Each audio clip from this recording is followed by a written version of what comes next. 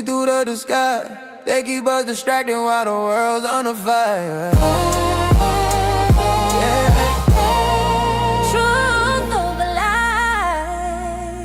Global games ain't playing. If we don't stay focused, we'll never get our land. They talk world peace, while they loading the weapons. Same script, different villains, same global direction. US pointing fingers that is well on screen, but the real war invisible, messing with minds of the people we seen. They say pick a side, red or blue, while the money keep printing and the truth stay new. Black folks caught in the middle of a chessboard play. Entertainment distractions keep us arguing all day. They don't want unity, they want noise. They don't want leaders, they want angry boys. Scrolling, debating, beefing online, while reputation get better in the headline. Truth over lies. They selling fear on the news. If we don't see the pattern, we'll keep falling for the rules. Truth over lies. Same empire, new face, a distracted people never win the race. They weaponize conflict, divide the globe. Sanction, invasion, money controls, but tell Black America to stay entertained while generational death never got reclaimed. Reparations ain't charity, it's a debt. Stolen labor, stolen land, don't forget. They want us beefing over nonsense and clout, while the real conversation never comes out. Peace ain't possible without truth involved. You can't heal a wound you refuse to resolve, so we staying locked in, eyes wide open. No distractions, we decoding what's spoken. Focus, they want us blind, unfocused, focus. We too old to be hopeless. No more smoke screens, no more circus shows. Truth over lies. Truth over lies. They selling fear on the news. If we don't see the pattern, we keep falling for the rules. Truth over lies. Same empire, new face, a distracted people never win a race.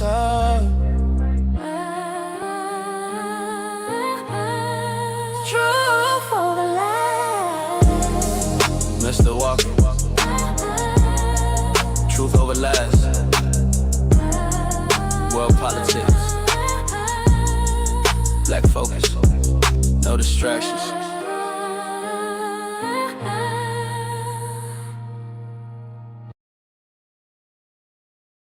Another young life lost to street violence. Yeah, this ain't entertainment, this is intervention. If the truth hurts your feelings, it probably need to be said.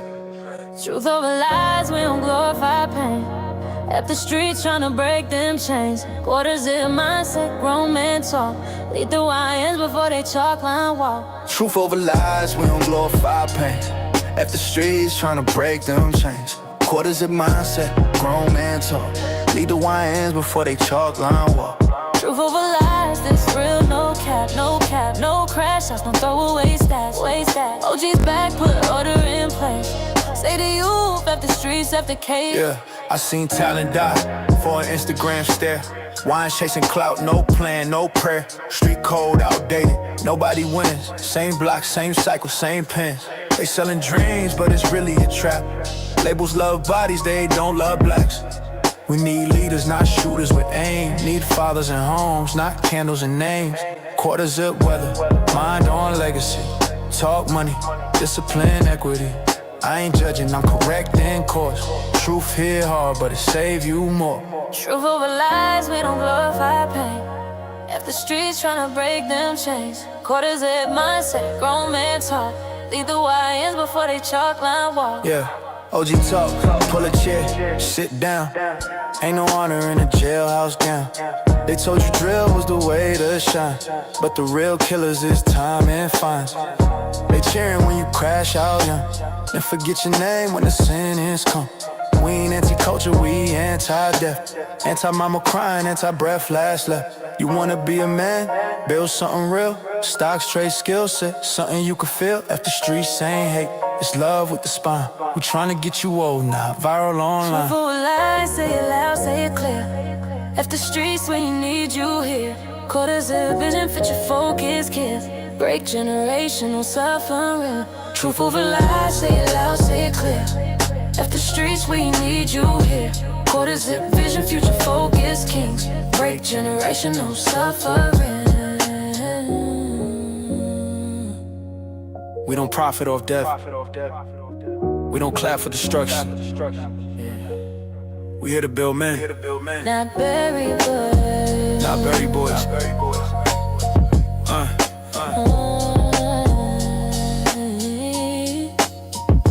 Truth over lies.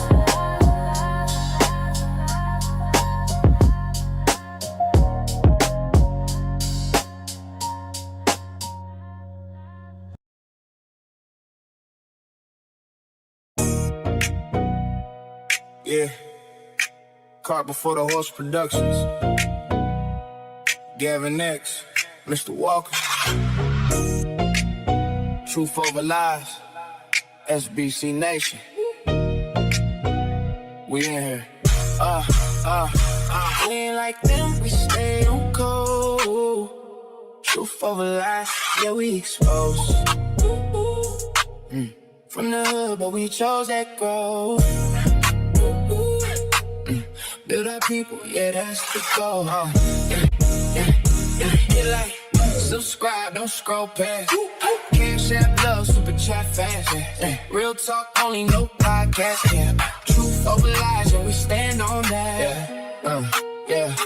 Came from the mud, now we cleaning it up. Same block raised us, but we changing it up. No more crashing out, we elevating the mind. Trying to break them cycles, leave that struggle behind. They promote chaos, we promoting the go. Family first, yeah, that's how it go. Married men speaking, yeah, we leading the way. Not perfect, but we building each day. Single mom stresses and playing both sides. Child support courts got a whole lot of pride. But where the structure? Where the fathers at? We ask real questions, they don't know that.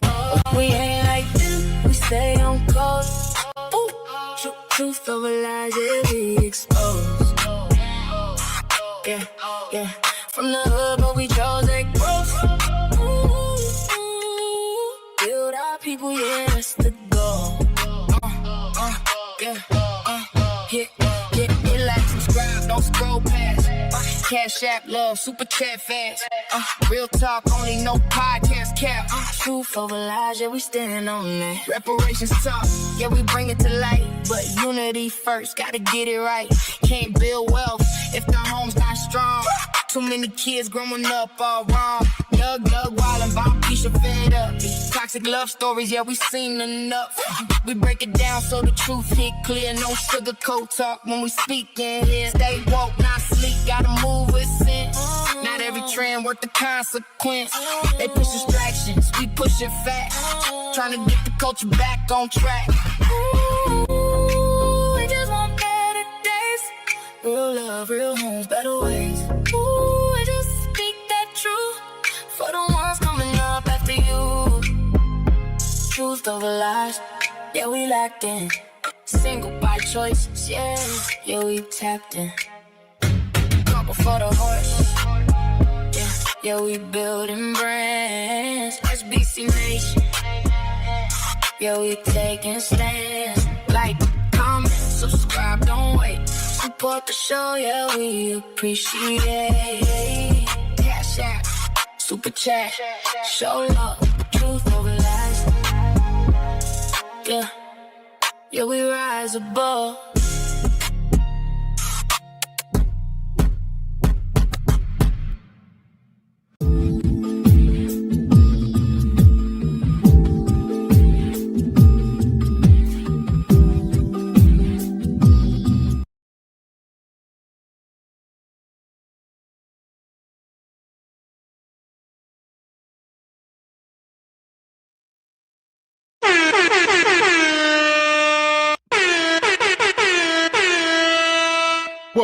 Welcome. Live Tuesday night, Truth Over Lies, brought to you by Cart Before the Horse Productions. Cart Before the Horse Production. We live. Welcome to Cart Before the Horse Production. How you feeling tonight, Mr. Walker? Yes, sir. I am feeling freaking-tastic per usual. good evening, ladies and gentlemen, El Nug Nugs and Le Bonquishas. Welcome to Cart Before the Horse, Truth Over Lies, in affiliation with the Bougie Negro Podcast, and also, as all you Negroes know, in association with Ain't No Fun Once the Rabbits Got the Gun Entertainment. What's going on with you this fine Truth Over Lies Tuesday? In the big name of Jesus, you hear me? Welcome in, Truth Over Lies family. Also, all the people watching over at Carpet for the Horse. We are simulcasting. We got a vertical going. So I'm sure we're going to have a lot of folks, maybe trolls. We here for it. We're going to drop the link tonight. We got things to talk about. We're going to get into it, man. It's getting hot and it's getting heavy. No matter which channel you are watching from, come one, come all, this fine June 9th, 2026. As you can see, Gavin X and I are very much still in the mix, reporting live to you jive chickens with Truth Over Lies. Huh? We all seen the verdict. We all see what's going on. It sucks. I'm a little sad, man. It's terrible. Terrible situation. Here we go. So we're going to talk about it tonight. As y'all see in the thumbnail, we talking about Karmelo was found guilty. All right. Folks are saying no justice, no peace. And we are asking innocent or guilty. We're going to mine through some of this because we really haven't spoke on this. It obviously happened over a year ago. And we haven't spoke on this issue, man, Mr. Walker. Maybe briefly, Regal Rumble last year sometime, but we haven't really got into it. So we're going to catch up with some of this stuff, see what we can learn on it. I'm sure y'all going to edify us on some of this stuff. And yeah, we're gonna comb through it. There you go. Come on with what you got. No information is redundant, as Ms. X just touched on. The only thing we covered was the initial incident. The initial incident with very little information. Last time we talked about it, I actually do remember. We discussed, I guess, everybody's cell phones got collected. And I do believe as a group, we were waiting to see some footage of what happened inside that tent that fateful day. But I don't know. I never seen it. Not sure what happened, but it sucks, man. I'm trying to be upbeat, but god dang, regardless of what happened, right, wrong, wicked, conspiracy, this young brother about to lose the best years of his life behind bars. Yeah, plain and simple. So, like you said, folks are saying conspiracy, systematic. It could be all that. Like you said, there is no actual footage of it. None of the kids, maybe they took all the phones and deleted the footage. That's the conspiracy. And they done coached all the kids. We're going to mine through it, though. I'm sure y'all going to come up, have y'all takes, and we here. We here for it. All that could be true. Think worst case scenario. You know what I mean? They was jumping on them. This is what we all speculated. He was in there by himself with an opposing team. Maybe emotions were high due to the competition, and this other group of boys jumped on, Karmelo because he was the odd man out. That's what we all felt. You know what I mean? I'm using felt for a reason because we didn't have the information, but don't know. It don't seem like it played out that way. That part. So, like I said, man, Mr. Walker, we're gonna get into. We got some videos we're going to mine through, and yeah, for about an hour, maybe less. And then we're going to get y'all up here, but we just going to comb through some of this. There you go. We want to hear how y'all feel about it, what y'all got going on. And again, I'm using feel on purpose because this is emotional. It is. It sucks. This is a kid. And like I said, the best years of his life will be dust at best. That brother, from what I know, I grew up around thieves, criminals, the leaders, D-boys. That young man don't fare well behind bars, and that sucks. It just sucks. There you go. So shout out to Frederick Howard. Come through gifting a membership. Appreciate your brother, Frederick. Appreciate your brother. And Sister Repink, been a member 7 months, says SBC, Carpet for the Horse, Truth Over Lies Nation. Shout out to y'all. Shout out to the Sister Repink. Appreciate you. Appreciate you. Yeah! Boom, shakalaka! And Brother Lee Turner, come through with the super sticker. Appreciate you, Brother Lee. Always coming through, good sir. And shout out to Air Force Rick, been a member 2 months. As Mr. Walker said it right. His best years are gone. It hurts, man. Physically hurts. Hate it.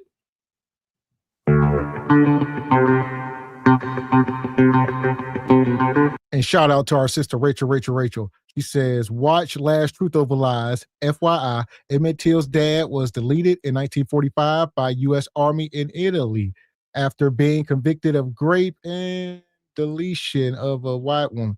It happened to all of us. What? Holy, he was deleted by the U.S. Army in Italy. Man, now that's a conspiracy. Was they just trying to get rid of all the men in that daggone family? Like, goodness gracious. I never heard that before. Shout out to our sister Rachel. That's some journalism there. Well, there you go. 45. That was 10 years before Emmett Till, who passed away in 55. So holy cow, wicked. I never knew that. Holy cow. Yeah. And shout out to Brother Ryan. He's been a member 5 months. Says, let's talk about it. Brain the funk, my brothers. We're gonna talk about it, Brother Ryan. We appreciate you. And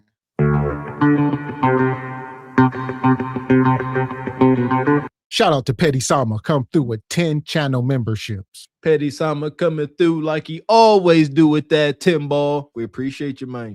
Appreciate you, brother. Come on, just bring it. I need you to stand up while y'all not moving. Come on. Don't make me push. Thank you, sir. There go money. She touching you. Where they get that money? I can see money from a long ways. Elder Gregory Kelly, That's right. Come on. $100. Everybody get something in your hand. Come on and put it right here. Elder Petty Sama, 10 memberships. Yeah! Boom, shakalaka!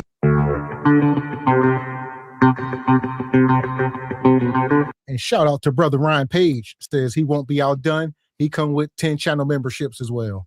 Brother Ryan say, I seized your 10 and I raised you another 10. That makes 20 for those that can't come out there. Appreciate you, Brother Ryan. So we appreciate Brother Ryan as well coming through. Come on, just bring it. I need you to stand up while y'all not moving. Come on. Don't make me push. Thank you, sir. There go money. She touching you. Where they get that money? I can see money from a long ways. Elder Gregory Kelly, That's right. Come on. $100. Everybody get something in your hand. Come on and put it right here. Elder Ryan Page, 10 memberships as well. You can pay for your deaconship over here. Just like the regular church, we just acknowledge it. We tell it like it is. That's the cost. Well, listen, speaking of the regular church, we actually had a drop.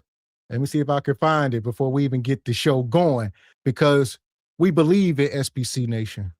Oh, for sure. For sure. Right on, man. Shout out to the old church, the original church, the fire and brimstone. So here we go. Matter of fact, hit the like button. You're going to have an understanding of the power of your seed.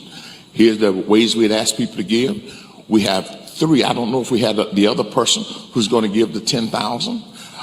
We've had 10. Asked 10 to give 5,000. We've asked 20 people for 2,500. 100 people for 1,000. 300 people for 200. 500 people doing 60. I'm telling you, we obey God. $125,000 is not, it's achievable. Yeah! Boom, shakalaka! We're going to play this before every show moving forward. It's achievable, SBC Nation. Truth Over Lies family. Listen, I needed this. This made me laugh. This is real. Sowing seeds for Jesus. Yeah, don't mind that 99% of that gonna go towards his brand new fancy Cadillac SUV. Yeah, where you at, Bees? Yeah, don't worry about that. All right, don't ask no questions. Yeah! Boom, shakalaka! All right, we had to lighten it up a little bit, but like we say, we'll bring this sister up. We're gonna get into it. All right, we're gonna drop the link in about an hour, and like we said, rest in peace to the young brother. If when you do come up, just keep it respectful. Y'all know what it is.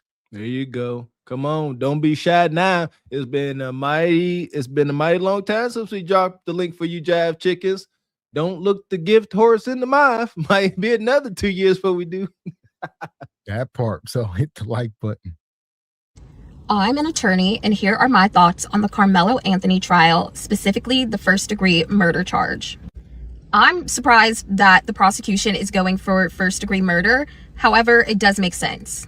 I think a lot of people think that premeditation requires some well-thought-out plan that takes a month to plan out. That's not true. Premeditation can be as if you planned it for even just a second. And unfortunately, what hurts Karmelo Anthony the most is when he said to Austin, "Touch me and see what happens." He knew he had a knife in his bag. He knew that if Austin touched him, that he would stab him, and Austin just so happened to die. Additionally, even bringing a knife, a deadly weapon, to school grounds will most likely be helped to show premeditation because he was deliberating and planning to do something harmful on that campus. So unfortunately, I do think first-degree murder makes sense here. However, on the other side of things, I think that this could help the defense. Because first-degree murder is such a high bar to prove beyond a reasonable doubt, that could potentially help the defense here. Overall, this is just a sad case about two young men who have both lost their lives. We know that they were both doing great things on their football teams, and they both had really good grades. That part. So speaking of that, rest in peace to the young man, Karmelo Anthony. People know he was a no record, never had a criminal record, and I think, a 3.8 GPA. So, he went to a pretty predominant school, and y'all know the story. He ran up under the tent. They had the track meet. He run up under the tent because it was raining heavily. That's what they say. It was raining. He run under the tent of an opposing team. Track ain't like football. So it's people saying that it ain't like football or any other sport. I mean, at a track meet, you got many teams. They all mingling. It's not really a blood sport, if you will. But nonetheless, he ran up under the tent, and they seen him and they checked him. But allegedly, one of the guys under the tent called him over. We're gonna mine through some of that. And who allegedly was cool with one of the guys that was under there on that team, and they told him, hey, and then they say, get from under here, kept telling him he wouldn't move. If you don't get from under here, we're gonna beat you. We're gonna do this, we're gonna do that, we're gonna stump you out. And he said, if y'all touch me, y'all gonna touch me and find out. And that big white boy got up, walked up what they say 5 bleacher steps. But you're on metal bleachers. That alone is dangerous to be squabbling on bleachers. And the big white boy went up there, walked up on them. Both of them, I guess, the twin brothers. So it's 2 of them, and said, you're going to get out of here. And they described it as a lineman shove for all my linemen out there. Linemen going to get them hands on you. And, so they described it as a lineman shove. And it all happened simultaneously. So the moment he grabbed them and jacked them up, he come out his bag and it was just bop, bop. So he grabbed him, shoved him up, and he come with a knife at the same time, caught him, and then he took off running. God dang it. With that information there, that context, that's not going to cut it. I understand. Also, allegedly, that's just like very... I'm sure much more too. I'm just paraphrasing, but there's also stories that was 4 of them and they were surrounding him and they were trying to jump him, so the stories conflict, but that's sort of the testimony that the jury went with is the one I sort of said. But other people saying they was trying to jump him and, they surrounded him and whatever the case, I don't know. The fact that they got him with that premeditated is heavy. Premeditated mean you went there with that purpose to do harm. And I started to feel as if they were going to get him with just having a knife on campus, period. Just period. You ain't allowed to have any type of weapons on campus. You see? Well, then, now they come to say it wasn't illegal. So I guess a judge come on stands up to a certain length. I guess if it's over like 5 inches, and the one he had was like 3 inches. So according to them, it was not illegal for him to have it. Okay, so that you know what was I thinking? Committing a crime in the midst of like us doing something else. I was thinking it's gonna compound it that way. Okay, it wasn't illegal to have the weapon, but like I said, premeditated. The fact that you took it on campus, so it wasn't illegal to have it on campus, so he was in his right to have it.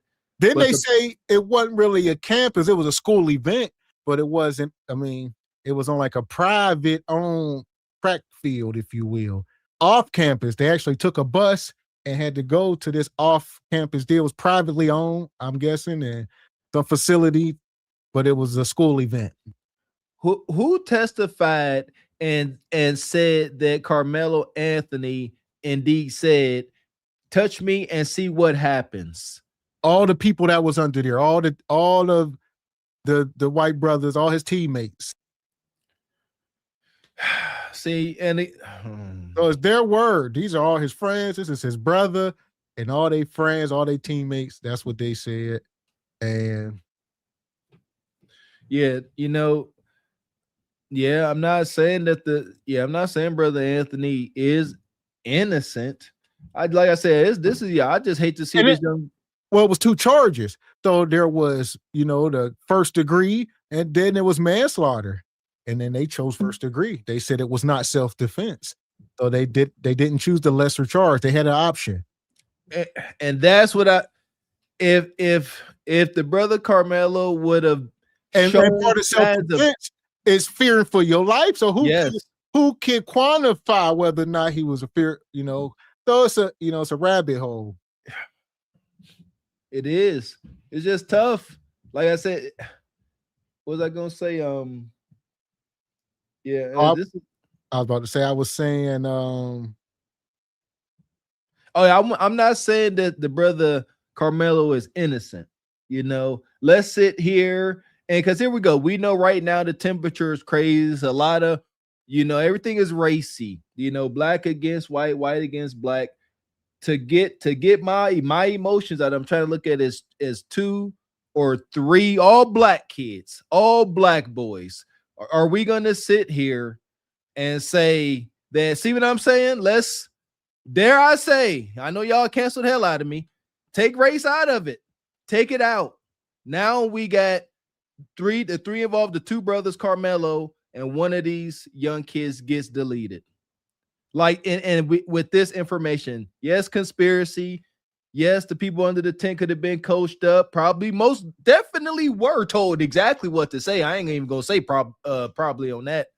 But if we look at it that way, is the brother innocent or guilty? What are we telling our children? That's always gonna be my ultimate point. What are we going to tell our children or teach them from this? That part. And shout out to Air Force Week. Says, I understand that black folks aren't a monolith, but man, the amount of black people happy about this young man going to jail is crazy. Yeah, I don't know about how can you be happy about any of this? Rest in peace to the young kid that got deleted. Like, like I said, it's easy to get in our feelings about this. I'll be the first one to admit that. But how can you be happy about any of this? You know what I mean? There's a ripple effect. There's going to be an ongoing ripple effect in that school. If you don't think this has bred hate on both sides now, just more hate being bred. Ain't none of it happy. What the hell? And Rachel says, Dr. Walker, master mechanic, there's a Jim Crow museum in Big Rapids, Michigan. Racism is alive and well in the USA. Holy cow. Not in Michigan. How y'all just let there be a Jim Crow museum in Michigan? So here we go. Hit the like button. And it's just like, why would Karmelo Anthony bring a knife to high school track meet? Well, the jury is back. I'm a forensic scientist and a former CSI. Today, we're closing arguments in the case against Karmelo Anthony for the murder of Austin Metcalf. The jury had the case for about 3 hours before there was no dissent that they had a verdict. The jury deliberated for about 3 hours. They literally just came back with their verdict. Guilty of murder. This means that the jury totally rejected the claims of self-defense. They could have come down. They could have said not guilty of murder and guilty of the lesser included charge of manslaughter. That would have carried a lesser sentence, but ultimately they were all in agreement that he is guilty of murder. He has been out on bond. That is almost definitely going to be immediately revoked. He will be taken into custody pending his sentencing. Will there be some civil unrest in the community because of this? Maybe. We have seen a lot of tension outside. There are large groups of people outside, but there's also a heavy police presence there today, heavier today than Yeah. So right now he found guilty. Now they're sitting back for the sentencing. You know, they can see it can be anywhere from 5 to 99 years. You know, more than likely, some folks are saying he definitely gonna do 20, which is crazy. You know, I know folks that then deleted folks and got out in less than 15 in real life. So it's, you know, it's unfortunate. It really is. He a young man, you know, and a lot of folks need to stop with the, you know, he young, he gonna be out by the time he 40. Y'all sound crazy as hell. He got to make it through a gauntlet, Adobe, prison, young man, and then he got to come out whole with his not all messed up in the head. The chances of that are highly unlikely at best. So it's unfortunate. Slim to freaking none. As I said earlier, I got cousins that first cousins, like brothers, y'all know how it is in the hood, that experience both extremes. Most of them are monsters themselves, so they fare well behind bars. But a couple of them went in there and they got taken advantage of in a major way. Yeah, a doggy. This is a doggy times 10 because it's unnatural. It's extremely unnatural. And that's, yeah, he'll be out. That's wild. That's a wild statement. Oh, he'll be out by the time he, you know, late 30s, 40s. It don't work that way. Look, y'all have seen, I've seen too many grown men up here on the internet. Shout out to the brother at Drink Champs, Noriega. That brother can't go one show without talking about his experiences behind bars because of how it weighs on you. He filthy rich, got a wife, got kids, got blazing success. But even as a grown, accomplished man, that experience behind bars is going to alter you.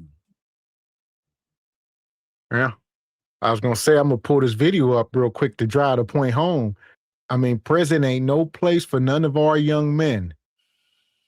Yeah, hopefully, like, come on, you know, like I said, I'm trying to look at this with take race out of it. And let me say it, as melanated folks, we have been tried, convicted, you know, for things we didn't do. We've been wrong so many times in this injustice system.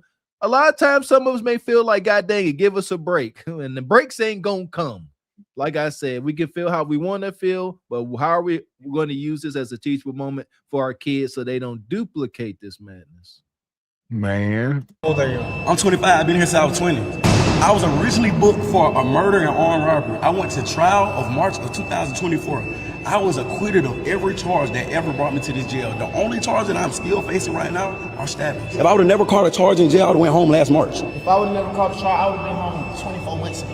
This jail is made to trap you to get here. They put you in a messed up environment, and when you defend yourself, they're going to charge you. And then once you... Exactly. Hell! So you can go in, be facing 20, and then you can either be deleted, not come home, or you in there trying to defend your own life, and your 20 turn into 30 or maybe 40, you can catch another body while you in there. Anything can happen. We talk about prison. But nonetheless, you know, it's something we got to talk about, like Mr. Walker said, with our kids. And this is something that's going to be discussed for a long time. We got to see how do these young men get to a point where your mind instantly goes to, you know, deletion. You want to bring the Grim Reaper into the room. You know, so to those out there that may have more information, what about, do we know if his father was in his life? You know how we get down over here, we try to get to the root of the issue, because in the instance, taking the information that we currently have, seems like the brother Karmelo was overly emotional, the way I was when I was a kid. I stayed with something sharp on me, quick to talk about hanking a sucker down. So, you know, it really... I can understand that mindset. Like, is his father active? What's his home situation? Because again, I'm seeing an overly emotional young man where a temporary incident had permanent repercussions, and it hurts. I'm gonna get 30 niggas by myself with no officers, the lights on out. So basically, having a shank on you is a requirement to survive, you feel? Yeah, I don't have a knife though, but yes, sir. Even for officers too. There's been some talk about you that maybe 30 plus stabbings, allegedly. Is that, do you hold the record in here? Tight shit. What's your hope for the future? I pray we get to meet the aliens. I want to smoke a blunt with the alien one day. You feel me? I want to go to Bermuda Triangle and see what the real answer. Yeah. They're in there wilding. This is Clayton County. This is the county jail. This is not even prison. This is in Atlanta. They say this is one of the worst jails in the country right now. I mean, it's being documented. The sewage is all backed up, everything. They got poop in the cells. They can't flush the toilets. It's a nightmare. You see stuff being set on fire. Yeah, but so that doorbell said the blaze done burnt the glass out. Wow. Absolutely insane, man. Oh my goodness. Yeah, Jill, I listen here. I knew, like I said, growing up in this environment, I knew that if you continue to indulge in overly emotional behavior, that's how I'm gonna word it today, that you gonna wind up having to be in a monster behind those bars, or you're gonna be a victim. And I don't know how to be nobody's victim, man. So, Lord. How do you wash your clothes? No, we ain't got no clothes. Wash our clothes right here. We're right here, bro. Hey, this is the washing machine. In the toilet. Look at that shit. Look at that shit, man. It's crazy, man. According to jail policy, these inmates are kept on a 23-in-1 schedule in which they are let out of their cell for 1 hour a day. It's in that time that they are provided a cooler of water to drink from. Is this basically solitary then? Yeah, it's basically solitary. It's solitary. Just to give people an idea, what are the charges? Look at this. They putting our young brothers back on the plantation. We're going to be documenting this all week, all month. We told y'all it's Young Men Awareness Month over here. We must do it. We're going to do our part. So, yeah, because this is something going on. And this picture right here with these 3 young brothers in this cell, this ain't some type of righteous, wholesome camaraderie. Prison politics are diabolical. There's a pecking order in this room. And it's like lions and prairie dogs. The brother with his shirt on, he the leader. He can do what he want. He most likely make the other 2 pee sitting down on the toilet. I'm trying to tell you, young men don't want to go into this. I'm telling you, manhood is powerful. Manhood is what keeps the world safe and going. But manhood is fragile, if you ask me. It's delicate. It's a lot of exposure and people being taken advantage of. So that guy you see in the back, that is a young Karmelo Anthony. So you get in there, you're going to have to fall into a gang strictly for protection, and then that's where he at. So, it's in his best interest to join one of the gangs. It is what it is. You're in prison now. So you don't want to be in there a lone wolf unless you're in solitary for 20 years. So if he want to enjoy the prison lifestyle, he going to join one of these gangs. And they're going to take advantage of him because they know his family going to be sending him money on his commissary. And so they're going to be exploiting him for protection. You part of the gang, all that money your family send you, we getting a cut of it. Or we want some of your commissary. So, that's going to be his life for a little while till he figure it out. Listen, shout out to anybody that got relatives locked up. Huh? How many of y'all got that phone call where your relative locked up calling you, crying on the phone, talking about, man, please send me $50, man. I done lost some money gambling, and I ain't gonna make it to today if I don't get this money. They got me jammed up. Please help me. They gonna take me up out of here. How many of you see it's wicked? Some of y'all done got these calls, whether they was lying or not. Yeah, some of y'all done got them calls. Well, that's all. So, but nonetheless, he got a unique situation. Like Sister Ebony Dean said, they gonna look out for him. He go in there and join, one of the Muslim groups, or, there's a lot in there. They gonna ride for him on that front. So I don't think he's gonna be in there getting taken advantage of. But don't nobody want to be in prison. He gotta survive. You gotta eat that food. You gotta go through all of that, being strip search every day and the psychological warfare. You might get into a fight or a shanking. You don't know. You ain't gonna have protection 24 hours a day. So you don't want to go through that. Nobody. Like you said, that That would be awesome if some of the elders did just really hold them down. But as you said, Mr. X, at some point they're gonna say, we got you, we got your back, but you got to be able to fend for yourself.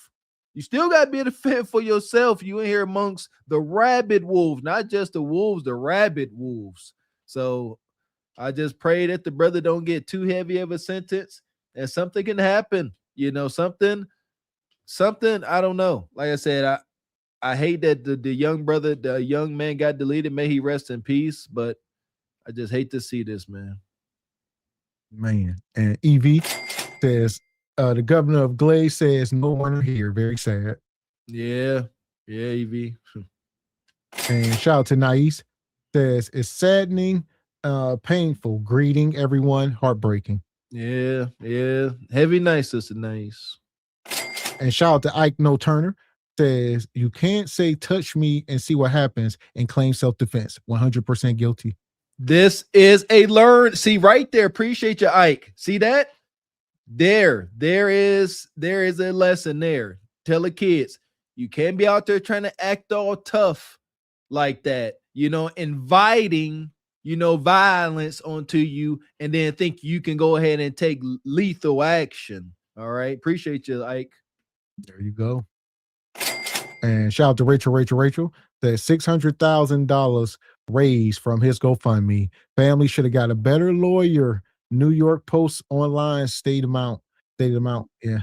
I heard the lawyer was crappy. They did a terrible job. You know, they closed. You know, they didn't really do much. It seemed like a money grab. Yeah. So the black folks didn't want to represent them. They said, you know, for the optics. A lot of folks didn't want to take the case on from what, you know, the optics of it all. And obviously they knew this is down in Texas. They got an all-white jury. Rest in peace to Emmett Till. We talked about that the other night with that all-white jury let them 2 white men off the hook. And this is like sort of in reverse. So the all-white jury or no black folks on it, couple Middle Eastern, maybe one Asian, all 6 or 7 white men who probably was influencing the room. And yeah, and they went in there very quickly, 3 hours. So let's get up out of here. All right. Yeah, we done. We got to do better. So nonetheless, we're going to keep mining through this. We will be dropping the link here shortly. Hit the like button. We have seen throughout the trial, because obviously law enforcement anticipated that there was going to be a verdict today, and with that there would be potentially unrest depending on how the verdict went. So let me know in the comments what you think of this, but just in, Karmelo Anthony has been convicted of murder. He has been found guilty. Karmelo Anthony case just came to a close and the verdict is guilty. Karmelo Anthony now faces anywhere between 5 to 99 years in prison for this. There is a crowd of people outside of the courtroom and the family is absolutely furious. There's word coming out from the courtroom that Karmelo visibly broke down and the family stormed out of the courtroom, and you can hear the screams and the crying. And it's just so fucking sad. My prayers are going out to this family, and my prayers go out to the black community as a whole. Please, please, do not let these people invoke you. Because we all know very well, that's what they want. They want us upset, they want us angry, and they want us in the streets. He was going to be found guilty. I knew he was going to be found guilty. Like, people wanted to argue with me and say this and say that. No, I wasn't hearing it. You cannot find somebody not guilty in this situation at a school, on a school campus, at a school event. Bottom line being bullying, right? Because bullying happens every day, all across our country, daily. You cannot say that taking someone's life is okay because you've been bullied. Like, you can't. You cannot make that an example. You cannot make that the bottom line. I knew it wasn't going to happen. They're not doing that in Texas. They're not doing that in Texas. You are not going to use this case as an example for kids to unalive other kids in future cases. It's not happening. I knew it wasn't going to happen. Man, I felt it deep down, in my deep down, that there's no way that that was going to happen. That sets the example of what people can do if they feel like they're getting bullied by somebody, period. So, I mean, it's unfortunate. You know, this lets us know as parents, we got to be more involved. even if we think, we are involved enough, we got to be everywhere. Maybe his parents should have been at that track meet, try to be, this makes me more aware and be a better father. Like, okay, maybe I need to be every damn where then. Maybe I need to be watching everything. My presence got to be felt. You see what I'm saying? You like, all right, you 17 years old, 16, whatever, you can go, you good. I ain't, no, maybe, but granted, people got to work and whatever the case, but yeah, this is just, lets you make you think more. There you go. Not critiquing any parents out there. If y'all together, you got a whole household, and you got to work all the time. Like Mistake said, ain't getting on folks that got to make a living. The United States is wicked that way. However, shout out to the chat. Y'all said his parents were married. They were together. They were in his life as constantly learning, humble parents. We all know it's a constant learning process. And Miss X, you hit the nail on the head. As our kids are starting to, especially starting to go through puberty, hormones all over the place, testosterone spiking. Again, I'm talking from a very personal place because I was a young Miss X. No, stay, and enthusiastic thinking about hurt somebody, but again, something is there. Something is wrong for a young man, a young boy to be so gung-ho about this. Could they have lied in that tent? Could it have been a lot more? Could they have been a lot more treacherous? Yes, but the verdict says otherwise, and that's what's gonna stick. God dang it. At the end of the day, I'm so sad for both families. And I wish and I hope and I pray that parents will literally sit down with their kids and talk to them for real about what self-defense is. Actually put their kids in actual real self-defense training. There's things that can show whether something is self-defense or not. These kids need to learn self-defense and get into self-defense training. These kids need to learn that calling for parents is still a thing. Asking for help from your adults is still a thing. Accountability needs to be had. And not just from the kids, but from the parents too. These are y'all's kids. These are representations of you. A lot of this is learned behavior. A lot of the things that these kids are doing right now is learned behavior. And right now, for the last, I don't know how many years, I know kids are listening to their parents talk about how a certain person should be taken out. Talking about how a certain person and all their followers and everybody who supports that certain person should no longer be on this planet. Yeah. And there you go. So, yeah, I mean, got to be more vigilant. I always talk about making it home. That's my message. Make it home to me. I can go out there and handle any conflict. Anything you bring to this doorstep, I can handle it. But I don't need you trying to handle it because I know you can't. You ain't cut like me. So that's what we got to tell the kids. And also, the brother was not no victim. It just was a terrible case. He was bullying. Obviously, they were known to be bullies. And him and his brother, two big, brawly white boys, they're about 6'2", 230, big linebackers. And he's about 5'9", 160. So he's a littler guy. And, they ran up on him, effed around and found out, and it's just an unfortunate thing. Like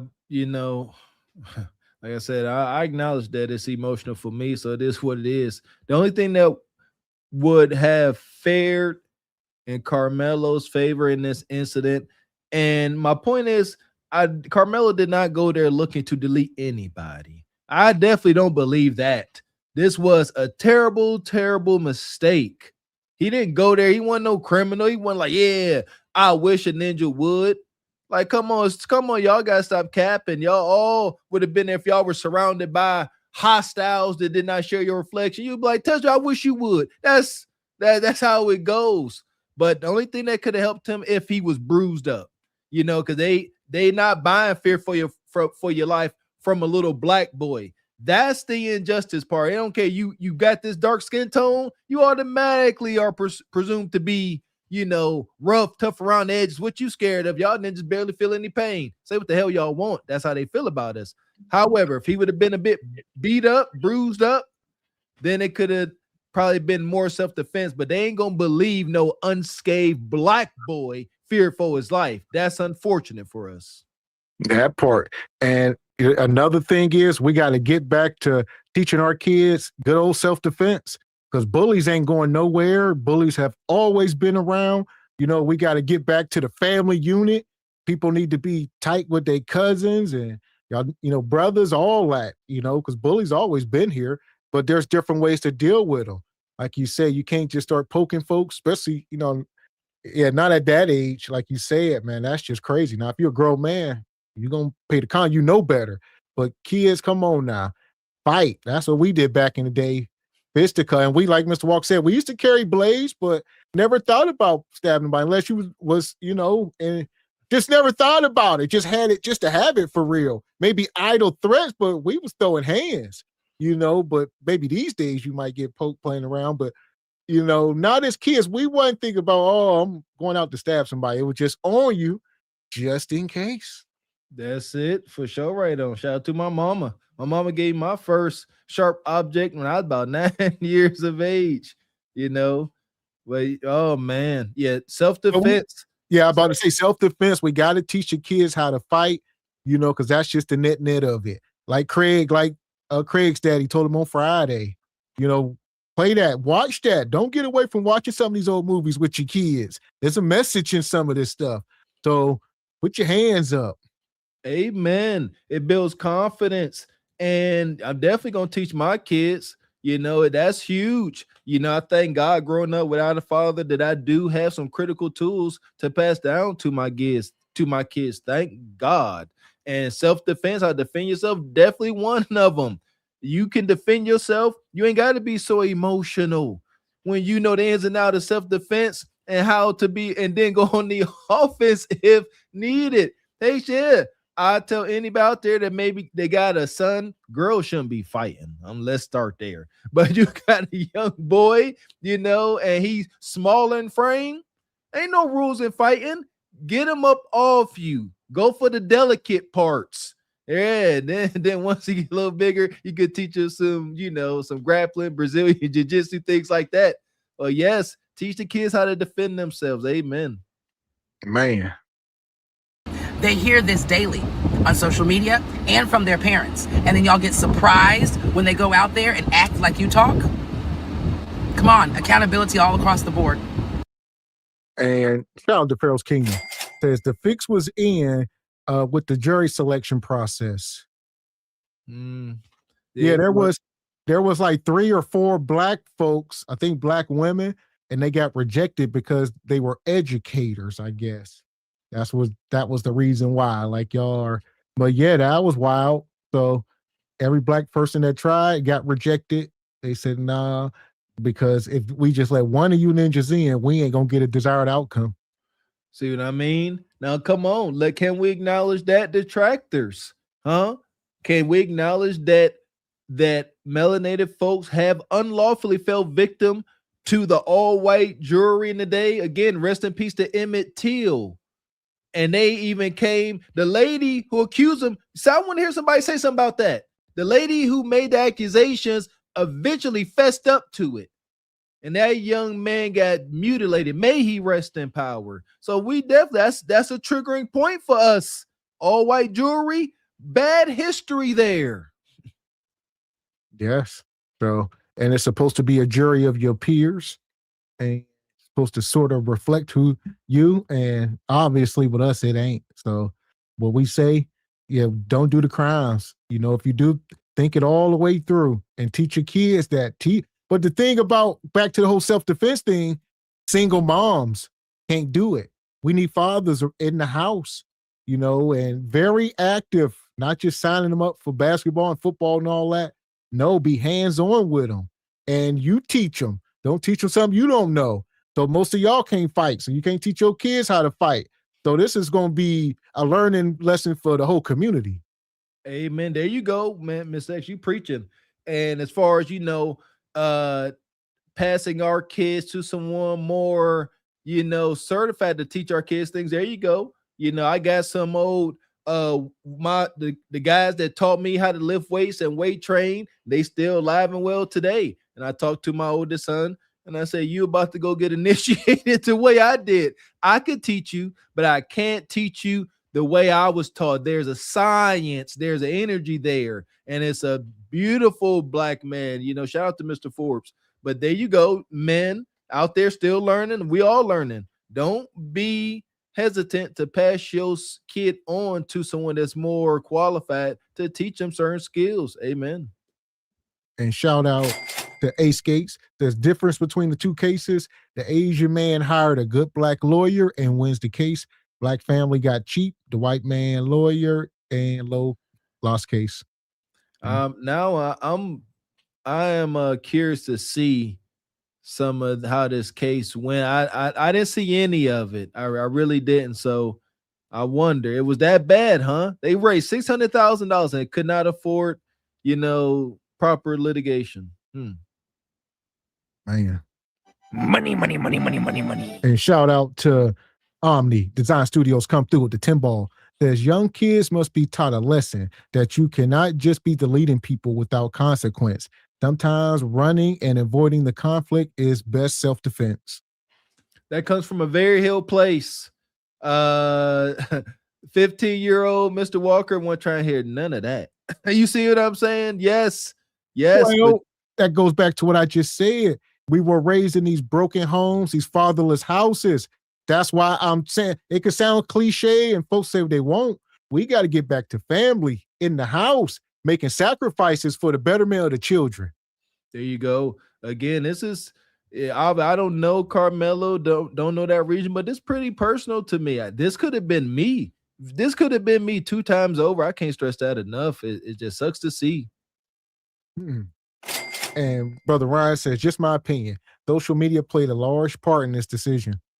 Social media can play a large part in a lot of decisions, Brother Ryan. That's why T Money was up there doing his inauguration, and he had Bezos, he had Mr. Facebook, he had all Elon. Yeah, social media about runs things nowadays. And Divine Photos says, example, Knicks fans were fighting Spurs fans in New York.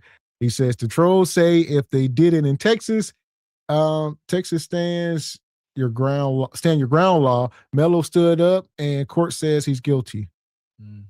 We understand, Brother Divine.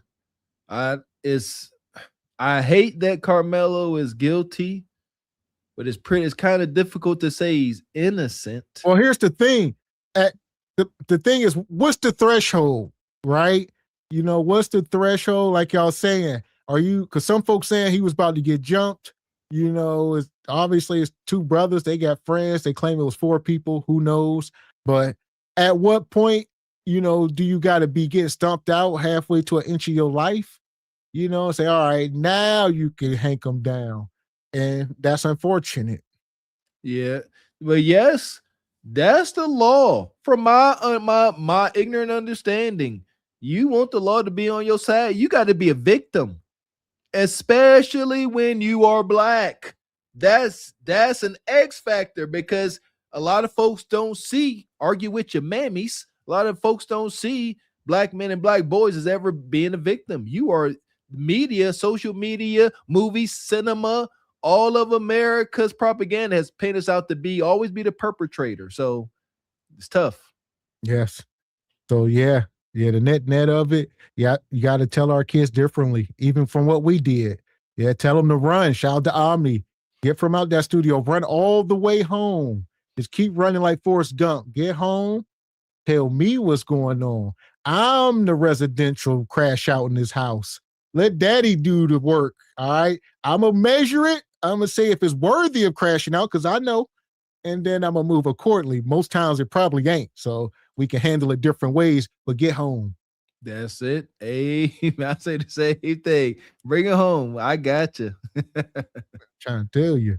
And Divine come back. There's White's big mad. OJ got away with it on this day, to this day.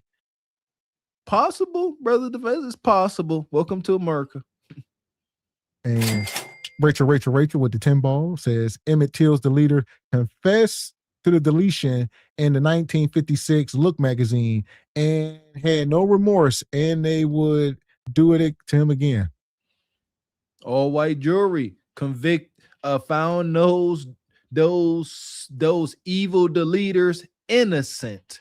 Again, Karmelo could be 100% wrong. Nevertheless, that all white jury, even if he was, y'all can say what y'all want, the bias, the fix is always in for us, regardless of the circumstance.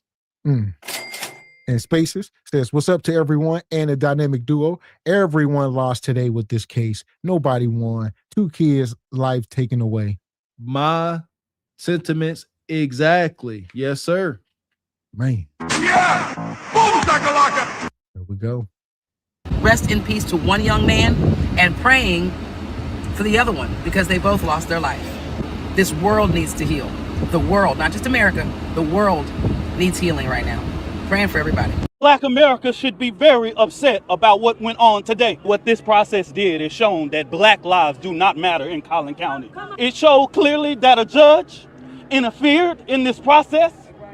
It showed very clearly that a black boy was allowed not one black soul on a jury. An all white jury convicted him in 2 to 3 hours. You say I'm upset? Hell yeah, I'm upset. I respected this process, but we're going to fight like hell to make sure that Collin County know that Karmelo Anthony is not going to go away. That ninja start talking. Hell! Listen, I'll say this. All right, it's a double-edged sword. Like somebody said earlier, it should not be any black folks happy or excited that this young man is going to jail. I think a lot of people are, we are jaded. A lot of y'all are jaded and tainted. A lot of folks have been victimized in the hood. I get it. A lot of folks have been victimized, taken advantage of, and y'all got a jaded perspective. Even with everything going on now with the team takeovers and everything, we can bundle us all in. Like somebody said earlier, we ain't a monolith. So, but we figure all these young brothers are the same because he looks like one. He got that, he cut his hair since, but he had the fro. And this was not a bad kid. I know a bad kid when I see one. The problem is, it's like he got bundled in with all the nonsense. So he got demonized pretty much. But cautionary tales, what I'm taking from it. You do the crime, you got to do the time. And I'm definitely going to show my son this case when he get older, and it's going to be here on our channel. And we're going to be aware of this stuff. Yes. Like I said, this is humbling for me. I keep it 100 with my oldest son, my little comrade. And I don't have a problem with saying, son, this could have been me. I was acting like this. I went on about, I was, prone to violence in that manner. Like you said, Mr. X said, it all proved to be idle threats, thank God. But yeah, we stayed talking about what we gonna do, listen to certain songs. We can acknowledge the mayhem that goes on in our community because thanks to God, we had the pleasure of emerging from it like Bane from the pit. So yeah, we got a pretty good perspective on this. The brother Karmelo was not a bad guy, but it seemed like he had that, he wanted to be a tough guy. This is what it looks like whenever we say, I'd rather be judged by 12 than carried by 8.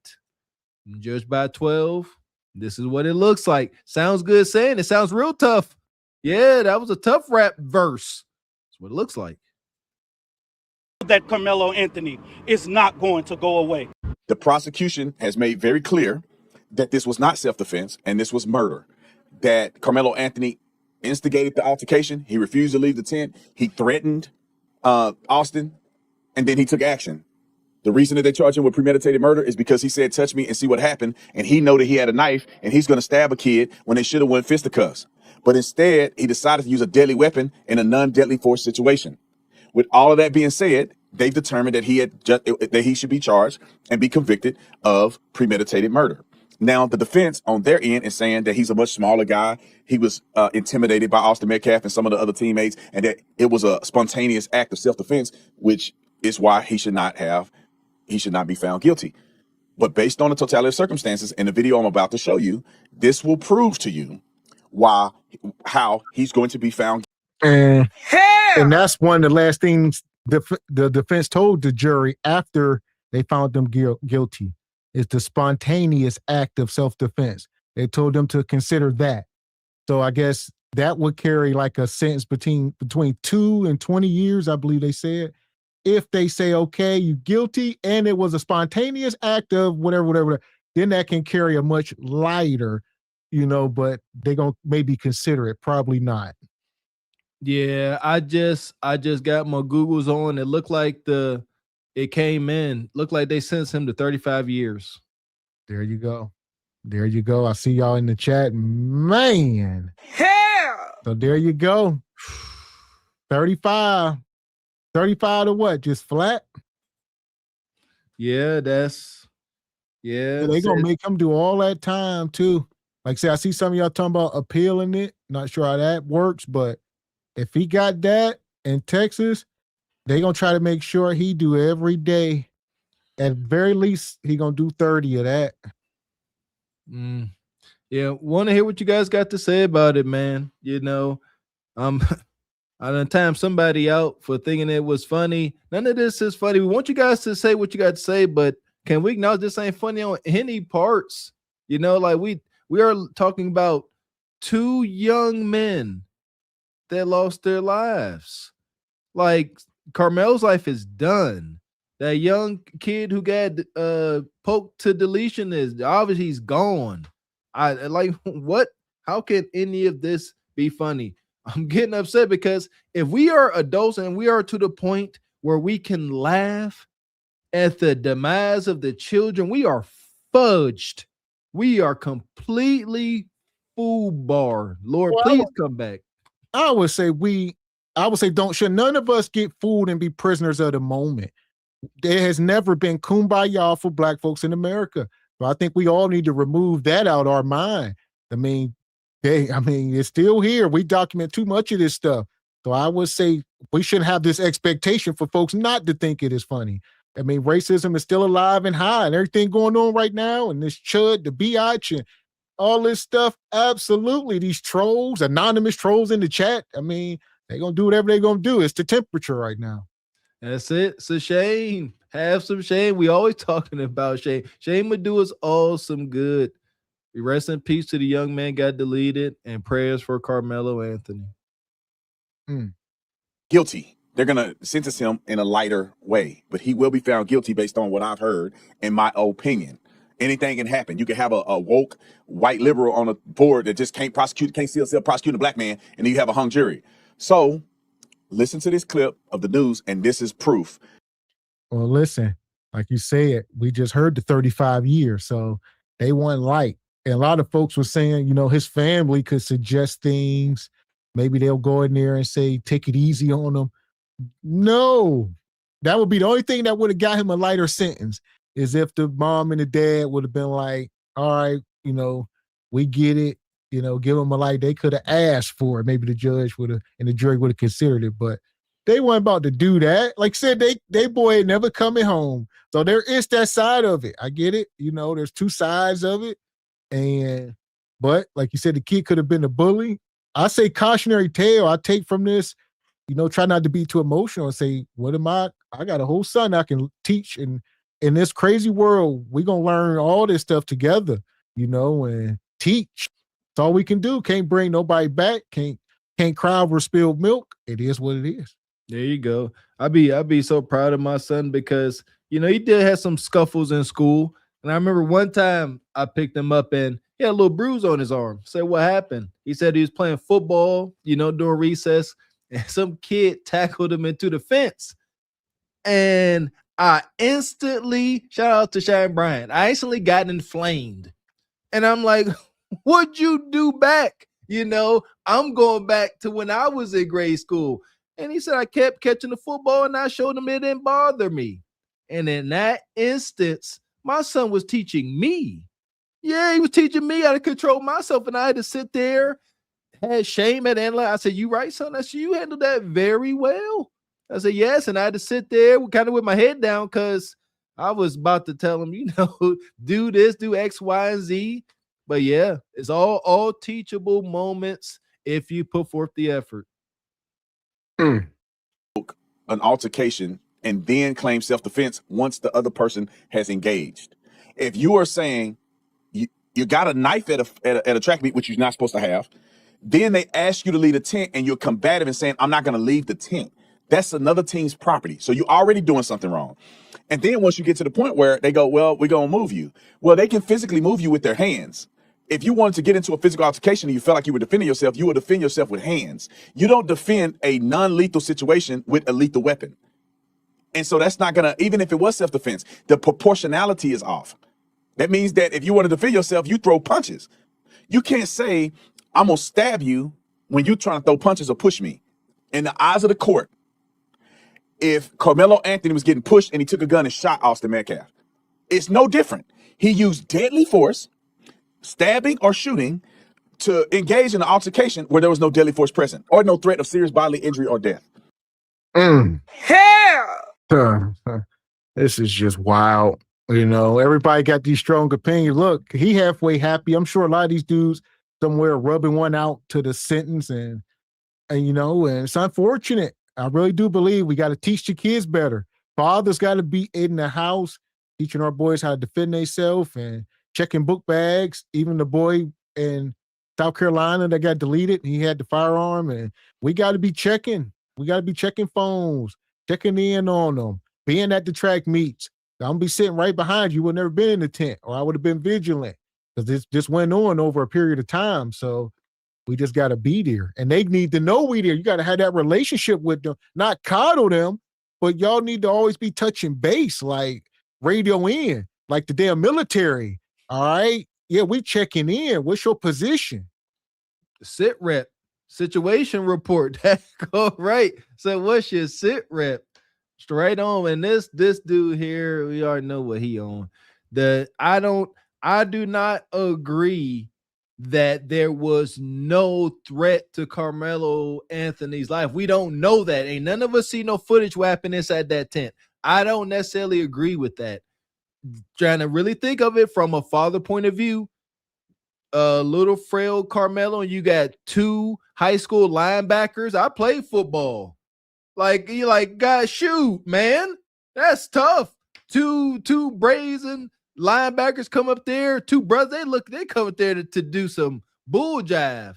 But, you know, resorting straight to, lethal force, absolutely not. But that right there, we can't say indefinite. Like I said, I think that's subjective, as you said, Mr. X. And they have said that these brothers had jumped on their daddy before, broke his arm and some more stuff. So they were known to be bullies. Like, they dad did not live in, they were raised single mom. You know, they dad, he just come out the woodworks like Bobby Boucher's dad, they said, after this deletion, but he really wasn't involved with him, to the point where they used to beat him up. They used to assault their daddy. They would say what y'all want. They would have used that against Karmelo. Oh, Karmelo wasn't that good. They do it to us all the time. Soon as we are victimized, the first thing they try to do is bring up our past. Huh? Argue with somebody else. Yeah, and there we go. Like I said, no winners. I think they both paid the ultimate price. Like Karmelo, he still get to live on this side of the earth, and, you know, he wasn't carried by them six, and that Austin brother effed around and found out and got taken up off this earth. I think everybody can learn, even white folks. Teach y'all damn kids, or history can repeat itself. Teach y'all kids to leave people the hell alone. Like this dude talk about the tent, and they had the right to physically remove you. No, they didn't. This is on the bleachers, on private property. But act like y'all own every damn, wasn't theirs. Go tell an adult. Kind of like we told the Chan family to call the police, because y'all are not the police. So you can't then take something into your own hands. And that's why he ain't on this earth no more. And the brother Karmelo, you then can't react like that. So that's why you got to pay the price. And it's all unfortunate. There you go, Mr. X. If I am the unfortunate father for the young man that got deleted, heck yeah, that's exactly what I'm teaching my other son, you know, but I ain't absent like him. I'm saying, look at this. You can't go doing this. Yeah, there's lessons to be taught of what not to do on both sides. Yeah, I don't know. I don't know what's worse. Not your son being alive but gone, or your son being gone. You know what I mean? It just sucks all around. Money, money, money, money, money, money. And shout out to Omni. He says, fathers are the only ones who can teach their sons to think rationally instead of emotionally. Yes, sir, Omni. Yes, sir. Moms can't do it. You guys are awesome, but this ain't your job. This the man's job. Man. Yeah! Boom, shakalaka! And shout out to Raheem. Says, that's why I don't call black boys YNs.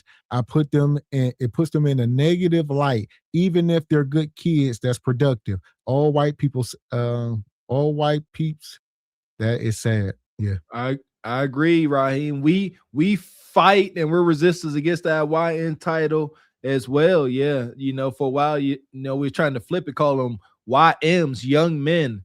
But yeah, YNs just, and that's for all of them. That's what's sick. YNs mistakes, they ain't just talking about the ones that out here causing trouble. You young and you melanated, you automatically fit into the category YN today.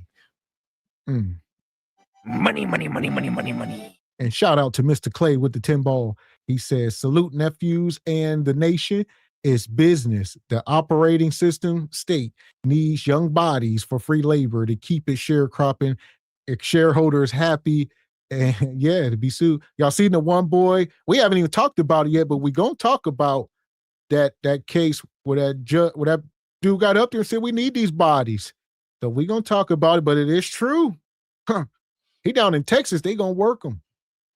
Yes, this was a factor as well. God daggone right. Oh, he young, spry, young athlete.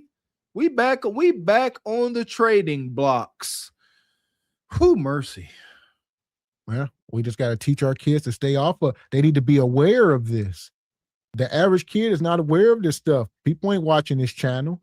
Y'all see what it is. A lot of folks don't want to tune in. They don't want the truth over the lies. The majority of people will rather bathe in ignorance and lies. They don't want to go near the truth because it's too crippling. Folks gonna have to start self-reflecting. They tune into this. They gonna say, hell, I am that parent that need to do this, or whatever the case. It is what it is. We got to do better. There you go. Accountability is so uncomfortable, but it's a blessing and it's worth it. Daggone right. Yeah, they scared of truth over lies. Come on, don't be scared. Share this content, folks. Get it out there so that our kids can develop a conscience and know how to move through life. Right or wrong, the injustice system is very real. We got to prepare for it. He's going to be found guilty, unfortunately, for his family. I'm so tired of misinformation bullshit when it comes to the Karmelo Anthony trial. First off, let's talk about the video that they played in court. Over a year ago, reporters were allowed to privately see it, and let's hear what they said about it. It's a wide shot from the opposite side, and everything that happens in one very small fraction of the screen in the upper left-hand corner. We couldn't zoom in. It's blurry, pixelated. You cannot identify or see victim Austin Metcalf or suspect Karmelo Anthony. It is hard to tell how many people are under that memorial tent. It's also hard to tell what they're doing. Blurry, pixelated, can't really see much, which is why I don't understand why it's being reported in the court that the defense witness who got on the stand and said that the kids were ganging up on Anthony was misremembering it. Why are they trying to make it seem like the prosecutors had this big gotcha moment in the courtroom? The kid literally said he couldn't tell from the grainy footage whether he was being surrounded or not. When right after it happened, the kid literally told the police that Karmelo Anthony was surrounded by these kids. Something really weird is going on in the courtroom. They had a very, very, very lengthy lunch break that has not ended. Like, the lunch break has been going on for 2 hours now, and there was huddling with the defense and the judge. I can't help but wonder if it had something to do with this.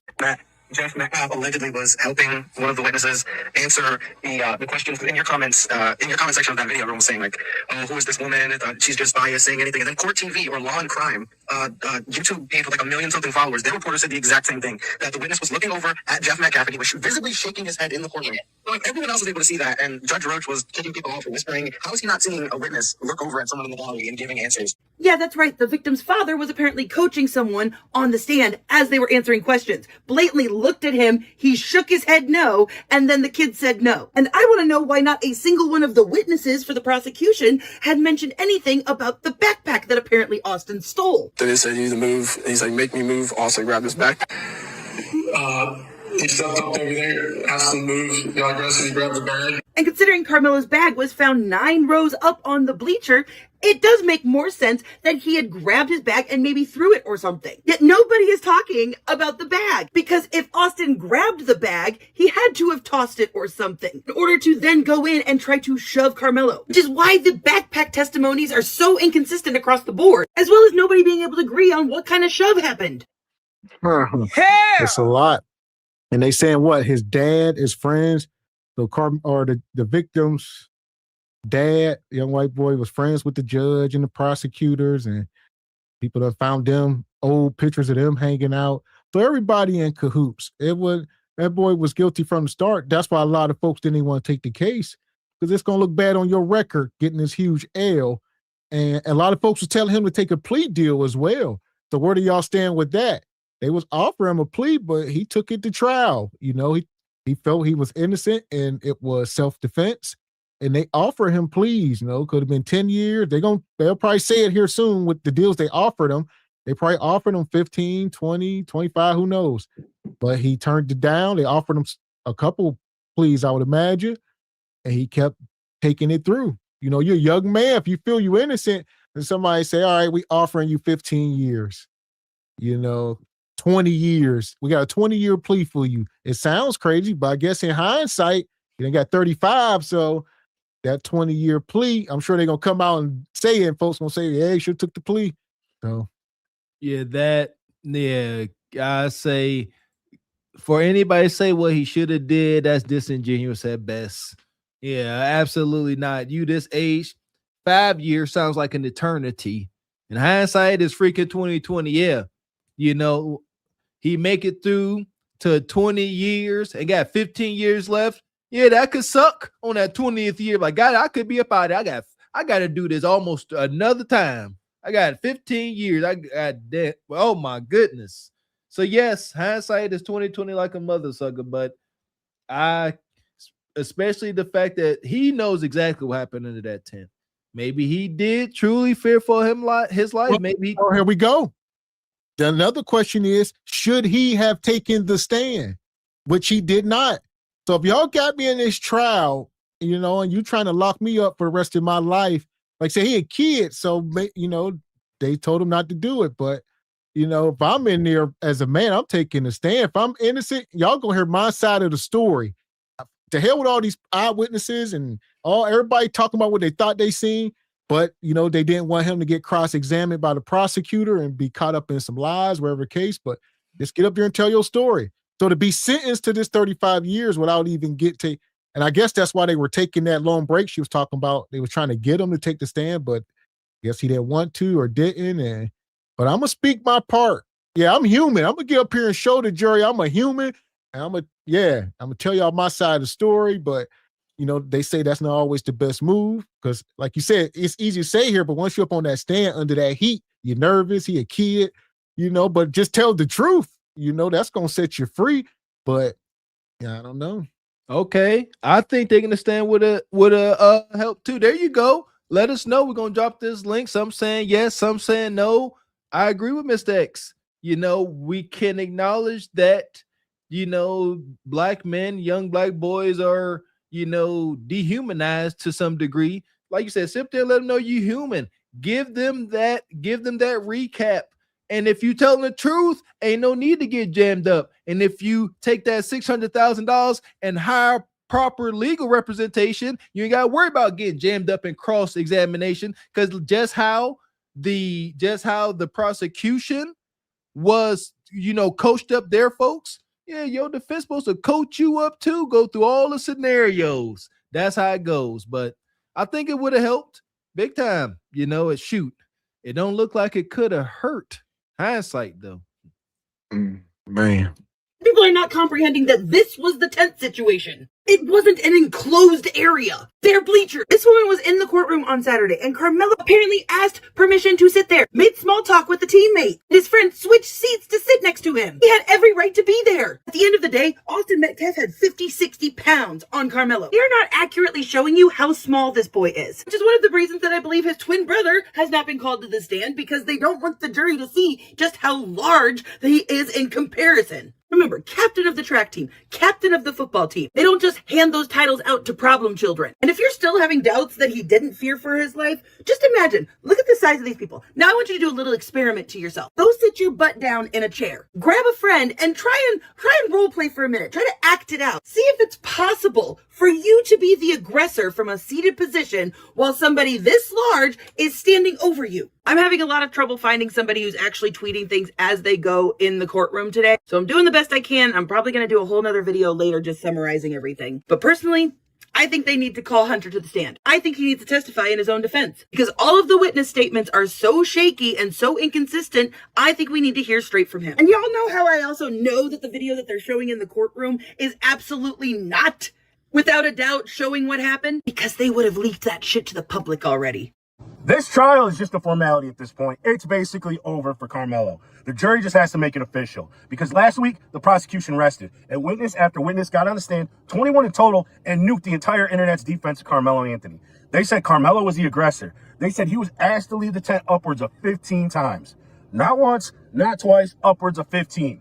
They said Karmelo was sitting there with his hand in the bag before they even approached. His hand was already in the bag on the knife. He was provoking them to do something. He was saying, nobody's going to do anything. Y'all are too pussy. And if they wanted him to leave, they were going to have to make him leave. And then he says, as long as you don't touch me, there won't be a problem. So let's not play stupid here. He had his hand in the bag, on the knife, waiting for the slightest contact so he could pull it out and use it. And remember that big excuse everybody kept repeating? He was invited in. He had friends in the tent. He had a right to be there. No, that fell apart too. The guy Karmelo supposedly knew that was in the tent, his name's Eddie. Eddie was friends with Karmelo's girlfriend. They knew each other. He said that they were cool, but they weren't friends like that. You a lie, and the truth ain't in you. And that was something they found was a lie as well. That guy, Eddie. So that was the witness. You know, that was the guy that called Karmelo under the tent. But then, you know, Karmelo said they was friends. The dude said, no, we weren't. You know, but then they start pulling receipts like, look, how ain't y'all friends? And there's pictures of y'all hanging out at Karmelo's house. You and him hanging out at your house. Y'all out doing stuff, you know, whatever. Y'all out playing basketball and y'all used to hang out together. Like y'all had a friendship, but the dude said, nah, because he was on this Austin guy's team. He was one of his teammates. And, you know, he must have been coached up, you know, or whatever, intimidated or whatever the case. And he got up there and straight up lied and said, no, I didn't know that dude. We weren't friends. And the defense started showing pictures like, what do you mean y'all be hanging out? And that meant nothing. Scratch a liar, find a thief. They got him in one lie, and I believe that's a lie. I don't believe that.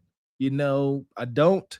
I'm taking bias out of it. I do not believe Karmelo ran up under that tent and just jumped up in the bleachers, put his hand in his bag, holding his hank, and was like, I wish your mother sucker would. This is what they painting. He went in there looking for problems. No, absolutely not. I don't feel like this is what took place. No, I think he was outnumbered, and those white boys was being who they was being. They was antagonizing. He ain't part of this team.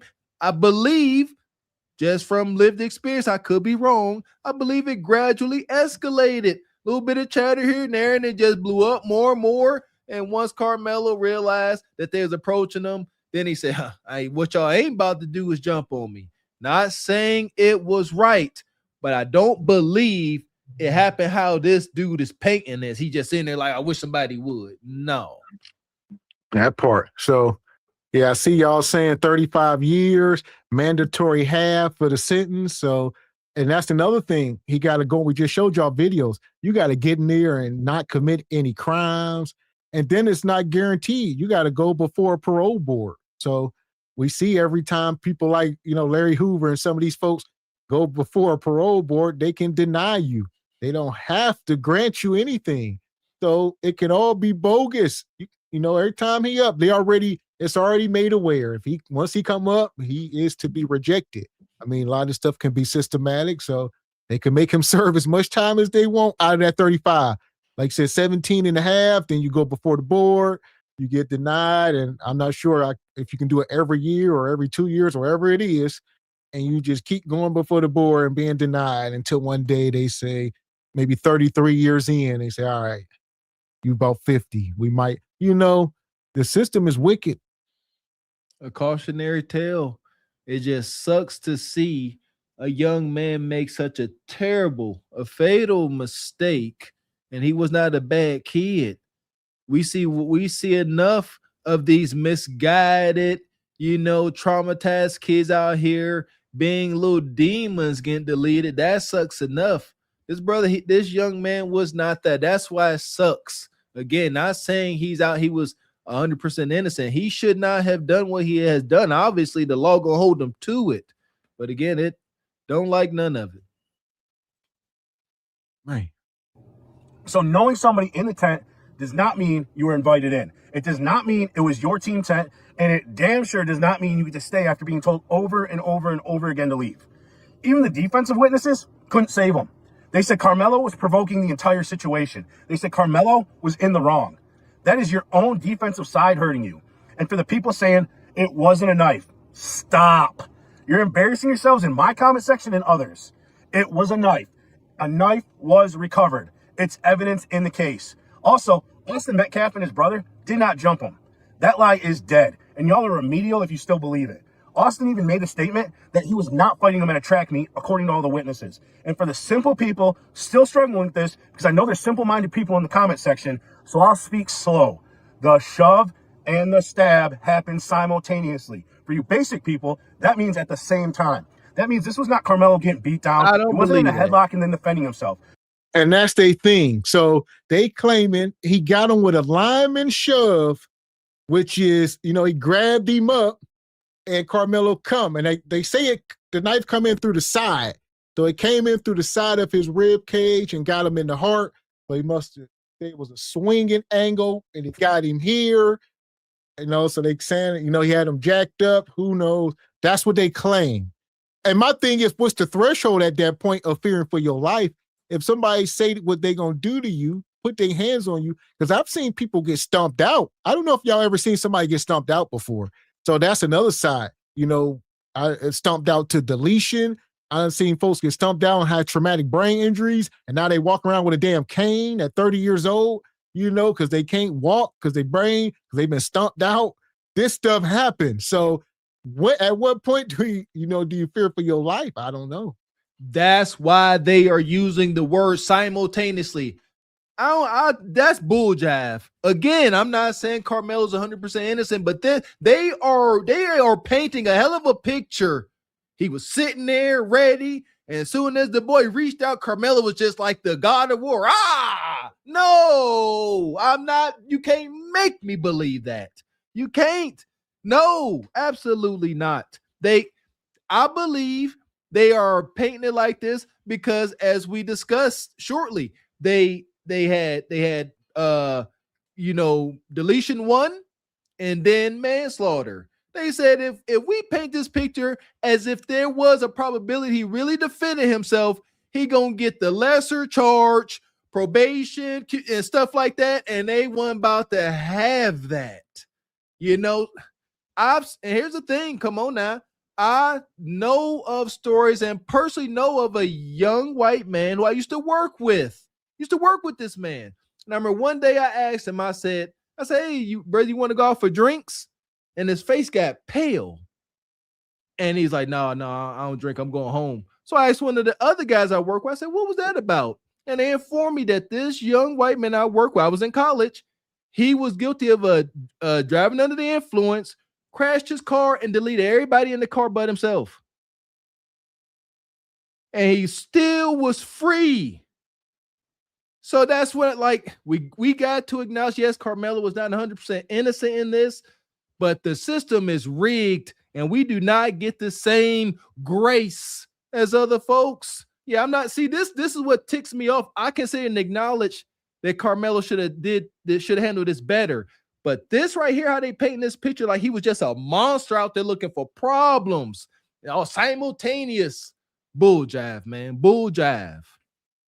That part. So we definitely got to teach our kids how to defend themselves, and stand up. That's another thing. Don't let nobody walk up on you. So some of the stuff we got to teach. It is a very key thing. We talked about it with the Corey Holcomb and Anton, somebody standing over top of you, so the kids sitting down, I don't know, like you say, it's just a lot, and defend yourself with your hands. Or like I said, I'm a proponent. I ain't gonna lie, I truly don't believe in fair fighting, but I don't believe in stabbing folks either. But if you're getting jumped, that's that. But me personally, I'm old school. I hit you with a brick or all that. I don't believe anything fair because I'm a peaceful person. That's just me. I'm peaceful and I'm calm. I don't disrespect nobody. So I feel like if you disrespect me and if it goes there, you're going to need God himself. You're going to need divine intervention because I don't mess with people. So anytime they do go there, I'm looking to send you to Jesus. That's why I don't even do it because I know myself because I will, be very irrational. Ah, man, that's why that's my brother. That go right. It's that part. Same here. You ain't gonna catch me disrespecting nobody. I can joke and I could take a joke. I ain't sensitive in the slightest. Shout out to athletics. Where cousin Walk at? But right on, Mr. X.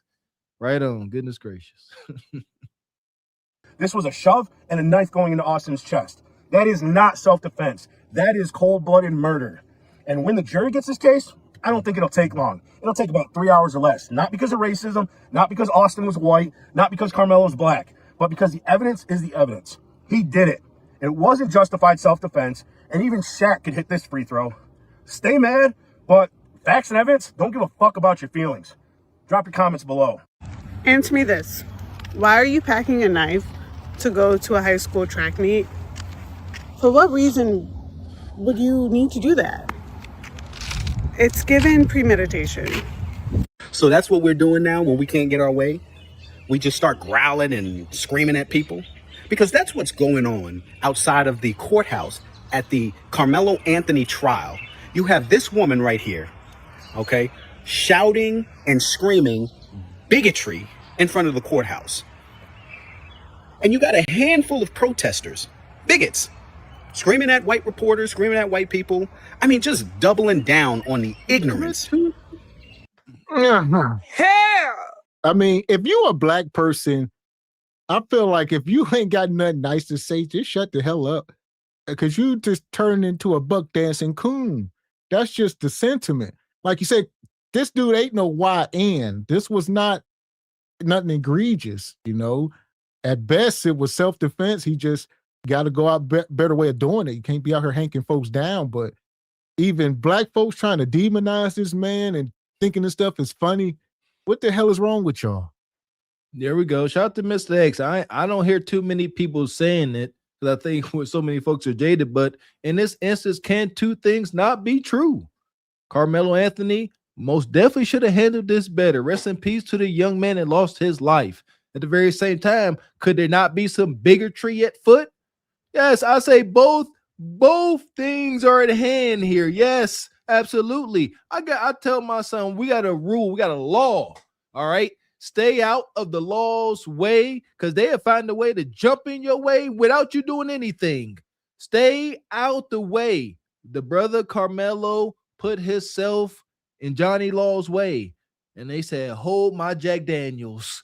We got one. You right in our way. You see what I'm saying? Like, it sucks. It's not okay, but we gotta use all these as teachable moments, or else run the risk of it continuing. I'd rather not. There you go. That is protecting a child, a young man who decided to make bad decisions. Rather than taking accountability for the loss of life and the damage caused to that family, you want to double down on ignorance. Karmelo Anthony, what he chose to do on that day at that track meet was disgusting. And just like if it was Austin Metcalf who decided to plunge a knife into Karmelo Anthony, I would be saying it's disgusting. We should not stand by people who decide to take the life of another just because they don't like what they say. And this is the type of shit that we see in black communities all across America. But you don't hear nothing about that. You will never hear anything about that. You can't even say the names of the victims who were murdered on black streets because they looked at somebody wrong or they were deemed the ops. This is disgusting. Hell! We got to stop with that narrative. Stop with it. Stop with the whole narrative. Oh, black folks only get mad when it's something like this, and that's not true. Like, oh, don't nobody say nothing about black on black violence. We speak about it from so many different angles. Just from the point of us being married men, sitting up here encouraging ignorant Negroes to get married so that we can reduce some of this stuff, because it all stems from the single parent homes and, kids being unsupervised, etc. So our whole message sort of goes hand in hand with it. So we can't sit up here all day, every day with every report. We attacking it from the root. All right. We can't be talking about every news article. We trying to save a generation of young kids. That's just the bottom line. Amen. Got to get to the root of it. Yeah. Shout out to us, man. Got to get to the roots, not just what we see on the surface. By the time it reached the surface, dare I say, it's probably too late. We got to get to these kids while they're young and they impressionable, and before society is the main factor as far as their growth. I think what do the latest scientists say? We got our kids up to like age 12. At the age 12, their peers in society start to shape them. I believe we can stop that, though. We got to remain active. But today, in modern times, everybody overworked and underpaid. We acknowledge that. Like I said, Karmelo's family, y'all stayed that they remained together. A lot of us, the majority of us, work too much, trying to keep up with the bill, man, and don't really have the time. I get it, to be in our kids' lives, but I believe this can help us with priorities, man. And that's what I hit on earlier in the show. I say, even for me, this allows you to focus in and say, I need, like you said, checking in, radio calls, being at these little events that may seem like nothing, checking out the environment. When you are there, be vigilant. Look around. You might notice little things going on. Somebody might be hitting people with spitballs. Look for the bad kids. All right. And find their parents. Be proactive. I'll say start talking to these damn parents. Here's what it is. Where your daddy at? Point blank, period. Let your kids know you got an issue. Come talk to me. I'm going to go talk to whoever the adult is, and I need to see the daddy, and we can do whatever we need to do. That's what I tell my son. That go right. Like you said, mistakes. Look for things. Ask questions. Shout out to parenting and the struggle that it is. You ask your kid how his day was. He going to say fine. She going to say fine. It was good. You got to dig a little bit more. That takes energy. That takes patience. That takes bandwidth. I get it. It is a task, respectfully. But then you can start to see, like Miss X said, kids poking and picking. And yeah, time to have a parent-teacher conference. Shout out to Sister Ebony Dean. She talked about, meet teachers. Daggone right. Make your presence known. And it's a double-edged sword. You make your presence known, like Miss X said, you ain't got to deal with a lot of this stuff.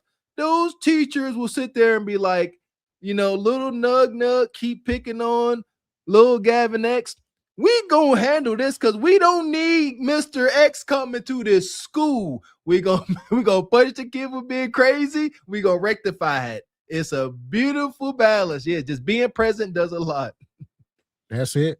So check the kids and be there for your kids. They always gonna know you got their back, and make sure they doing right. So they can't be doing wrong and think you got their back. And it ain't no age threshold, because some of y'all kids is bad as hell. So your kid can be 7, 8, 9 years old. I'm going to look them in their face and say, where the hell your daddy at? I don't care how old y'all kids is. Raise them up right, or you're going to have to deal with me. Amen. I ain't going to hold you. Like I said, I got a bit of ignorance. God's still working on me. He shall forever work on me.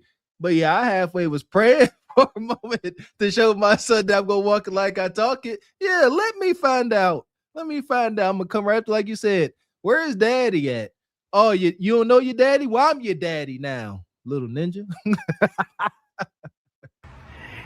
And what this community is doing is showing that they will support anything that's detrimental to the growth in their community. And this, a lot of Black Americans should not stand by. Truth they don't want you to hear. You got people out here like this crazy lady, Karmelo Anthony supporters, running around repeating the same damn lies for months. He was scared. Austin attacked him first. He had no choice. Every single one of those damn claims gets destroyed by actual testimony and evidence. Hello everyone, I'm Dr. Ahmadai Shakur. So for the people who look like me, I want to say this about the Karmelo Anthony case. Please stop trying to explain yourself to the MAGA types, okay? And y'all know what I'm talking about.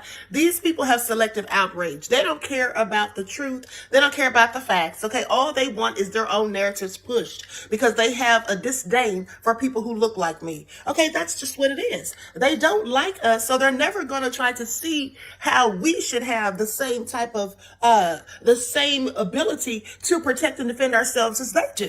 Okay, even when it comes to them, they don't want to see it. Okay, they suffer from cognitive dissonance. They believe what they want to believe and they view things the way they want to. Okay. Here's what we actually know. Karmelo told multiple times to leave, refused every time. It makes him a trespasser. Brought a knife to a high school track meet. Not illegal to carry in Texas, but illegal on school grounds. Multiple witnesses said he was the one that got aggressive. He started the physical altercation. He's the initial aggressor. Under Texas law, if you start a fight, you don't get to claim self-defense later. Even worse, the defense team, they kept contradicting themselves. One minute they paint Karmelo as terrified and acting out of fear.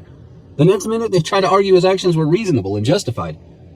You can't claim that you were in fear for your life while also claiming that you made a calm, rational decision to stab somebody. The inconsistency doesn't make sense.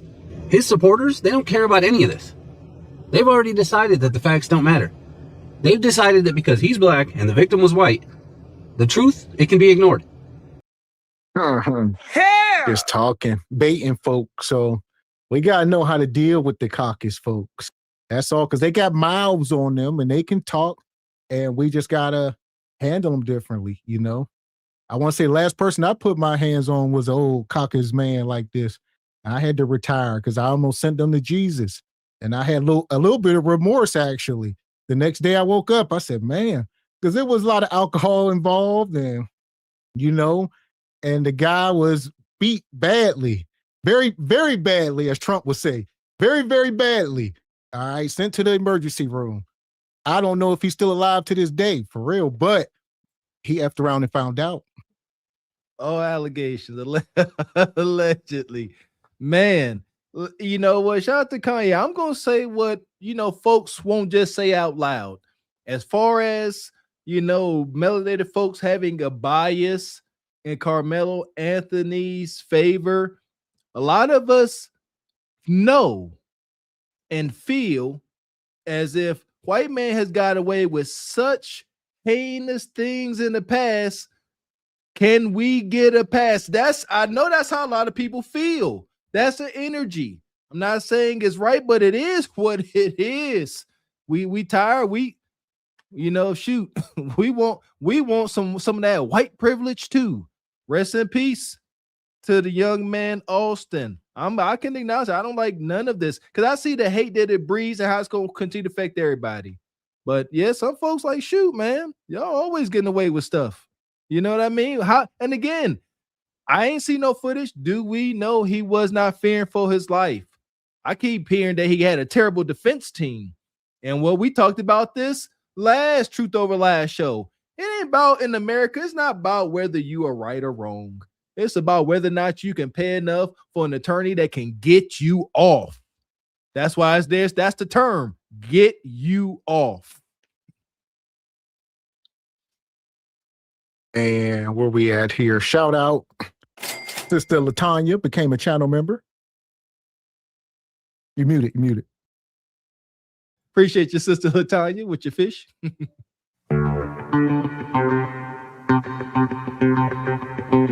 And shout out to Stuntman Kareem with the 20 ball. Shout out to the Kangs for addressing the hard topics and dropping sound advice for the next generation of brothers.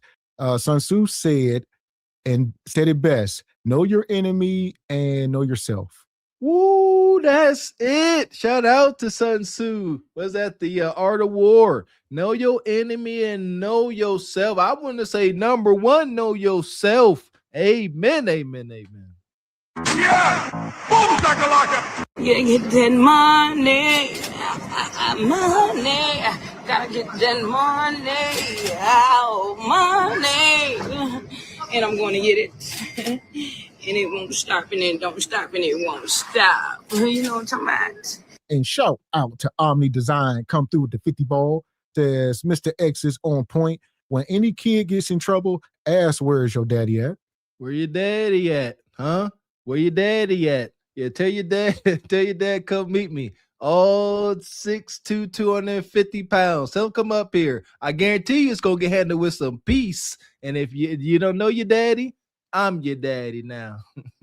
That's it. And that's for all folks. Yeah. Don't matter what race they is, little Asian kids, hell, Ming Lings, all of them.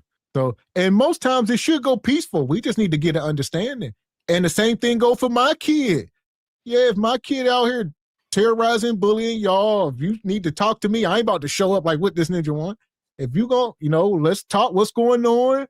I know my kid, so you tell me what's going on. I'm gonna correct it, but as you should. This ain't that. It ain't about now. If it keep happening, now I warned you, so I want to talk to you. So we this on the record, because if it keep happening, I put pause on you. We already discussed this, and you didn't fix it. There you go. And that really only happens with the elite of the ignorant. Men, we handle stuff so peacefully. I can all but guarantee I'll never get in a physical confrontation for the rest of my life, especially when you are physically, you know what I mean, opposing. Folks ain't gonna do it, but you're right, Miss X. I had a past instance where it's slight bullying, and I had to go to the kid that's being bullied by my kid with my head down, humble as pie. It sucked. But yeah, my kid was wrong. I was over there. I was like, I'm so sorry. And it didn't happen again. But the fact that I went over there humble and, the father was about this big, it don't matter. It's about respect. You give respect, you get respect, you keep the peace. Right on, mistakes. So we appreciate you, brother, coming through, sponsoring the show. Come on, just bring it. I need you to stand up while y'all not moving. Come on. Don't make me push. Don't make me push. Thank you, sir. There go money. She's touching you. Where they get that money? Where they get that money? I can see money from a long way. Elder Gregory Kelly, That's right. Come on. $100. Everybody get something in your hand. Come on and put it right here. Omni Design Studios, $50. We appreciate y'all. Yeah! Boom, shakalaka! So here we go. We about to drop this link here in a minute. Here we go. They'd rather protect a killer than accept that he started something he couldn't finish without a weapon. This isn't about justice. It's about tribal loyalty and refusing to hold one of their own accountable. The evidence is clear. The testimony is clear. And they're still out here lying like the truth doesn't even exist. So let's put this in perspective. You have people who are witnesses that are black. So that's going to curb this racial tension that's allegedly occurring from stew heads, not the actual rational people that's in the investigation. And you have people who are eyewitnesses saying that there was provocation from Karmelo, that Austin Metcalf had made statements like, I don't want to fight you, I'm in a track meet. Like I would expect from most reasonable white boys. These And how you say I don't want to fight you, but you get up and put hands on them. So it's a lot. Like you say, it's unfortunate. All we can teach our kids to do is to take the high road. All right. Be meek and humble. All right. Be aware of what you can do. So like you said, know your ability, know what you can do to somebody, and always choose not to do it unless extremely provoked. But we can't condone stabbing folks. I would never tell my son to ever do anything like that. And we got to be checking them and checking bags, make sure they ain't got this stuff, because it just can't happen. I can't stress it enough. I almost hang somebody down in college, boy. I told the story. It was a guy on my football team. His father was the grand dragon of the KKK. And we was out drinking, ran into each other, wound up in some public bathroom together. And I was off that sauce, probably listening to DMX. And he was in there talking that mess. And we sitting there at the urinal. I pulled my hank out, and I had all but made in my mind, I'm about to shank this mother sucker his liver. It's just a fact. And then right before I did, thank God, I started listening to him, and he was asking questions. He was starting to have conflict, but I was just seeing his face. His face annoyed me. And I sit there and I stopped. My life flashed before my eyes. I said, oh, that ain't the move. I said, that's going terribly. They don't just end here. And I know how young men can get tunnel vision. When you get in that rage, nothing else, no one else exists. It's you and this person. There ain't no law, there ain't no school, there ain't no mamas, no dad. It's just you and this person. It's a wild mentality. But yes, we're not teaching our kids to act irrational like this. Absolutely not. We're gonna learn from the mistakes we almost made. Amen. Goodness gracious. So there you go. Well, hell, I didn't have that much restraint. So I was more older, and I was very much so rough around the edges. So the guy was barking up the wrong tree. Now, if I was in college, I would have probably reserved myself, but I was knee deep in the trenches. And he was kind of looked like this guy on the screen, big burly white guy, and he was begging for it, and yeah, I almost forgot about that. But nonetheless, that was the last time I put paws on somebody. I did it for the people. There you go. We learned, huh? God, listen, thank God. We still, I'm trying to tell y'all, the fact that we up here able to dare to be some kind of example to anybody is a testament to God himself. Y'all don't get it. Man. 1 minute. And I ran track in Texas. You don't sit under somebody else's tent, bro. That's like, I don't know how to describe it, but that's kind of like if you were playing football and your team is on this sideline, the other team on the other sideline, and a guy from the other team comes and sit down on the bench on your sideline. You're like, bro, we don't mix. It don't matter if it's raining or not. We want you to leave our tent. This is our school's tent. You're not even here. We don't go to our school. We don't even know you. Bro, you need to go to somebody else's tent. If your school don't have a tent, they ain't got nothing to do with us. And then instead of you being a reasonable person and saying, you know what, it ain't my tent, screw these guys. I ain't going nowhere. You're gonna have to make me. It's because. And that's what I'm saying. So it's a teachable moment for everybody. I would say it's most teachable for white folks. Brother Karmelo, do your time, your 20 years, whatever. It's unfortunate, but white folks need to learn, leave people the hell alone. Like, have some damn humility. The guy sitting up in the far corner of the tent, the problem was they were threatened by him, not by fighting. It was, you in high school and there's girls around. So that's the net of it. There was other girls up under the tent, and you got this black kid up under here, and he kind of got some swag, and I see my girl looking at him and whatever the case, and they was jealous. So it had nothing to do with that. This dude sitting up in the far corner of the tent, not bothering nobody. This is not damn Hunger Games. No, what y'all think this is? Get from under this tent. Are we going to do this? It's pouring down, raining. Teach y'all kids to be humans. And if you teach them to be humans, they won't get deleted at a damn track meet. What do we talk about when it comes to this wicked dating market with Bonquisha Nug Nug? Whoever suffers the worst consequence needs to be most accountable. Rest in peace to the brother Austin. But that was the most severe of the lessons learned. And this whole, y'all flow with me, this whole simultaneous, that word they need to put on a wall, because y'all calling it out. Texas is a stand your ground state. You ain't standing your ground if you both engage simultaneously. I'm so damn triggered. They pulled that word from the depths. And again, Karmelo should have handled this better. However, that word simultaneously got him that 35 years. You go, come on, man. Because now you ain't stand your ground. This was mutual combat. Like they just met up like Spartans and stuff, on in the battle. No. See what I'm saying? He get jammed up and they say, yeah, the one guy, Austin, jammed them up, had them jammed up. And in response, Karmelo pulled out the Hank. Different story, especially if Texas biggest stand your ground. That's simultaneously, that's witchcraft. No, I'm not believing it. And that's how they trying to paint it. But like I say, they up on damn metal bleachers. I mean, this dude could have grabbed you and just threw you down the bleachers. You get the bop in your head. Now you're in a damn coma somewhere. I mean, at that point, you wait till you come out of a coma and go find them and then stab them. I don't know. Just leave people the hell alone. And I mean, you can't be stabbing folks. That's just the net of it. I'll listen here. Yes. Come on now. Come on, Europeans, colonizers. Leave black folks alone. Shout out to Godfrey. He got a whole segment on the channel called Leave Black People Alone. Now it's a lose-lose, especially for all that young man lost his life. Come on now. Leave folks alone. If Austin is my son, again, I can take race out of it. Austin, my son, and I got another son. Austin got a twin brother. What am I telling the surviving son? Do it again? No. Leave folks alone. We already lost a life. A white kid cannot say nothing to black kids, some of these black boys, because they've been taught to hate white people. They've been taught to have an animus against white people. They've been taught the white man is holding you back. It's because of the white man that you don't have this. White man bad, white man bad. So you feel that if a white man say something, you're starting to summon your ancestors.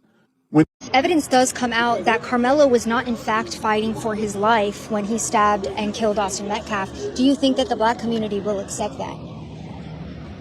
If evidence shows that he did not, no, we're going to stand by ours regardless. They stand by theirs. We're going to stand by ours regardless. I'm a mother first. I'm a black mother. Let me put that on there. I'm an African-American mother. So I have to put away my color first and step into the motherhood. Nobody wants to see their child slain. So I do want to send prayers to Austin Metcalf, their family. But at the end of the day, I got to think like, okay, what did you do to him or whatever to cause this to happen, the reaction? We got to start taking accountability for our kids. Because then again, if my kid, that's why it's a catch-22, if my kid was Karmelo and I feel like his back was up against the wall, well, I'm going to tell you straight up, better mine than yours. Better mine than yours. So either way it go, everybody loses. A black boy allegedly murdered, and I say allegedly, heavy on the allegedly murdered somebody. You see what I'm saying? So yeah, this is about race. Because if the shoe was on the other foot, they wouldn't give a damn. Who wouldn't give a damn? Let me say this. Let's say the community. So like if Karmelo Anthony was the one stabbed and killed by Austin Metcalf, they wouldn't give a damn. I come out here every Thursday and we pray for people going to court because we know this is the final frontier of racism and it's legalized here. It was announced yesterday that there's no black jurors that were chosen. What are your thoughts on that? That's why we need God. That's why we need God, and that's why he's going to show who's in control. And would you be open to giving us your personal insights into the Karmelo Anthony trial and what your thoughts are on it? I just want justice done. You know, we know nobody go to a track meet to murder anybody, okay? Come on. That's an accident, self-defense, that's what it was. I'm not saying the kid should get off free, but first-degree murder? Come on. Basically, he's facing the wrong charge for the crime that was committed. Do you think Karmelo is innocent? Do you feel like it's been an unfair response to what happened to Karmelo Anthony? I feel that the justice system always over-respond when it comes to us. So, definitely, I mean, you look at the charge. It was self-defense. He was wrestling with two guys. I don't know what the parameters of it, but it was two people. So, you know. Yeah. So, but they come with this simultaneous stuff. And there was another case that happened in Texas. You know, I don't know if it was a couple years ago, where there was a stabbing. Maybe we get our Googles on in the high school, in the bathroom or something. I think the kid ended up getting like 10 years in prison. You know, but I want to say he was YT kid. So nonetheless, I believe. So we correct us if we're wrong. But nonetheless, you know, like this dude said, I mean, this is the last frontier up in these courtrooms. And it's unfortunate. We got to keep the babies out the court system. You listen, this brother here said it best. He said, we ain't saying Karmelo should get off scot-free. He took a life. At the very same time, the bias and the fix is in. That word simultaneously. Oh, I want to scream. And shout out to the chat. I see y'all having the debate. Shout out to Sister Ebony Dean and the one brother saying whether or not Texas is a stand your ground state or not. And it is, Brother Emmanuel. Yes, Texas is a stand your ground state. Individuals have no legal duty to retreat from a threat before using force, including lethal force. You take out that word simultaneously, And folks testify that Austin, may he rest in peace, hemmed the brother Karmelo up first. Done deal. It's done. He was the aggressor. But since their attorney was so bright and broke out that word simultaneously, this is like a show. That was the fix. Nope. It was simultaneously. Coach everybody up to say simultaneously. Done and done. And like Mr. X said, instead of getting, 10 years, customer service, probation, all that stuff, 35 years. Yeah. So this was definitely a public lynching of our young brother. Like the dude said, he definitely manslaughter. It was self-defense. I've known guys personally that stabbed people to death, and they did, a little 5-10 years, got out. And I've known people to pew people to deletion. A couple folks, and they are out on the streets today. They did maybe 15 years for it. But when it's black on black, as they say, there's no value of life. But that's why a lot of lawyers didn't want to take this case on, because they knew the fix was in. When they seen that little white boy and the optics of it, folks weren't willing to put their reputations on the line. So it's unfortunate. One word, simultaneously. That did it. One freaking word. That took away stand your ground. That's deep to me, man. Man.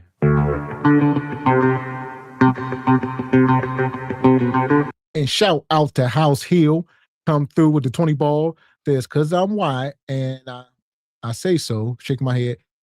This government corporation was not designed to benefit or educate so-called black folks.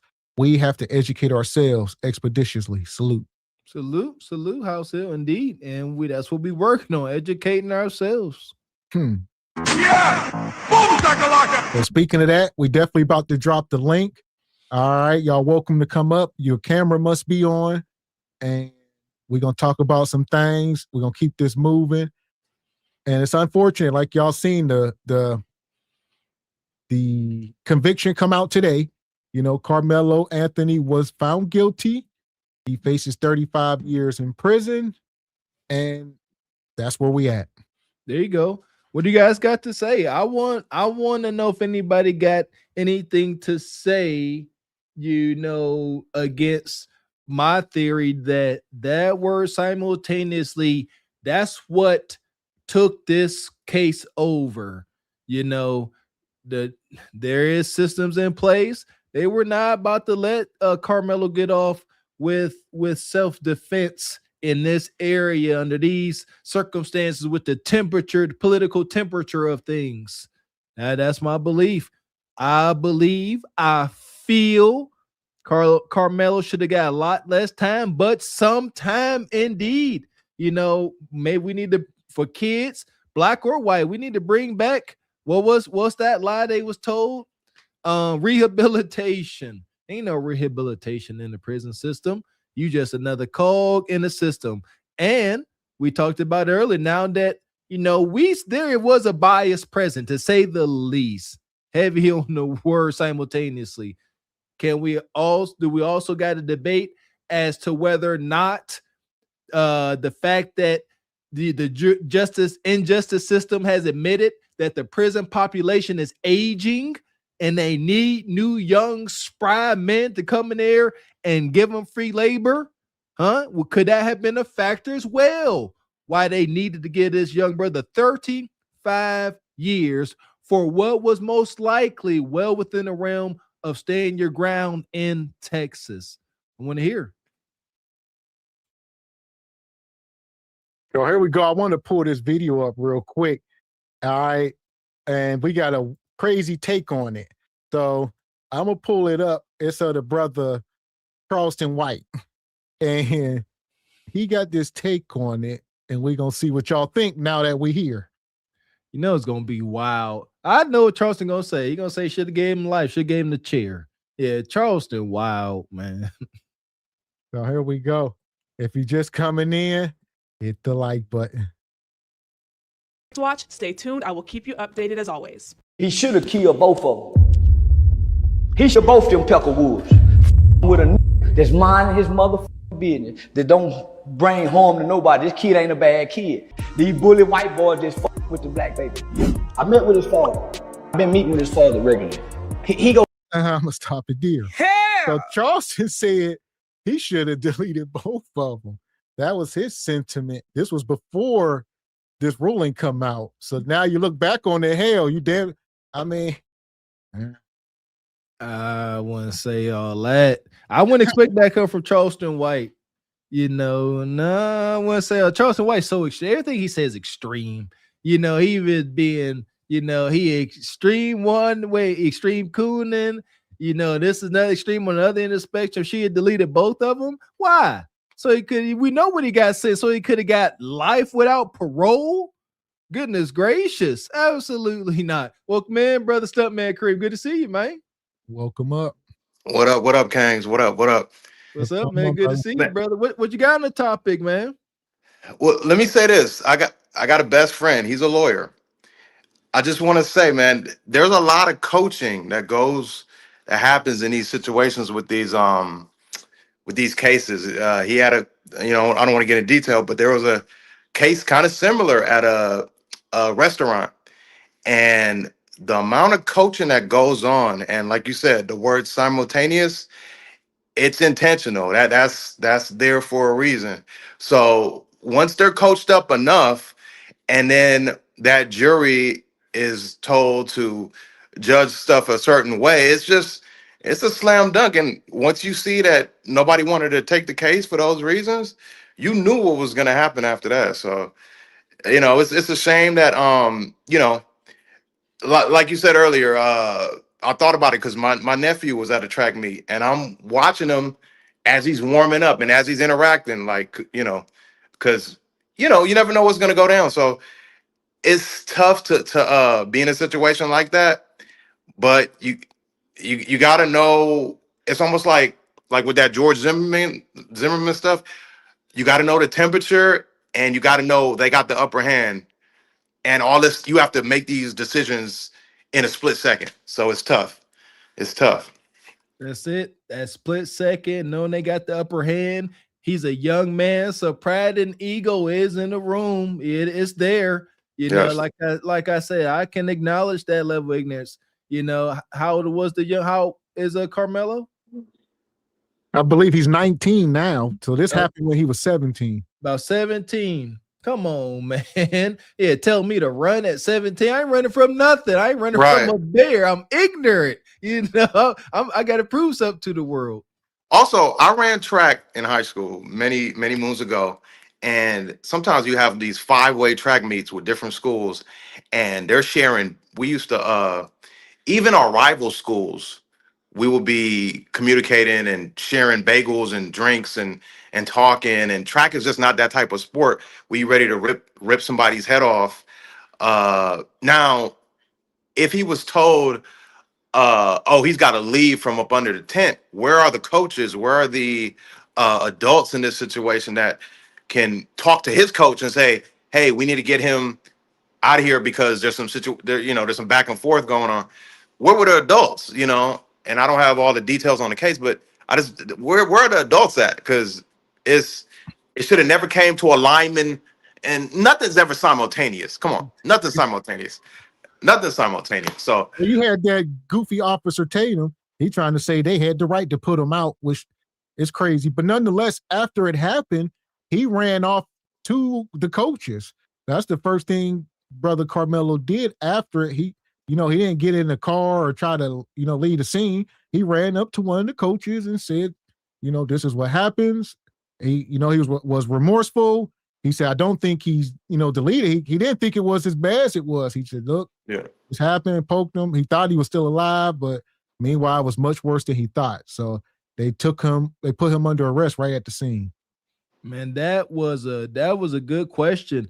If I'm a parent there and this happened on my watch, we have you. Yeah, I'm hurt. I'm broken too. I'm like, yeah, could I have prevented this? That's a good question. Where were the parents? Yeah, accountability always falls on the adult figures. That's a great question. They didn't quit. I don't know. Maybe everybody was out of proximity. Well, this goes to what well, where was any adults at? That's a good question. But his parents in particular, you know, and all of us, a lot of things are not as important. So this was just another day, another track meet. You know, he ain't Usain Bolt or nobody, so we ain't nothing really to see. It's just another day. We done seen it before. But no, we need to be more intentional on being everywhere. I don't care if you in the damn hula hoop contest. I'm gonna be right there for the daughters, not for no damn boys. Yeah. But I'm just saying. Facts. Been there, man. My wife and I, we have the luxury of making it to dang near all of our young kids' recitals, cheerleading and stuff. And, you know, just the perspective, man. Growing up without parents coming, I played football. Shoot, my mom never came to any of my games, and seeing how, you know, our kids light up just because we there for these goofy little, you know, recitals and stuff. It's awesome, man. It's awesome, and it's healing. Unlike Sister Nice coming up here with her drama. How you doing, sister? Oh my! Wait, I'm like, we can hear you. We can hear you. Can you hear me? Yes, ma'am. Welcome up. Oh, thank you. How's everybody? Good, good. What you got on the topic? The main thing I mean, you know, it's just so it's horrible no matter what, right? But the main thing that I'm looking at is in this 2026, right? This new, not new, but yeah, new. This really is a new day, right? So I'm from the old school, right? So the fighting and getting into fights, and that's historic. But in 2026, we are looking at every day in the news with these the teen takeovers and just all of the stuff that is escalating, that my generation, we couldn't have even thought of these things that are happening now with very young people. So back in the day, we didn't really, you know, my parents didn't talk to me in terms, you know, you go to school, you know, just make it home. That was pretty much parenting from my day. But now, from the, you know, like kindergarten, maybe even on up, we literally have to start talking to our children every day when they come in.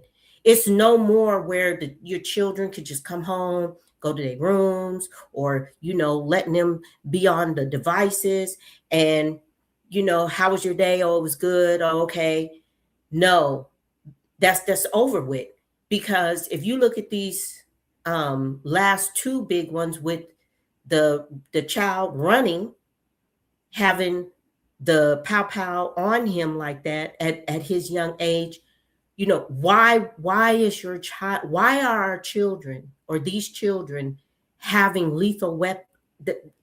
I mean, you know, even though, okay, the weapon he had was legal in that state. However, why does he have that on him? Let me ask you this. Do you think these single mothers should be out here raising children, especially the boys? Well, of course, that's not what's that called?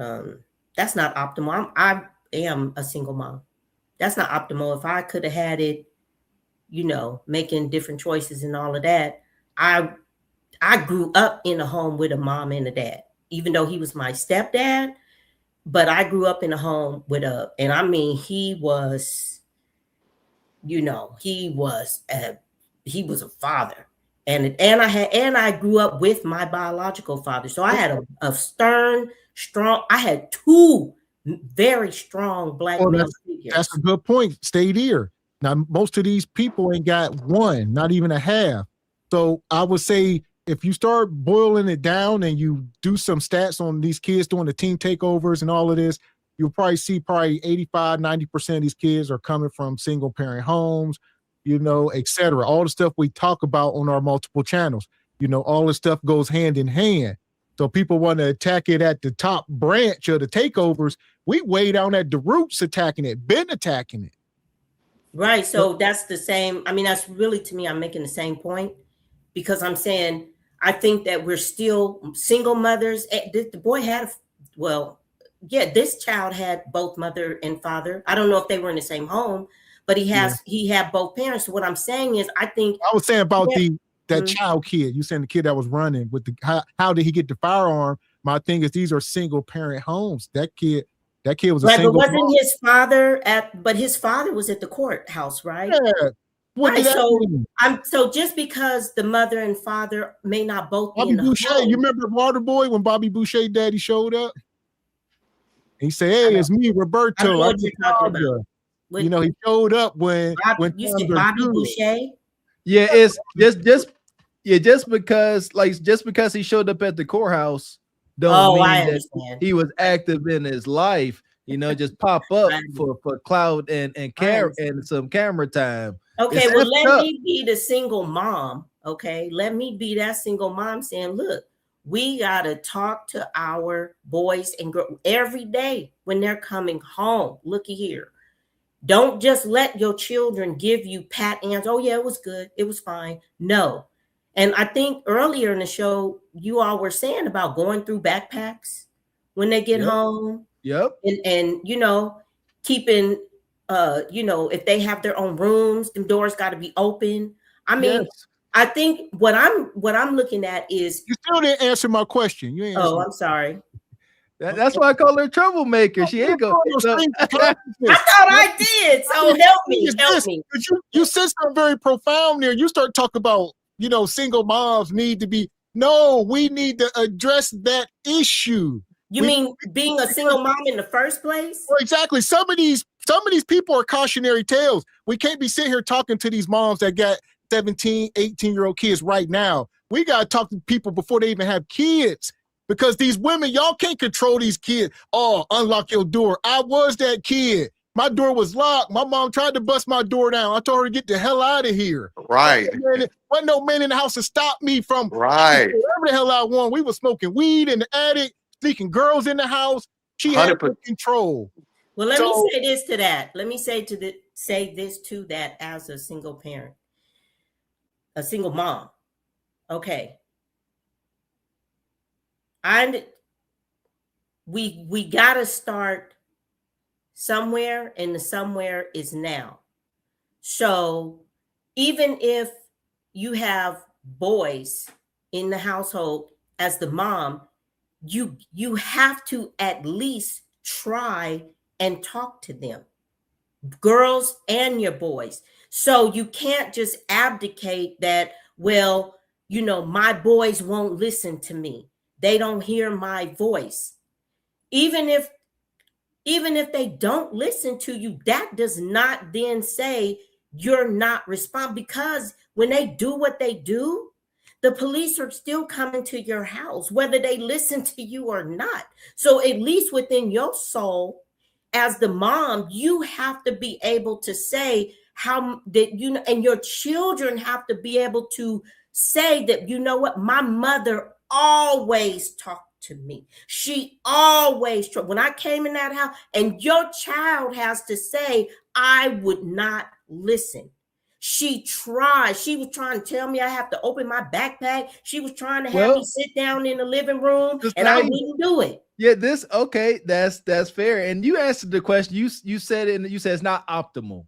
But I would that's putting it lightly, saying that having a father in the house is not optimal. And you are sitting there explaining I didn't say not having a father was not optimal. Where'd you get that from? That's how you opened now I will start some trouble. You did. No. You said that. I said that is the best. No, I do agree that. Okay. I grew up. Let me tell you something. Both my fathers. Oh my God, let me answer this. Let's not say optimal. Do you think it's necessary? Having men in the house? Do I think it's? Oh my God, absolutely.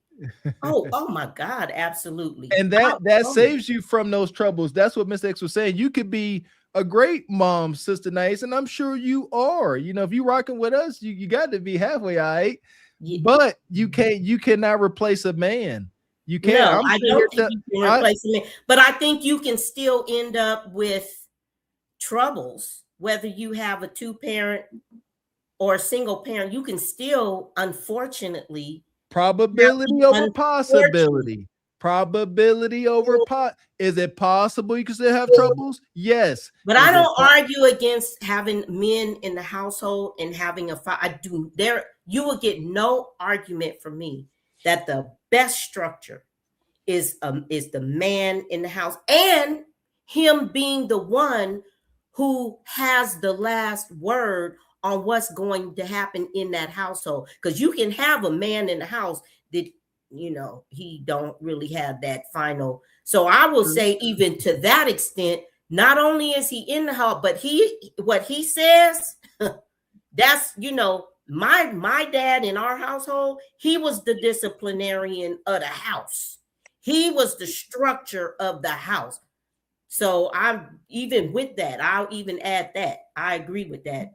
And I'll say that's kind of what Karmelo probably had. I'll get you in, Evie. You know, is, you know, y'all saying his parents was married, not sure, but more than likely his dad, where is he at? You're supposed to be on the front lines. We're supposed to know who the hell you is. Ain't no way. So that's telling me right there, he's taking some kind of backseat passive position. I don't know. Can't miss a track meet. All right. So what's up, everybody? How's everybody doing tonight? I'm just so glad to see everybody. So, you know, kind of You're breaking up. Okay. Oh, can you hear me? Can you hear me now? Verizon. Can you hear me now? I hear you. Okay. You got that cricket phone. Man, yeah, man. It's the Mr. Walker Android special. But check this out, right? You know, when you talk about certain things, it's like, you know, the one thing that a dad will teach the child, and a child will always think twice, the man is there to teach accountability. And while I do agree that some women can talk to their sons, women, if you don't take accountability for small stuff yourself, how do you think your child's gonna take accountability for stuff? I mean, you know, they hear your conversations, they see what you do, they interact with.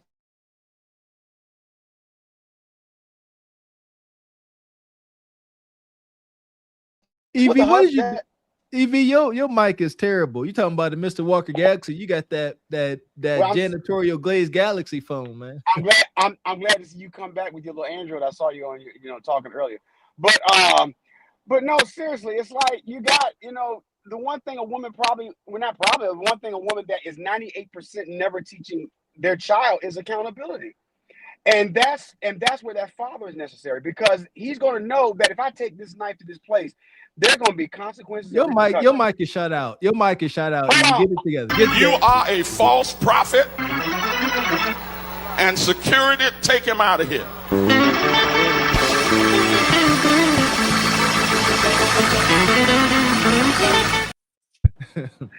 Listen here. See, I know. For me, when it comes to iPhone 8, wait, go ahead. Let's see. You better? Yeah, is that better? There you go. Now you may speak. iPhone, you iPhone hater, you. My God. But no, what I was saying is that it's the back. one thing, what's back? Oh man, I was like Ebony Dean the other week. Is this good? It's clipping. I don't know if your volume too high or what. Somebody said I'm on dial up. I'm dead weak. Can you hear me? Is that better? You got a lot of glaze. That's all that glaze in your mic. All right. Is that mic check? Yeah, is that better? Yeah, for now. Okay. Perfect. You iPhone hater, you. All right. No, let me backtrack. What I was saying is the one thing that a man, why a man is so detrimental, well, not detrimental, but so important to a child as opposed to the mother, is that the mother does not accept accountability. So how can you teach a child accountability when you don't have it in your everyday life? And you know, the sad part about that is that the child sees you, they interact with you themselves on small things, and so they pick up those things. Where dad comes into play, and I think he is so vital, is that, you know, you have this knife, Well, he knows that there's going to be some consequences and repercussions because his dad taught him that. His dad taught him that you just can't do whatever it is you want to do. You can't act emotionally. And if something and if this goes left, well, you can't blame anybody but yourself. But that mother's going to teach that child to blame society, blame racism, blame T Money, blame every single thing, blame the fact that the dad wasn't there. And that's why I think that a dad is so vital. So Sister Nisi, I think respectfully, I gotta disagree with that. I mean, I agree with a lot of what you said, but you can talk to you blue in the face. But children need to see what you do. They need to see the accountability. They need to see that when you're wrong, you say you're wrong. They need to see when when something, when you mess up and make a mistake, they need to hear you say, I'm sorry. That is one of the biggest things that melanated women will not do, or they will die first. Say, I'm sorry about something. And so when a child sees that all the time, what do you think they're going to do? How do you think they're going to behave? How do you think they're going to? I agree. I was going to say a lot of to do with that. I think we need to be more transparent with our kids. All right. Don't try to paint yourself as some perfect being. Let them know how you grew up. Man, Mr. Walker said all the time, we grew up poor. We tell our kids that, let them know where we come from. And even your boys, let them know, yeah, I used to do this when I was younger, and this is what you don't need to do. And let them know that, okay, I can see you. Because if they think you just this old square and you don't know nothing, they gonna try to do this type of stuff. I'm gonna have a knife in my book bag. You don't know. You ain't from the streets. I'm the first generation from the streets in this family. And you'd be like, do you understand who your daddy is? But you can be so far removed, they don't identify you as relating to them on that level. That's a fact. And my wife and I, we do it together at times whenever we can. We'll sit there, like you said, showing your kids that you are human. I was absent-minded, forgetful as a kid. And so whenever my son or daughter, I tell them, hey, go grab, the vacuum from upstairs. And they go upstairs and they get distracted and come back down, forgot what I said. Yes, we say, hey, make sure you focus. But I understand. I said we would have got beat. We would have got beat for that. You walk back down without that vacuum. Listen, my mom used to set us up to get whoopers here. Let's try my bond. My mom would say, go upstairs and find my lipstick.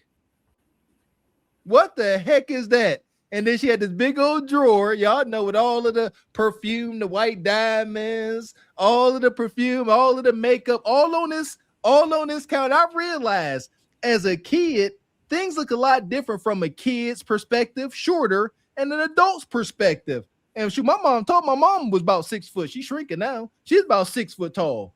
So I'm a kid. You looking at this drawer, looking at, Miss Nice desk, her drawer with all this perfume and ish. How am I supposed to see this thing too, but red lipstick? My mom would come upstairs. She'd be like, if I come up there fast, I'm beating you. And you just know the beat comes. She comes there, pick it up, and you're getting beat. But what we do with our kids is say, I was the same way. I will forget stuff. Just stay focused. Maybe even repeat it. I have my kids repeat it. Tell my son, go in the garage, grab my drill, my star bit, And my son got better, but my daughter, she a little silly. But yeah, showing our kids that we were human too and still are human. I think that's powerful in teaching. So what you got, Sister Ebony, and I'll get you back in, Stuntman. Okay. Yeah, there's so much, that I want to say about the topic, especially with the Karmelo Anthony situation. And I'm not sure if you guys pointed this out, but he has epilepsy and he's epileptic. And so when he was being surrounded underneath that tent or whatever, if they would have jumped him or whatever, because they were surrounding him, he was sitting down, they were overpowering him. And any type of, injury to the head or getting stomped out or whatever, that can trigger a seizure. And so of course he's going to want to try to defend himself because that could be deadly for him. So that is one medical thing that has come up with the case. Another thing that's a disability, right? It is. Yeah, it's a medical issue.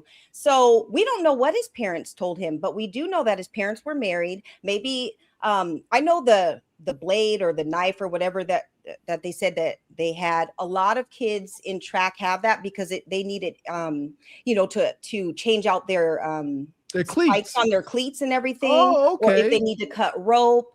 So they do have those blades or whatever. They carry those around for the sport. So he was not the only person there that even had one of those things.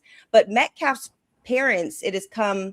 They posted a picture back from 2016 of his parent or his father with the DA and the judge, and they were all at a party. So the family knew the judge and the DA. That's another thing that we need to take into account. Another thing that I want to bring up also, you know, is about them choosing who can go to the tent or not. He was invited to go over to the tent, and those white boys, they don't own the field. He could go wherever he wants to go. It's not I'm white and I say so that, you know, somebody said that in the chat where you know, if I tell you have to move, no, you don't own the field, you know. So that's another thing that I want to point out. He had free will to be wherever he wanted to on that field. He had the right to defend himself. He was actually able to carry that blade because it was a part of the sport. Now, however way he used it, that's something else that we can discuss. But as far as his medical condition and everything, he was doing whatever it takes to defend himself. And I know something that I always tell my son is just make sure that you come home. So for him to get 35 years, I think that is way too much. He was a young kid defending himself. And like Mr. Gavin had pointed out that he went and told the administration and told, you know, what was going on and was very concerned for his health, you know, for the other person's well-being or whatever. So it wasn't like it was premeditated. And another thing I want to bring up is with, you know, when you learn martial arts and you take self-defense, they teach you that you're only supposed to use those moves after you let the person know. So, you know, whenever I would take my son to martial arts, he was always taught, let them know exactly what you're going to do. And if they keep messing with you, you do it. So like when he was in second grade, somebody kept touching his hair and he was like, if you don't stop touching my hair, I'm gonna do a roundhouse. He named all the things that he was gonna do and he drop kicked this boy. And I, you know, they called me and was like, ma'am, he can't be using these, you know, these moves and stuff at the school. And I took him to Toys R Us and to go get some ice cream, and we kicked it for 3 days when he was suspended. So yeah, that's what they're taught to do. And I believe that is what Karmelo Anthony did. He said, if you don't do X, Y, and Z, I'm going to do this. And that should have been Metcalf's cue to leave this boy alone, but he didn't. So yes, and I wanted to point out. Right on, Sister Ebony. Daggone right. And there you go. Again, if I'm Austin's dad and I'm interrogating the other brother, and what happened? And I find out that Karmelo warned y'all, and y'all still did it from a father's point of view. Come on, man. What are you doing? And that's a good point because they tried to use that point, Sister Ebony, the fact that he said, hey, if you touch me, this is what I'm going to do. They used that as a point to say it was premeditated. And you see what I mean? This is why we got to acknowledge there was a bias in this case. That and that word simultaneously. They completely took self-defense out and then came up with rhetoric that made it premeditated. It's just wicked. This 35 years for this situation, I had no idea, especially the fact that the sharp object he had was a cleat to him. I'm trying to look it up. I could vaguely remember it. You know, is again, they keep saying a knife. They keep just saying a knife. They make this seem very wild. Shout out to Stuntman Kareem. You said it best. Track and field is not like football. You know what I mean? I used to go to the track and field events with my one teammate, and it was cool. Like you said, the guys from different schools, they having a good time. You know, even before they go run, they ain't being violent. You know, ain't no violence involved. But with football, y'all ain't hanging out. Very little. But that's a good point, stuff, man. Like that hostility was not there. Why tell him to leave that tent? It wasn't that kind of environment. That's weird. But Sister Nice, what you got? You got any more rebuttals? I know you do. Well, the first thing is, hey, Ebony, and all the sisters in the chat and brothers too. But I don't know. Evie Ray said he disagreed with me. I'm not sure what he disagreed with, but I will say that I would say that we are in a day where because he said something. I think he was saying like how a parent will be doing their own thing, but the children.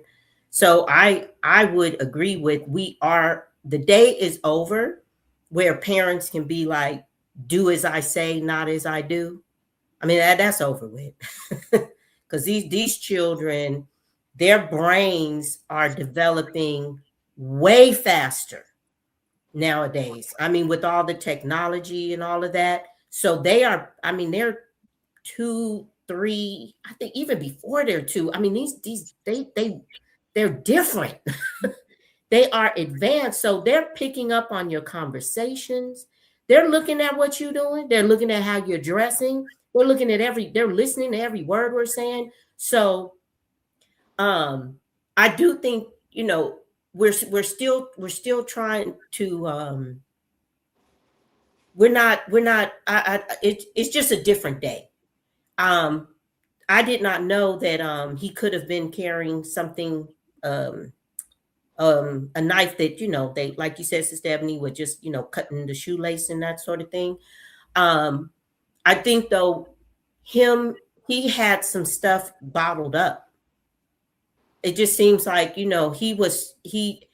so what is going on? We got to know what's going on with our children, because now you have 2 cases. They're just too similar in essence. The young boy, 14, running away, this young child, these 2 cases, the essence of them, the injustice, the court way that it worked out in both. Here you have the Asian man, the way the courts worked in both cases. So the picture is so much bigger right now. And that's what I'm looking at, so that we're not starting to go down a road here that just starts. True. Yeah. Listen, we told y'all this month is Young Men Awareness Month, so we're definitely going to be hitting on some of that this month. But I want to get Brother Kareem back in. What you got on the topic? I got a short story. They had something growing up when I was in high school called Northridge Relays, which was a bunch of different schools, high schools, meeting up at this school called Cal State Northridge. And it was just like it's like a big track meet, right? So, and I played football also in high school. We're playing Beverly Hills High School. I was a receiver. I caught a hitch and I fumbled, and it was a dog pile. One of the dudes grabbed my thumb, pulled it back, damn near broke it. I looked and I kind of got a good look at him. We didn't have names on the back of our jerseys back then. This is in 2001. So no, I'm sorry. It's in 2001. So fast forward to the Northridge Relays, I see a guy that kind of looks like him, and same setup. They have canopies because it's hot. It's in the valley. So and we're warming up, and I walk by one of the guys, and we just everybody cool, everybody making small talk, and I was like, "Hey man, you play football?" And he kind of hesitated and was like, "Nah." White dude, and he kind of went with his group, and as a young kid, you don't know what you're gonna do. You just move. You don't know what you're gonna do next. If he would have came back and said, "Yeah, I do play," and I was the one that pulled your thumb back and damn near broke it, and like Ebony said, that we did carry those tools with us. Who knows what would have happened next? Because we're high school kids, and we just kind of react. We don't have this stuff premeditated. Like, well, he gonna say this, then I'm gonna delete him, and it didn't move like that. But these situations do happen, and going back to growing up in Inglewood as a kid, you carried I carried a knife myself, and it was for the last line of defense before, because it'll be times on a train, or you going to see a girl in a different neighborhood, or she could be in Watts, or she could be in Long, or you might go out somewhere where you're not supposed to be. And this is a different time. This is late 90s, early 2000s, and stuff was extremely different back then. You couldn't just now, for the most part, most kids in the area where I grew up can kind of move freely without too much nonsense. But back then, it was you have to worry about the white folks, and then you have to worry about your own ignorant people coming at you. So it was last line of defense. And I've been in plenty of situations where I've had something and you know, it ain't worth it, you know, because it's like that's the last line of defense. And like how what Nais was saying, also, uh, a lot of times, as a young man, especially Carmelo's age, I don't know his situation. I didn't research like at home, but a lot of times you're making your own decisions. You making your own decisions as a teenager. I'm carrying this. Whether if he was carrying that could have been like Ebony said, it could have been a tool, a track tool, could have been that thing to get the spikes out. But it's one of those things where as a young man, you just you need guidance from other men that you respect, and it's got to be men that you respect and you look up to, and they got to they got to say, hey, what's going to happen when you in this situation and this happens? Are you going to react this way? Well, it ain't worth it, because if he could Thanos snap, both parties, if they could Thanos snap and go back to before this happened, both parties would have just walked away and left it alone. Like, I ain't going to say nothing to him. I'm not even going to go to that tent because none of it's worth it. None of it. And now as grown men, I'm 42. I think back when there's issues, sometimes, you know, I don't really get into stuff like that, but if there is, I'm just walking away. It's just like, you know, as long as it's nothing physical, and if there's some disrespect, I might say something back, and I'm done. But we got to get to that point and talk to our young men, let them know it ain't worth it, and you know, or tell somebody older or tell the coach, and they can fix it. There you go, brother. Right on. You definitely hit the nail on the head with, you know, young men needing other older men that they respect in their lives. And you know, growing up without a father, I will say I had a fair amount of father figures. Coach's weightlifting coach, guidance counselor. That's who talks some sense into me, brother Kareem. I was getting into fights. I think I just got I had just got suspended. I ended up hanging some kid out the window. It was wild. And, you know, I was always feeling bad for myself, going through that bull jive. And my guidance counselor was able to reach me because he showed me that he cared. Shout out to Mr. Tonio. And this was the time he got mad at me. He pulled me into his office and he said, I'm tired of your mess. He said, I don't care if you are unloved, uncared for, going to sleep hungry. He said, when you come out here and you hurt somebody, break the law, the police gonna put you in jail. Not your mama, not your absent daddy, not your crazy. See what I'm saying? That's what gave me that sense. And to your point, yeah, Sister Nice, you got to have a man in the house. You can't do it. I don't care how tough you think you is. There you go. And got some super chats here. Shout out to Big D225. Y'all got wild names. Says, so per Texas law, he is eligible for parole after 17 and a half years. Shaking my head. Yeah. Appreciate you, Waskin Man Cave. Good to see you, OG. Says, look like the jury had no mercy on this kid. Simultaneous. Appreciate you, Itchy Bond. Been a member for 8 months. Says, check backpack on the way to school. Late night. Be too late. There you go. Yeah, all of that. You know, who they hanging out with. I mean, we know too much. We know who the bad apples are. So check all of them. Check the friends. Be talking to the friends. All right, all that. I need to know where all y'all minds is at. Because one bad apple will ruin the whole bunch. Amen. So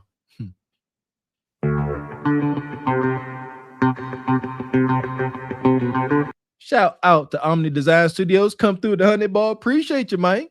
Says, sorry, single moms. You will never be able to raise a strong man without his father involved. Till I told the NFL players out there. No, but we feel you, brother. Appreciate you, Omni. There you go. Or you just have a prolonged manhood.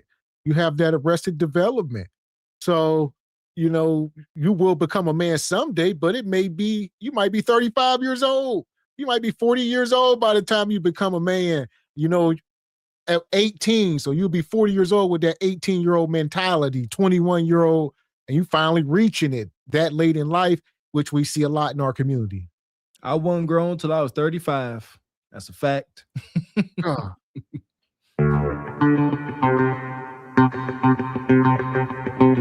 Appreciate you, Omni. Come back through with another 100 ball. Appreciate you, man. Tonight's big sponsor. Say shout out to Ebony. Stop your separatist rhetoric and preach melanin unity. That is the answer, huh? No FBA, huh?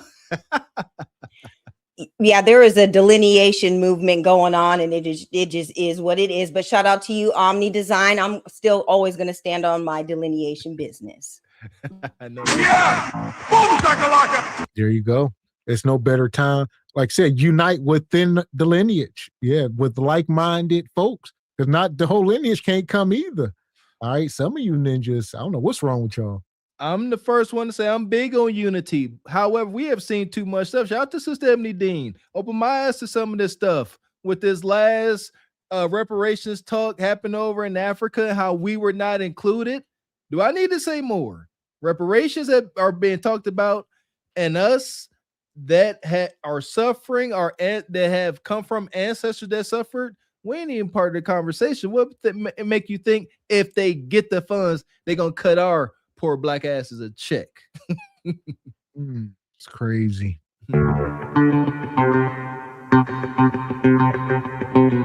Shout out to Omni. We appreciate you, man.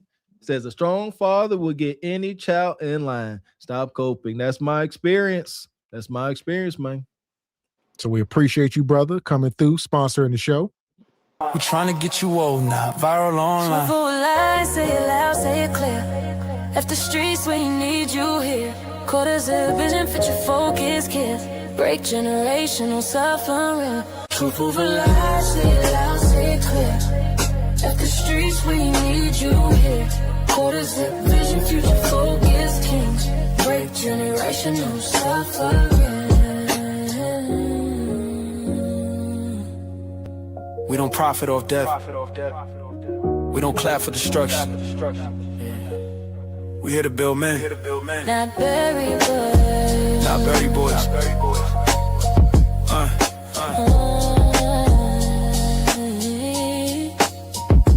Truth over lies.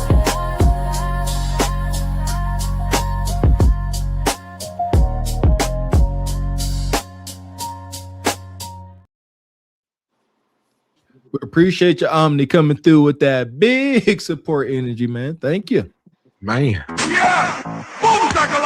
So here we are, folks. As most of us know, all right, the young brother Karmelo, all right, he got 35 years, and it's unfortunate. I mean, should he have been guilty of manslaughter, perhaps? I think, yeah. He definitely took, another life, somebody's kid. But 35, I think, it might be hunting season on us. We might be time to tell our kids that. Like, yeah, they are sending subliminal messages. It's like domino effect. I think one of the last things, they're going to let this goofy chud up out of jail and all this stuff. And why, you see what I'm saying? It's just snowballing and people are getting more brazen. It's time for us to stand on business, and we definitely can't be fighting with one another.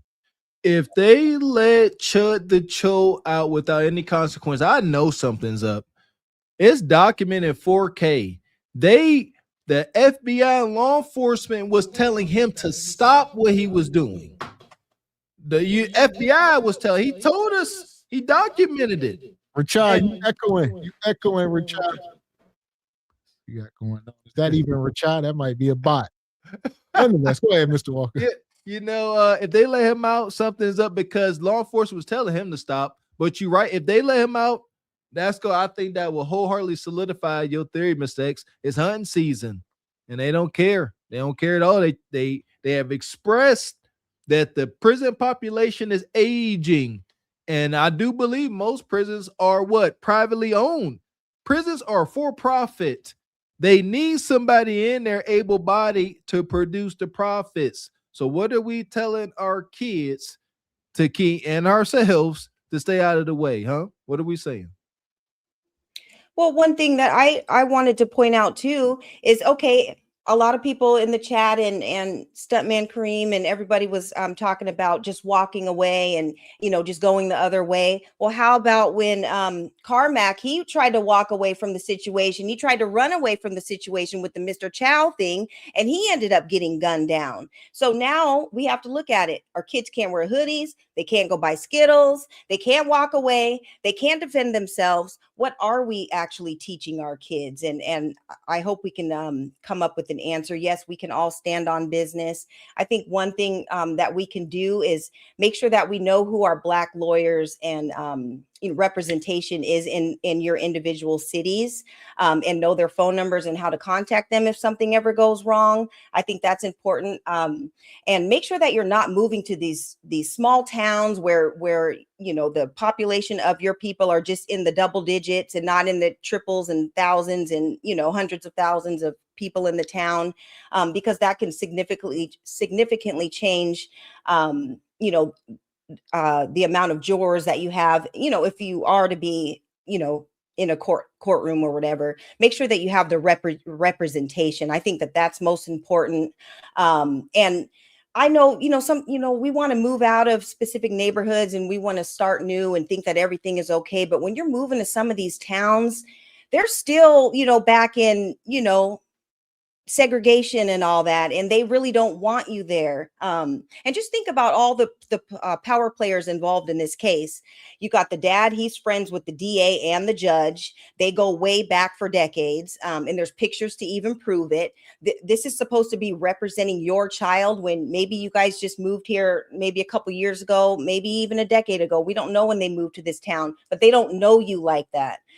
So definitely pay attention to where you're moving and where you're moving to send your kids to go to school, because they're going to school with these kids, grandkids and great grandkids, and they go home with those same kind of sentiments that their families have. And so I think that's something that's most important. And another thing I want to point out about Metcalf is he was actually suspended from the track team for other behavior things that he had going on. I don't know if it was disciplinary with his grades or whatever. So he was just finally allowed to go back onto the track field, but he couldn't compete.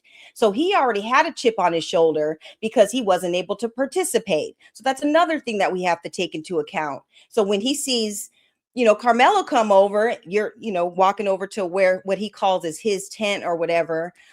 He already had a chip on his shoulder. So that's something to take into account too. It is. And we said it earlier.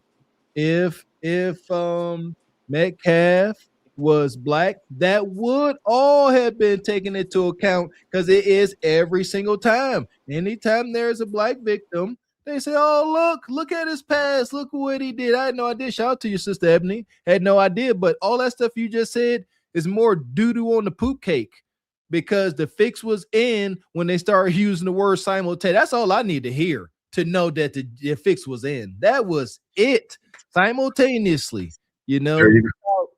Go ahead, X. What's X? I was gonna say, there you go. That was it. So we all learning along, and shout out to the OG Richard. Come up. I'm sure. First, let's do a mic check. How you sounding? OG. You tell me, am I still echoing? Nope, sound good. Sound good. You got the Terminator mic camera going, T2000.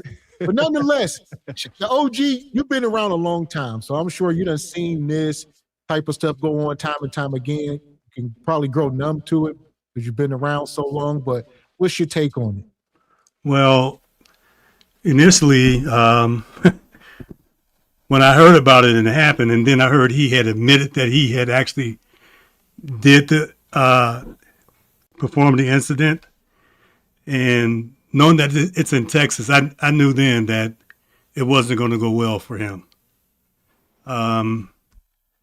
So what really got me was the fact that the trial was quick and the conviction and sentencing was even quicker.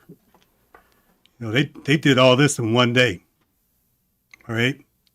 And then coming behind the incident with the 14-year-old being killed,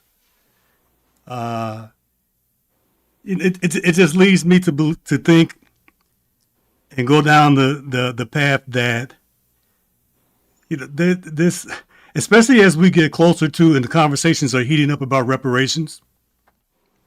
That's the other thing that I'm looking at as well for the United States. I don't know about what's going on in Africa. I don't care about them. You think this could have a negative effect on it, Richard? What? You think these events could have a negative effect on the reparations talks? You mean? Well, I'm saying that reparations, this talk is, people are jumping on board now. Some of these foolish people and these tethers, and the talk of some of the tethers, even some people within our own skin color are talking against it or raising doubt against it, and trying to twist people's minds more or less. So these events here that has happened in light of those talks definitely will put some type of fear and doubt in black people. I've seen this before, even with Martin Luther King as a young kid, when Martin Luther King was building, or as the civil rights movement was building. I've seen this before. And I want to just kind of segue a bit, and hopefully Mr. Walker and Gavin X, you all are familiar with Reuben Hurricane Carter. Yeah, the hurricane, yeah. So as you all were talking, I thought about him, and although his is different in the sense that he did not commit a crime, but he was railroaded in the same way. Okay, he was railroaded in the same way. This Hurricane Carter could have been the middleweight boxing champ of the world back in the middle 60s. However, he was framed. But, Karmelo Anthony, the Texas justice system was definitely getting some payback for a lot of things that they probably thought that blacks got away with. I mean, we can go down the line and, Michael Jackson got off. They were trying to get him. Diddy's in jail for a lot less, right? Okay. And, they never really got over the OJ trial. So, and then all these other killings that has happened at the hands of the dominant society and how they've gotten off. Even those members that are not, quote unquote, with Vikings, but they identify themselves as such on some of their paperwork. This is, as long as I've been alive, this has been going on. Well, let me ask you this. Well, two questions. First, what do you think Karmelo should have done in this situation? Okay. It's hard to say because I don't know if these two gentlemen have any history. Does anybody know that? Together? Now Ebony Dean pointed out that the Metcalf brothers, at least the one that ended up getting deleted, did have a tumultuous history. He wasn't even allowed to participate in track. No, I ain't talking about that. Yeah, as far as with each other, as far as yes, I'll let Ebony go, but I believe no. People tried to allege it in the beginning. I believe it found out that they did not know each other. But what you got, Ebony? There were videos of them interacting weeks prior to all this happening, but they omitted that and some other videos out of court because there was footage of what happened, but for whatever reason, it was not, submitted to the court or whatever. And my thing with that too is if they actually had hard evidence on him on these videos, because these kids had videos, but they confiscated whether they deleted it or confiscated it or whatever. And if he was really guilty, they would have submitted that stuff to court. So we need to find these videos, but they do have the videos from weeks prior to them interacting, whether it was good or bad, I don't know, but this was not their first encounter. Okay. So that's what I'm getting at, Mr. X, is if they had some history between each other, because of the fact that, I don't know how many times this guy Karmelo is running track or whatever, but there's probably certain tools that he has to bring with him. One being a cleat cleaner, and I don't know what that looks like. However, so if they had some history, it's one of those things. It's just like it was with me when I was younger. I'm tired of this MF messing with me. Dude, why you always picking on me? I got something for you now. Okay? It just so happened that it went the other way. Now, I've hit people upside the head with baseball bats. That's a cleat cleaner there, huh? Well, baseball bat can do. Well, I didn't see that. Show it again. I'm sorry. Okay, so it has points. Okay. A baseball bat can do damage too. A baseball bat can cause a person to become undone, if you know what I mean. They still alive, but they're just not moving for a while. Well, here's my second part. Then what should, going forward, us as fathers out here, what should we be telling our sons, about these type of situations? We should use this, because I was just thinking about this with my grandson, who's going to be going to college. He just graduated earlier last month. That was May, at the end of last month, a couple of weeks ago. So he's choosing a college. I don't know where he's going to end up at. However, I think that for me, I don't know about anybody else, but for me, I'm going to have a talk with him and his father and use this incident as the topic. Amen. For us to have a discussion, because it's all about behavior and conflict resolution. Okay. And what, I don't want him to end up in a situation like this, because for instance, one of the schools that he selected is in the middle of Illinois. It's called Eastern University. Eastern Illinois University. And excuse me for a moment. Do you need something? So anyway, it's not a school that you should travel to or travel from at night. If you know what I mean. That's scary. That's wild. That's in Illinois, man. That's right down the street from the University of Illinois.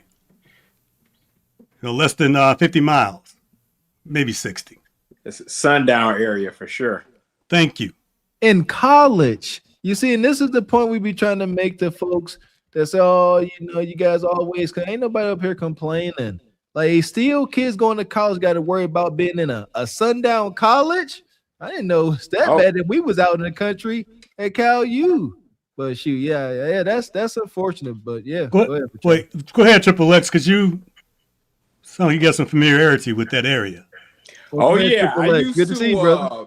Yeah, I spent a lot of time in Chicago, and I lived in Indianapolis briefly too. So hey, I get around like Digital Underground, man. Like I was all over the place. So well, what's your take? What's your take, Lex? Is Karmelo, was justice served? Did justice get served today? My take on it is this. First and foremost, they received, that family, the Karmelo Anthony parents, they received a rather substantial amount of money from GoFundMe and overall support for this. This was the people collectively in the community putting up, because they knew he was up against it. He was up against it. Simply put, that type of money should have bought a team of lawyers. He needed the absolute best legal representation, period. Like, if I was facing that right now, I'm pushing my car collection up, my bike collection up, equity out of my house. I'm pushing everything. All the chips has to go to the front of the table, man. 401k, everything. If you lose this, that's it. Ain't no coming back from this, maybe. If you don't win this thing. Now the courts was likely rigged, but we knew going in it was gonna be some bullshit. You still need the absolute best representation. That type of scratch, man, they start going out getting exotic houses, renting Porsches, all type of toys.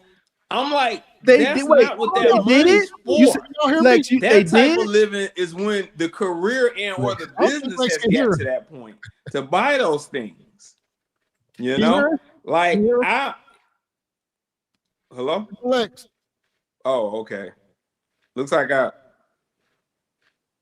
No, I was gonna say, yeah, I can't hear you. Let me drop out and come right back, okay? Okay. Hold on one second. No, that's what I was gonna ask him. You know, I don't know if every one of y'all know, but they were saying that his, family was like buying a new house with some of that GoFundMe money or something. So I don't know if he got railroaded by his mom and them. Were they spending the cash?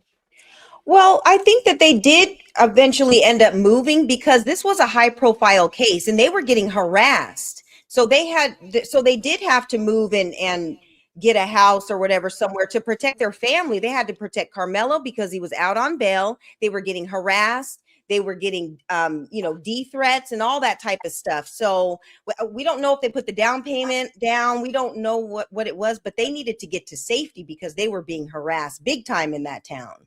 No, I know. Don't get me wrong. I know they had to get out of the vicinity where they was at for sure. I'm not saying they should not have moved.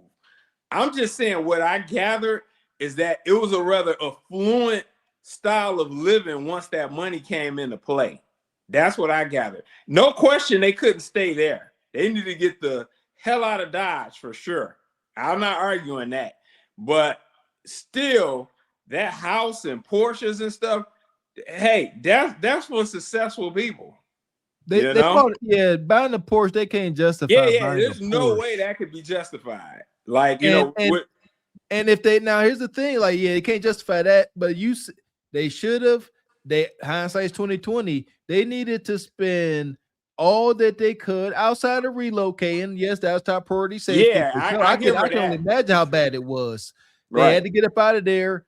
But I got concerns because I truly believe, and I want somebody to prove me wrong, if they would have had proper legal representation to pick apart that word simultaneously, this don't happen. But you got to have proper legal representation to sit there, and they got to get scientific with it. You say this was simultaneously, and I think the one brother said ain't no such thing, ain't no simultaneously.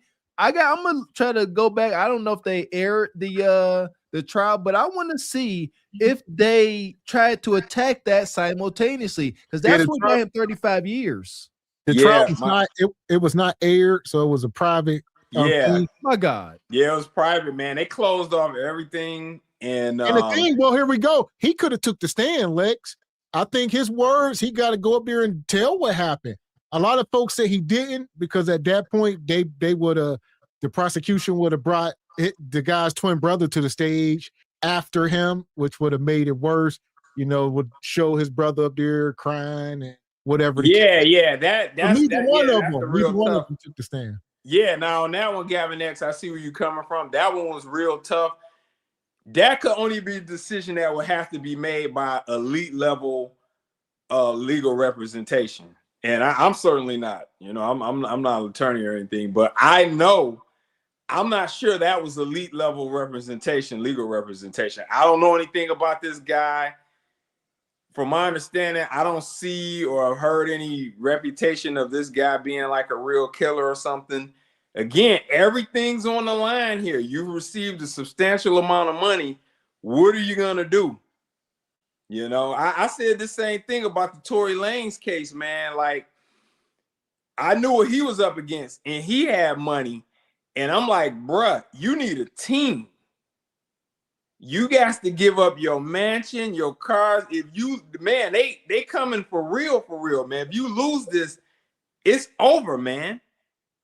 It's over. I don't understand what people who have been hit with these charges don't quite get. Maybe because they haven't been convicted yet, that they don't quite see it like that.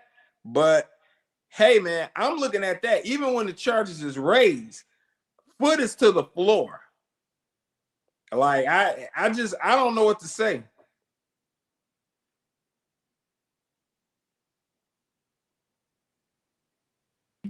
So where we at? Who you get Yeah, back? so Go you ahead. know, long story short, we all know and seen in our life, our current life, the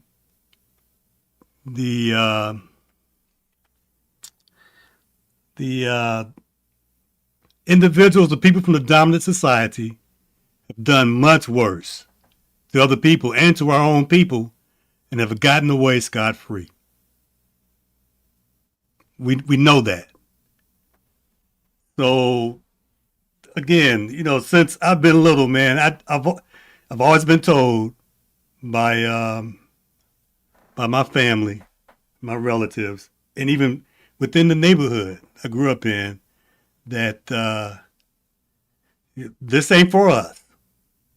You know, the justice system is not for us. All right? None of this stuff is for us. Okay? And then we got people out here that we elected, you know, has been sitting in these offices for 40 years that are just like these jackleg preachers that are just collecting and getting rich off of us. You know, so at some point we just need to wake up and understand that. What does and then do something like, different? OG? What does waking up look like? Great question. What do you mean? What does waking up look like? Where does it start? Like what does waking up look Just like what we're doing, just like what's going on right now with the boycott of these Asian businesses. There we go. All right, there's got to be, and it ain't just not a. It's just not a boycott. Don't shop there, ever. Okay, that's waking up. Go somewhere else. Learn to cook at home. Okay, do your nails at home, or teach one of your nieces or somebody on the block how to do nails.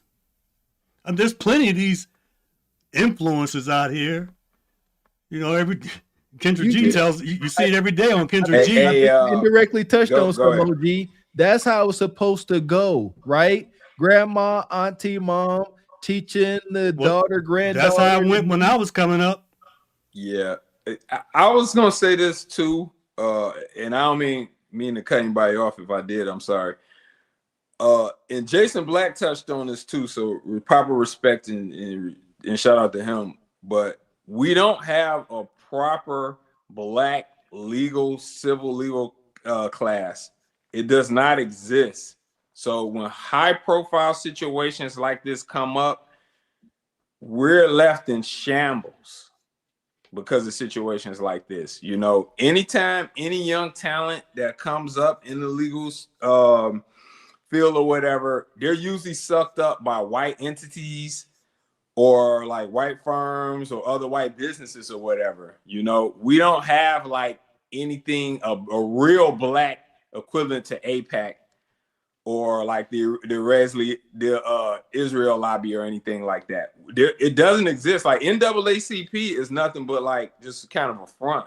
So like, you know, the thing is, building that would be extremely difficult, and it would be attacked in so many ways. Not only would it be attacked by people outside of the race, but constant infiltrators in the race will be attacked in that are agents paid by people outside of the race.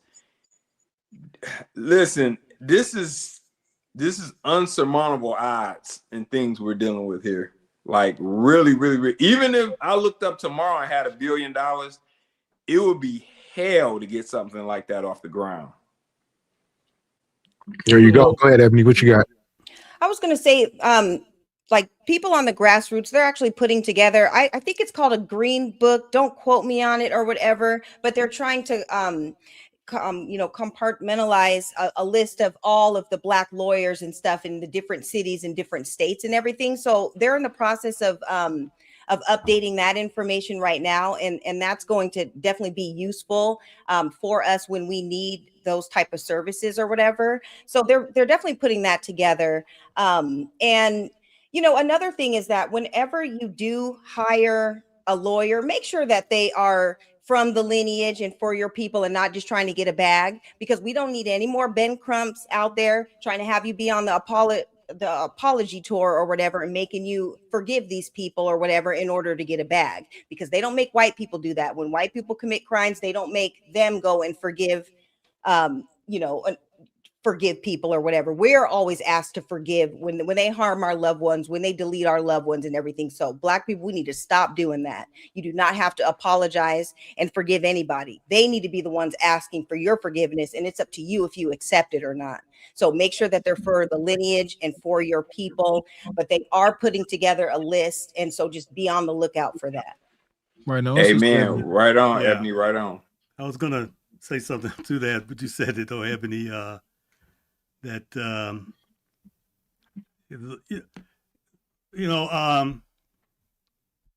if Lex said it too, the fact that if we do have any young Black lawyers, they do get turned and tricked into the dominant society's law firm, and then they are dumbed down, or either they turn into ambulance chasers.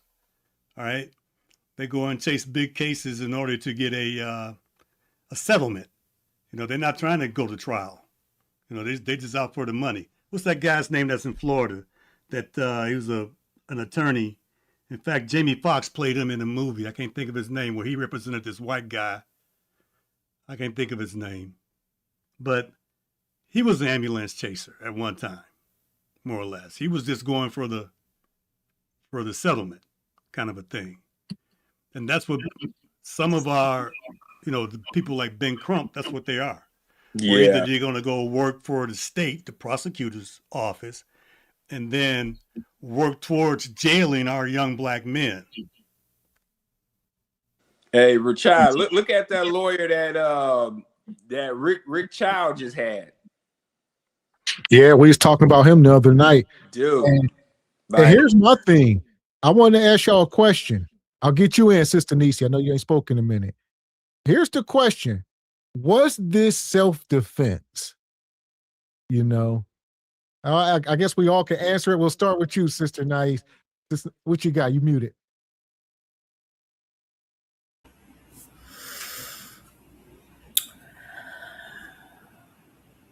Well, it had to be self-defense because he was defending himself, right? He pulled out a weapon to defend himself. So so technically, I don't know all of the, you got the legal structure of self-defense at different levels and when this level of self-defense is allowed and all of that. So I can't speak to that, but just yes, it's self-defense because he pulled out a weapon to defend himself. And if he wasn't approached, there would be no need to defend himself. I feel you. Okay. So what you got, Triple X? You think was it self-defense? That's a great question. I'll say this. It certainly appears to be that way. Because you got two guys approaching him, and my understanding is him and his brother approached him. Two guys bigger than you. Obviously, they coming at you. Once somebody has approached you and coming at you, regardless of what the outcome is, it is a form of self-defense. Like if I walk straight toward Mr. Walker and start putting my hand out, and he like, hey man, why don't you get out of here? I keep going forward. What he do next is a form of self-defense. I'm invading Mr. Walker's space, and I'm about to catch an uppercut, but that's beyond the point. But so technically, yes, it's self-defense. So I'm with that. I think the gray area of the game comes into play is the response, because what they want to debate is it excessive or lethal response of self-defense versus, what should be considered standard. And see, it's different per state. It's kind of a slippery slope.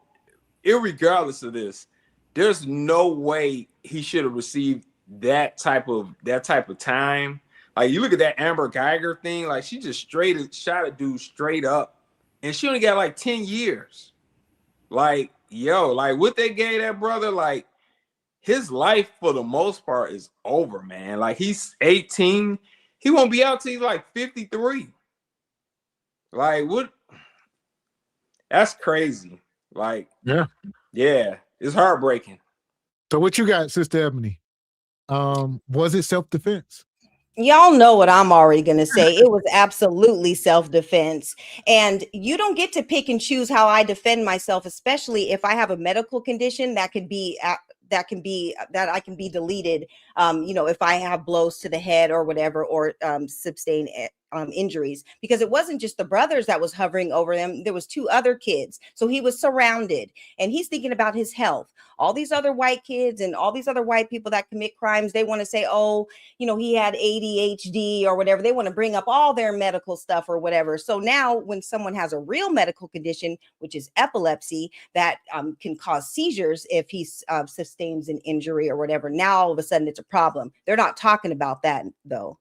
But it was definitely self-defense. He first he asked him to leave me alone, and then he told him exactly what he was going to do. Y'all need to teach your kids how to leave other people's kids alone, because not everybody's playing with you. That is the lesson that needs to be learned. If he never came over and was messing with him, none of this would have happened in the first place. So Facts. he did F around, and he did find out. Listen, I share that same sentiment. I don't need to hear nothing else about this trial. The fact that there are testimonies where kids did say he was surrounded, because we don't know, they don't show us the footage in that tent, and it's downright criminal at this point.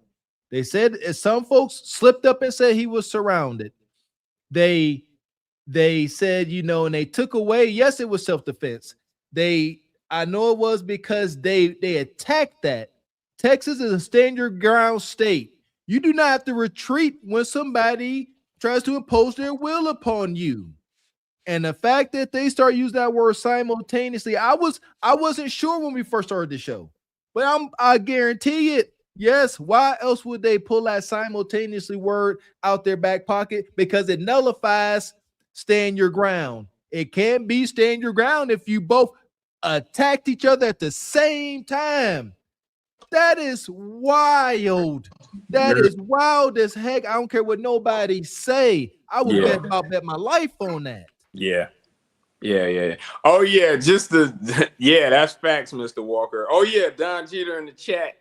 Only the gray area, because I'm not as super familiar with the Texas laws as I am here in Michigan, man. So that's ultimately what things have to adhere to. I'm not saying it's right, I looked it up. I looked it up. I did my Google AIs, and it says you are not legally bound to retreat, and you can respond even with lethal force. And Anthony did just that within the realms of Texas law, but the attorneys nullified it with simultaneously.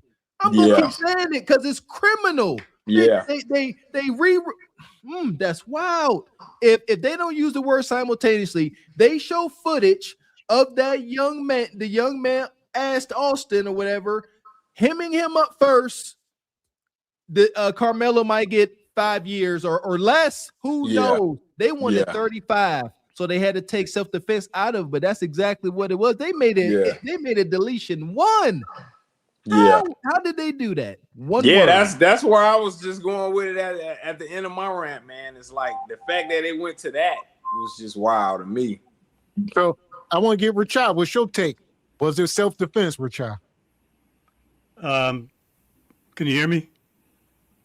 Yes. Okay. Yes, it was self-defense because just as the people on the panel had stated, and Lex had used Mr. Walker as the example. And people even that testified said the fact that the other guy was the aggressor.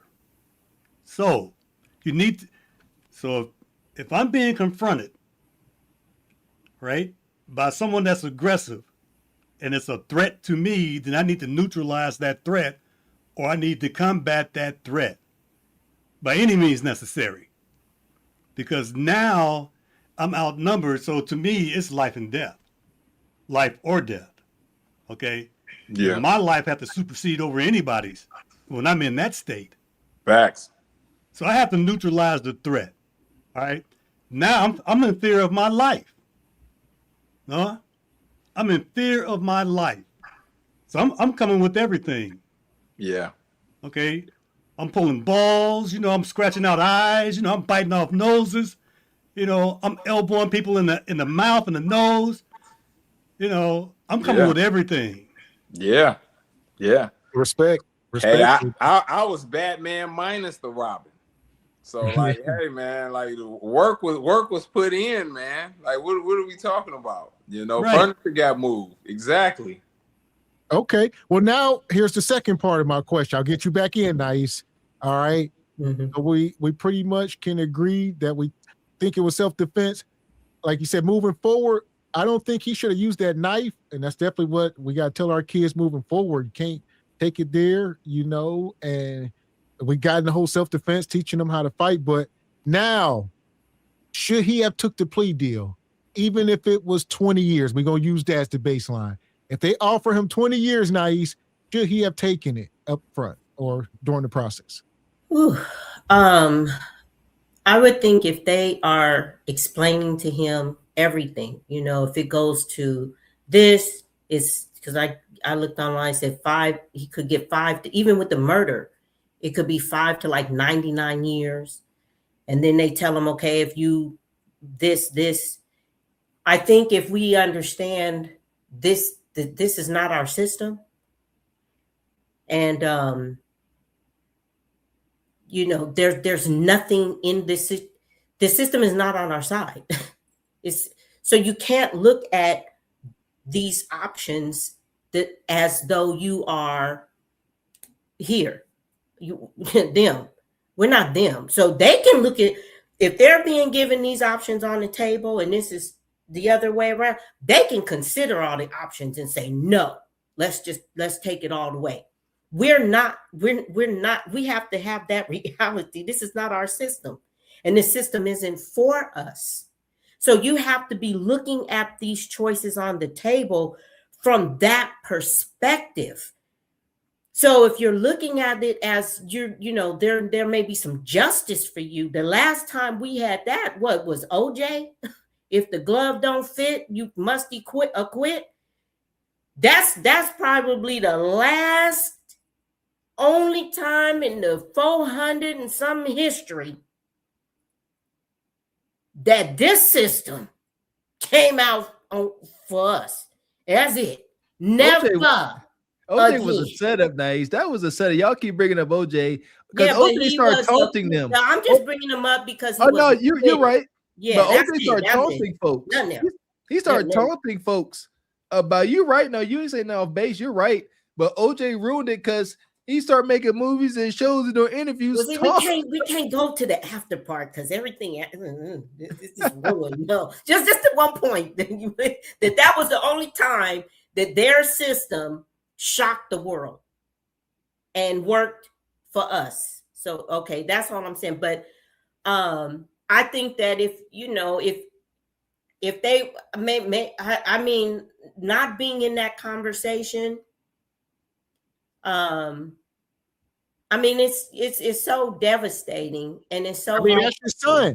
That's your son. Yeah, what that's what I'm saying. Like, would I have been thinking, if they're telling me he could get 40 years or 20 years, but if they're saying he could get 10 or 15, but if they're telling me 40 years or 50 years, and I'm thinking, well, if he can be acquitted, if they can just see, I don't know if I would be like, because it's life. No, you would say no. You would tell him not to take the plea. You know what? I'm just gonna waver and be like, I don't know. Because my Can't baby, say you don't know. He needs some baby, guidance. Mom, 40 years. You gotta Mama make a Nice, choice. do I You gotta take the make a plea choice, deal baby. or do I take it to trial? I need an answer. Yeah, and the plea is not 20. Let's say the plea is for 20 years, not 40. Just it's a 20-year. They offer you 20 years, or are you gonna take it to trial? I got my answer.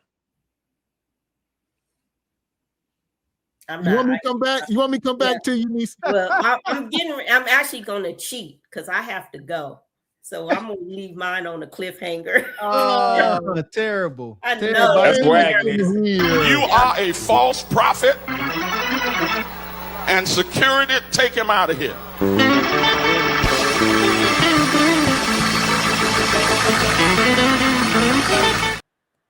That's what I deserve it. Good night, you all. I deserve that. I'm gonna go with the preachers. They putting me out. Good night. Good night. Thank you all. Good night. Appreciate you. Good night. Good night, Nice. I'll hold it down for us ladies. Go ahead. We're gonna get you in, Sister Ebony. So what do you think? Should he have taken the plea deal? I don't think that he should have took the plea deal at all, because let's be clear, we are not scared of these, WS. They're a bunch of cowards and a bunch of punks. And I'll just say that for the record. What I would have done is I would have got a lawyer that had my best interest, which I don't think that Karmelo had. I think that they sabotaged that case. And if we come up here and think that just because he's a lawyer, he's going to do right by his client, a lot of times it's a money grab, or they don't even have your best interest. Who knows? They could have been in cahoots with the DA and the judge as well.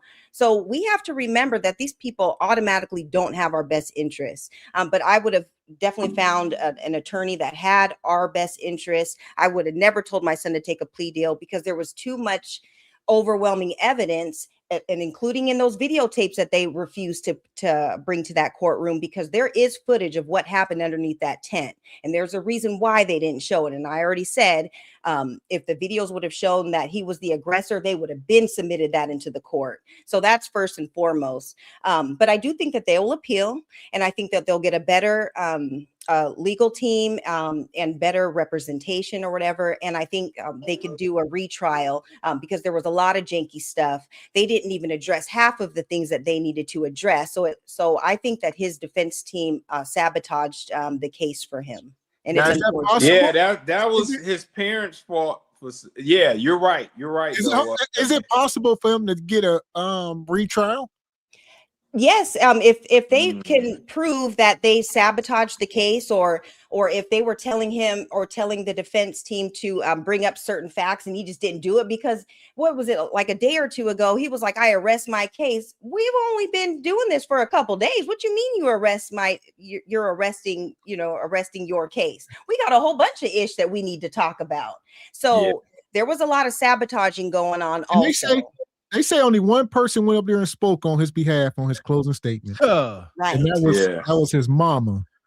Right. That was it. So when they were doing the closing arguments for his attorney, they should have been calling up his kindergarten teachers, all his friends, so we can paint this man as a human. He should have took the stand maybe, but no. Only person got up there was his mom, and she said a few things about how he's a good kid. And it's poor legal representation. Nobody else took the stand on his behalf. This was a tent. This was a tent full of high school kids. Everybody had a cell phone in their hand. Yep. At least half of them, once the drama started popping up, probably every last one of them broke out their camera phone. I don't think you can rightfully debate with the fact that if that camera showed incriminating evidence of Karmelo up there being hostile, like I wish a ninja would, I wish, and it came up there, and it was some simultaneous battle, they would have had that stuff on replay on you. They would have kept showing it. Look at him. Look how he was the aggressor. Look how it was simultaneous.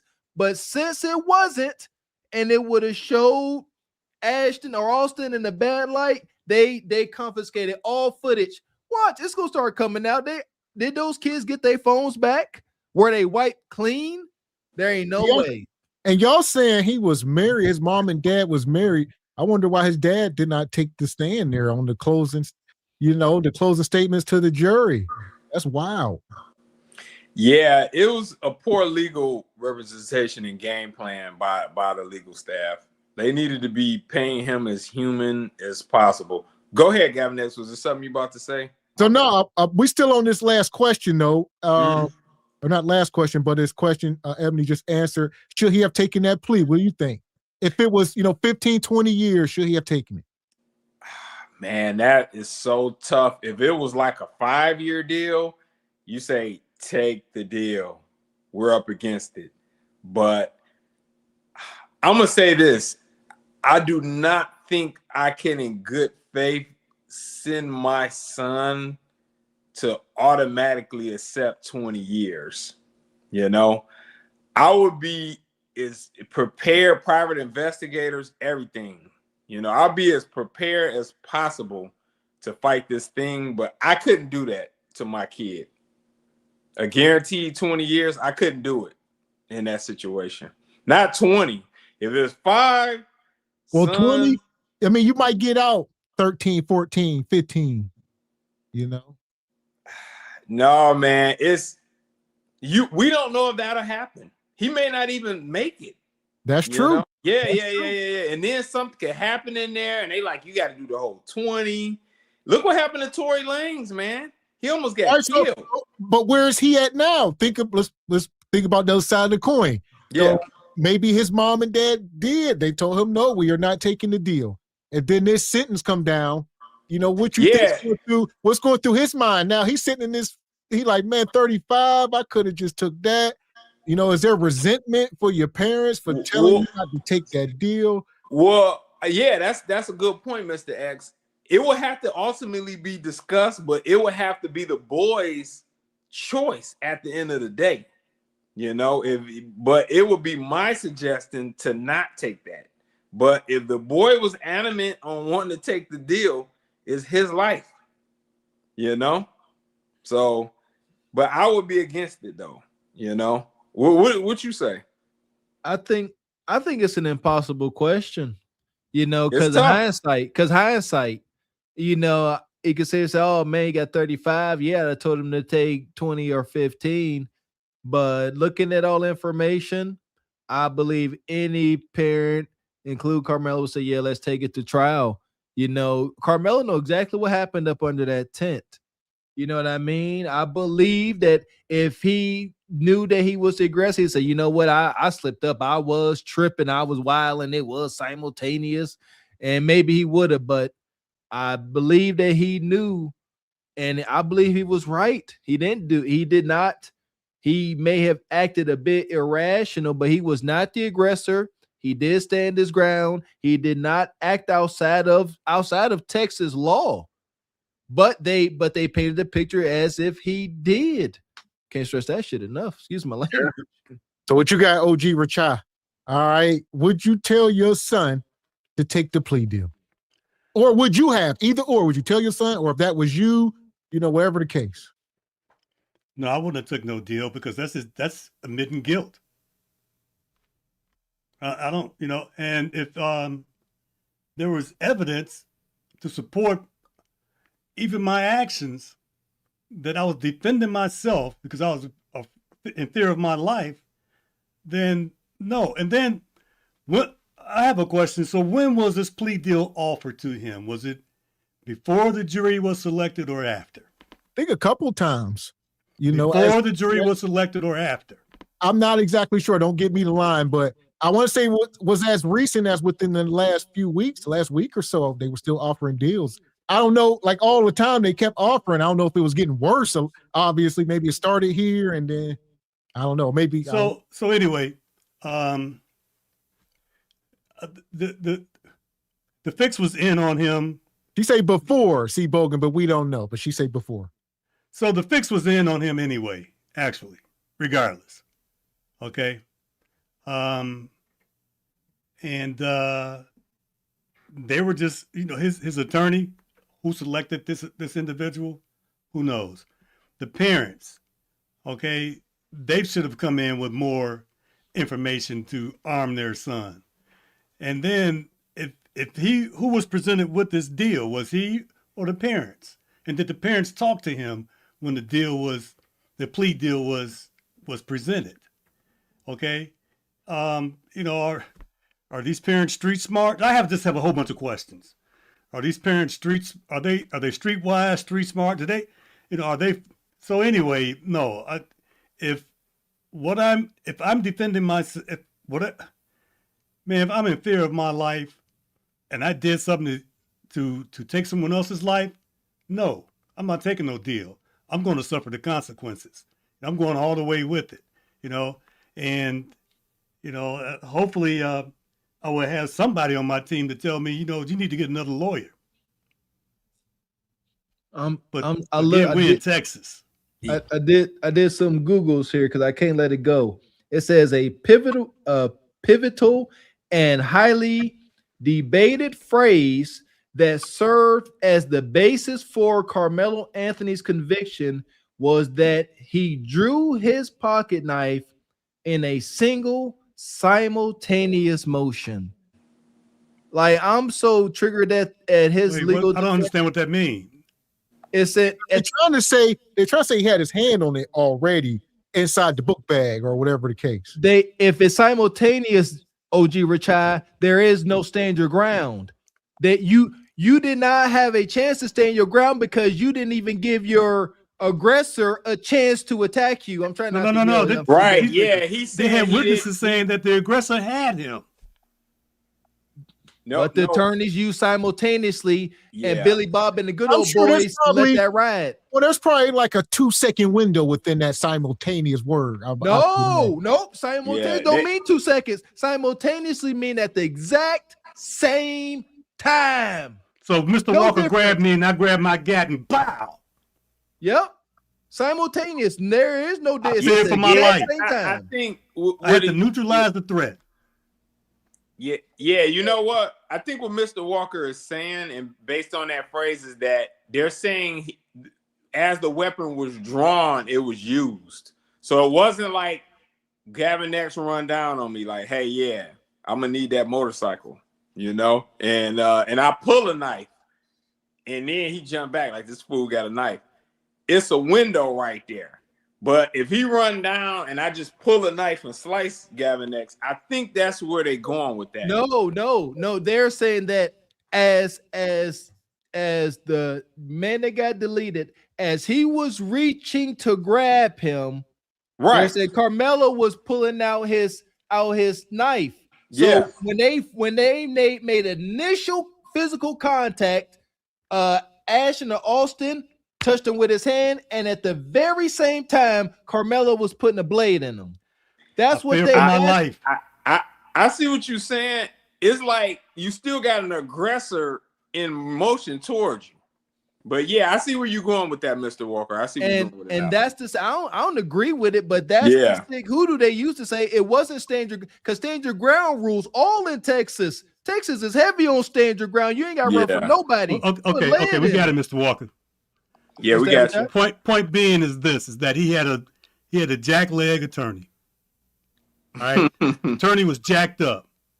Okay, he had no win because who knows what familiarity or relationship he had with the judge and the prosecuting attorney. Yeah, they probably got something on him. We don't know. You know, they deal like that. Yeah, it's time we start. These people don't have a problem. These people don't have a problem with sacrificing their own children and mothers. Yeah, we need to look more. Yeah, I agree. We need to look more into who this attorney was because he needs to be researched. I don't know why, and why did they select him? I want to know that too.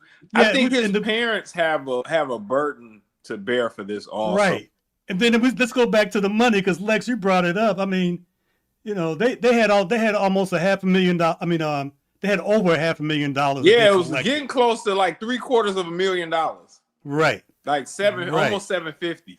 Right. Yeah. So, hey, you could have got a very good defense team with that money. Yeah, like Lex said, I'm putting the house up, man. I'm selling all my guitars. I'm selling all my musical equipment. You know, I'm selling every goddamn thing. Damn right. You know, insurance policies, all that shit's going out the door, man. Yeah, all the equity in the house, everything. If you lose this, game over. You know? Your camera went out. What you got, Sister Ebony?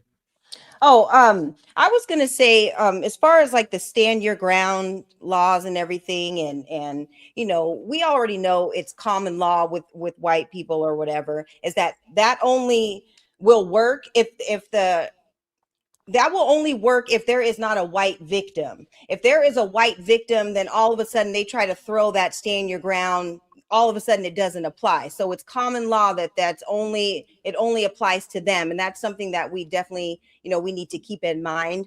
But everyone's talking about how he had a weapon. It was a cleat remover. And Project Leroy said it in the chat. It wasn't a weapon. They're just trying to act like he just, you know, came out with all these blades and knives and, you know, was ready to shank everybody. And that just wasn't the case. It was a cleat remover. And that was the tool that he had. It wasn't like a knife or a weapon. Ah, interesting. Let me ask y'all a question.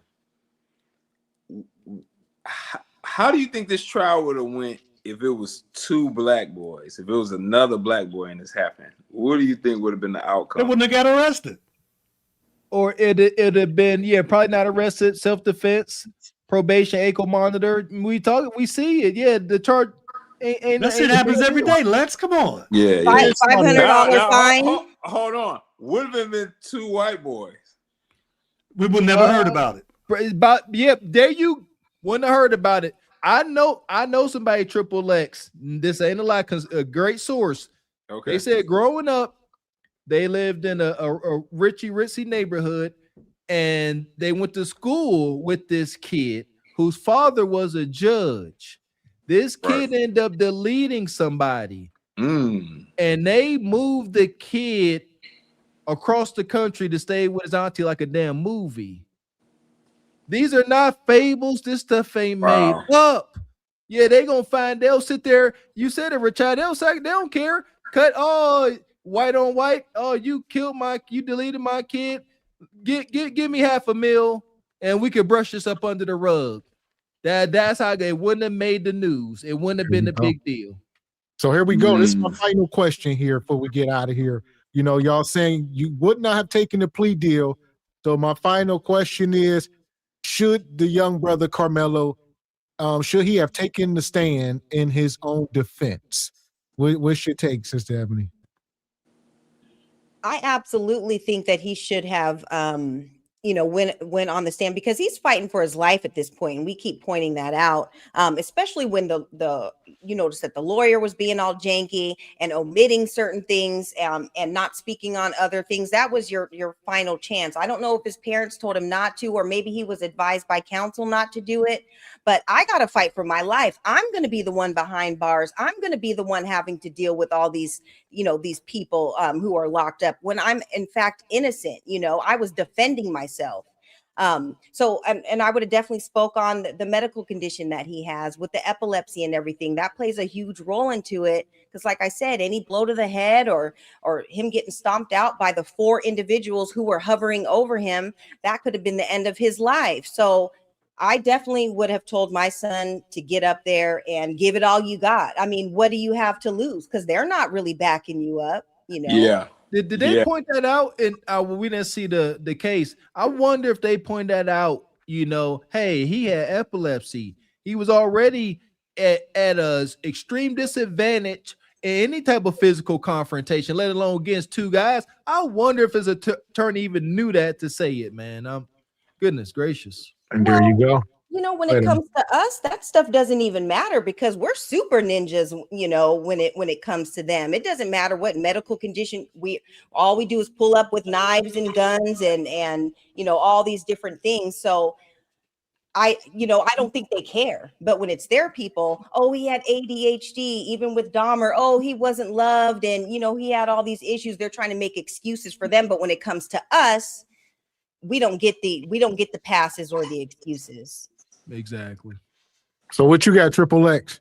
Should he have taken the stand, brother? Absolutely. And I always said Tory Lanez should have took the stand too. When your life is on the line like this, take the stand and be vehemently against, like, hey, I don't care who cross or coming with the cross or whatever. Like, this is what happened. This is what happened. This is what happened. And you make that clear to that jury. Looking them in the eyes, like, this is what happened. Yeah, that's intimidating. We know prosecutors, like, they are trained to break you. I know they're animal. They gonna come, but your life, this is for all the marbles, though. So they gonna be, Yeah, like they gonna come. I think They should come. have, but man, he should have had better representation. Yeah. They could have coached him up. Yeah. He's such a young man. They definitely would have got to him, but They would have. But like, he would have needed to be prepped just like to the 10th power. You know, it would have been substantial prepping. because they would have been asking such questions, like, all right, so you say you was here for your life. At what moment? When did you reach for this? They're trying to get you to contradict and slip up. So they're gonna keep asking questions in different ways. And it's tough. And and that's tough. why you need the good attorneys, Triple X, because they are going to try to trip you up, and you got to pay a lot of money for those attorneys to know how the prosecution is going to come at you, and they got to hit you with those questions first. All right, so you do a role play. You sit Karmelo up there, and his attorney say, "All right, you fear for your life? When? What'd you do? Why didn't you run?" And they were supposed to do that, but I'm sorry, but you guys are right. Yeah. You know what's funny? And you make a great point, Mr. Walker. I forget the one attorney. Well, I think his main place is out of New York, Tropicana or something like that. But he's like a top guy. And he even says, like, when he gets something high profile, it's a big process. He has to get his team together, his private investigators. And he just was like, we're really good at what we do. But he was like, it's a huge time allotment. And we have to be extremely thorough. And that's why we usually almost always get it. I don't think this was that. I just don't think it was. Oh yeah, Ebony, you look nice, by the way. I like that shirt. Oh, thank you. Thanks to the guys. Yeah. Thank you. Shout out to Truth Over Lies. Oh yeah, you look nice in that shirt. So there we go. What you got, Richard? Richard, should he have taken the stand? I would have taken the stand because my life is on the line, and who can better, these got these janky witnesses or, the freaking attorney. I would have taken the stand because my life is on the line, and who better to tell the story but me, right? Who better to share the details of what happened but me? So, and then what, just like Lexa said, what do you got to lose at this point now, right? What do I have to lose? Because my freedom is on the line anyway. So I would have taken the stand, and I would have fought for everything. He just was giving bad counsel. I don't know what his parents said to him, or if they said anything to him, or if they even had the wills, the wills to speak to him, did they? I just got so many questions, especially when it comes to parents. And his mother was on. So anyway, yes, I would have taken the stand. Yeah, she was the only one to speak during closing arguments. Why didn't the father say something? There you go. Tell you what. Was that his father? Did he live in a house with him? Right. Does he not know his son? Yeah. Most likely not. Yeah, like we touched on that. He most likely came to the picture. Like we don't know.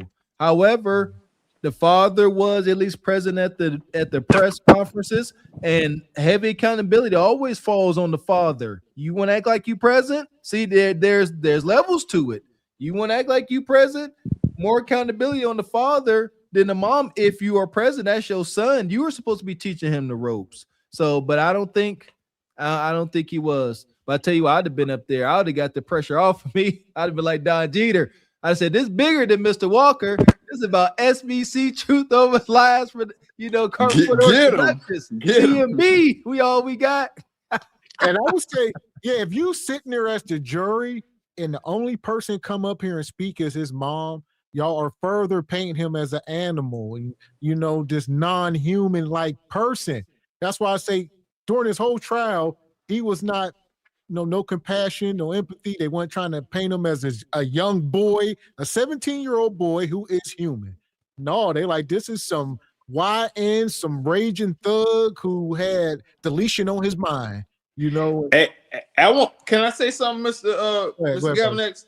Yeah, Richard, you guys just made a great point. Who, I don't know if that was his dad or stepdad or whatever, but it doesn't matter. Here's the thing. That family received all of that money, almost $750,000. As the leader in that family, he had the final say of moving into that giant house and getting that Porsche in legal representation and all of that. He had to say. He had a huge say in that. Whoever this woman was or whatever, she chose this guy when she got with him to say, hey, you're the guy. He bears a huge amount of responsibility in this. You know? It's poor. A lot of this is poor decision making on himself. I agree. What you got?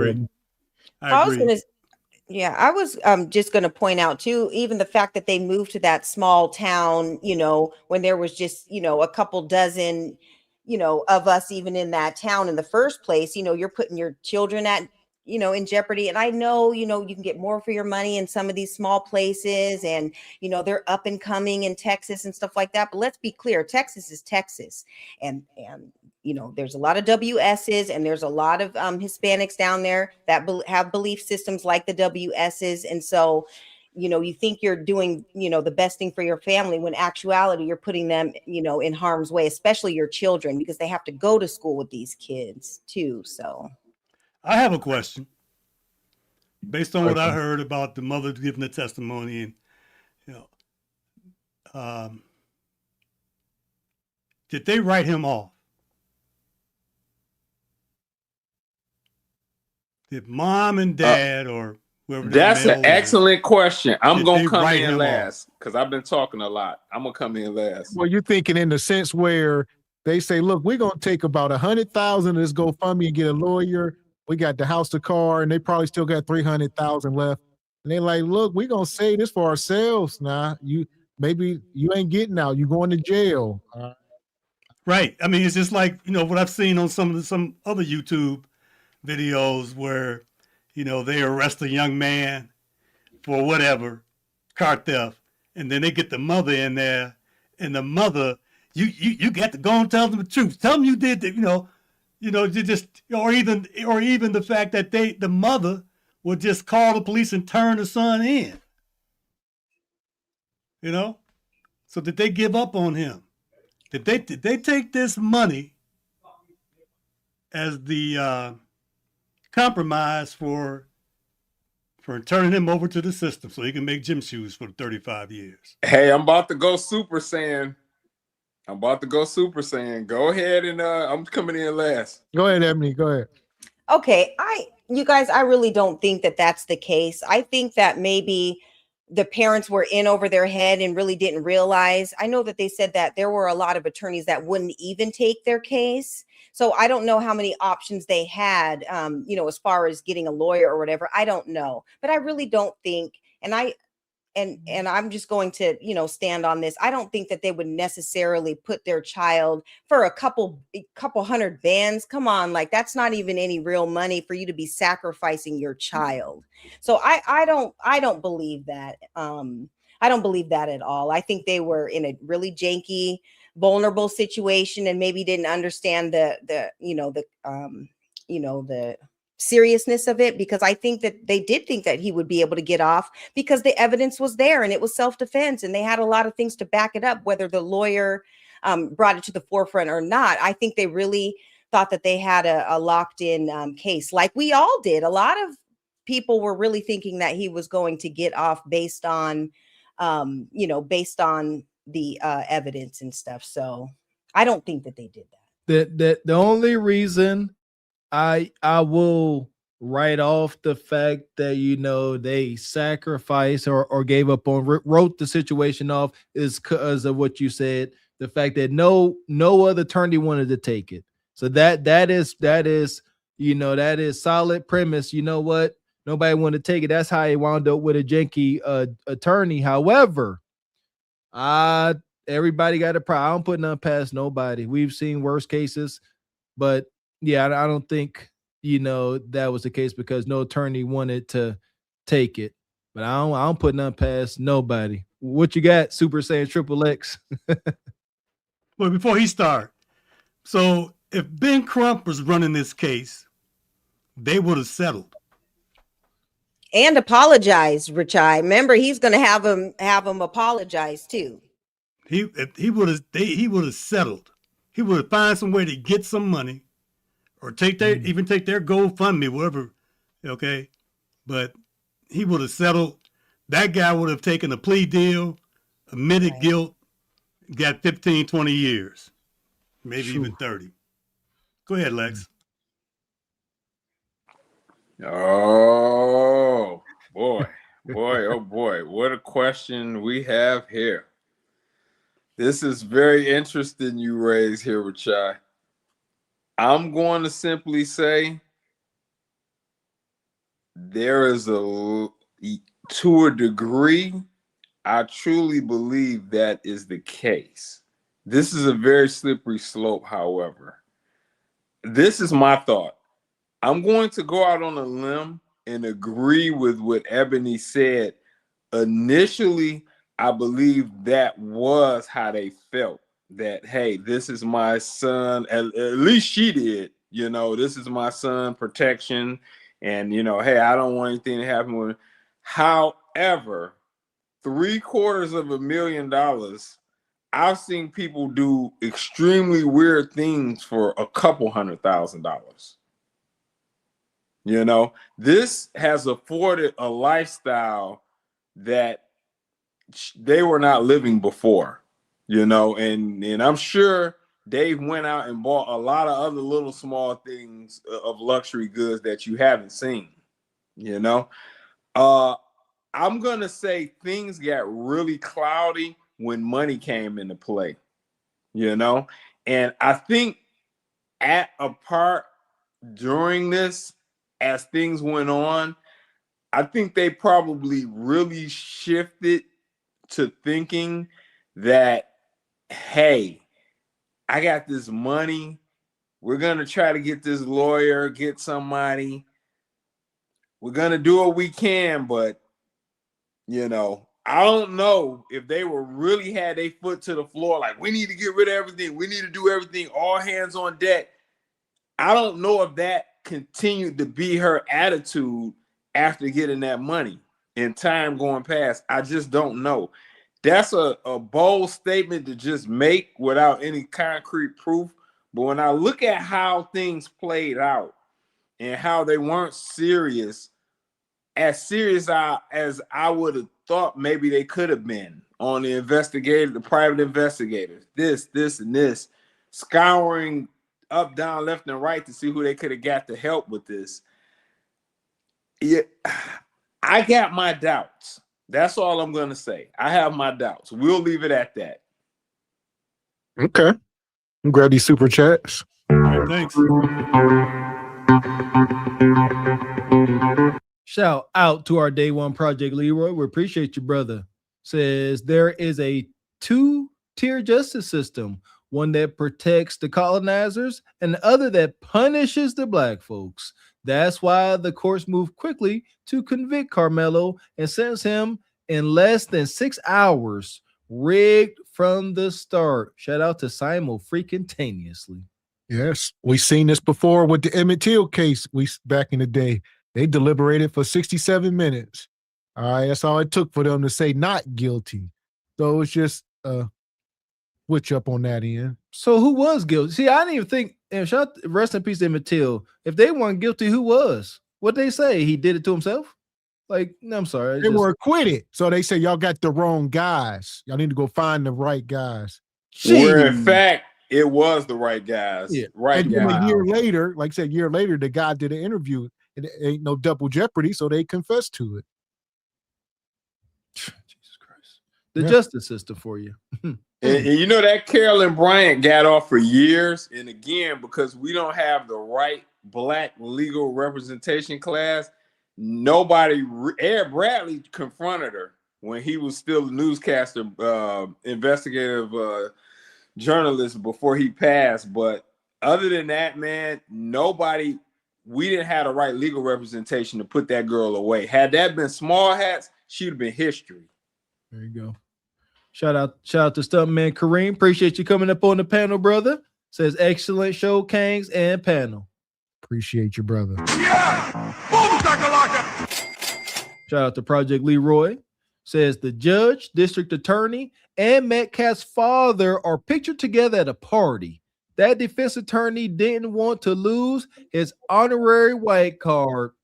Buying it makes it was over.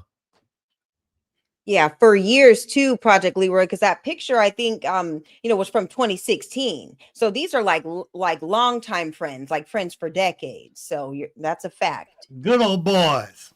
And that's what they do. That's why we need more people in position of power. A lot of these folks will befriend each other at different events and banquets and whatnot. And yeah, they know each other. I know the district attorney. I'm friends with a judge. White folks say that stuff all the time, just in case their kids get in a bind, and here we are. But our federal judges out here too busy hunting on police chiefs, making court tapes.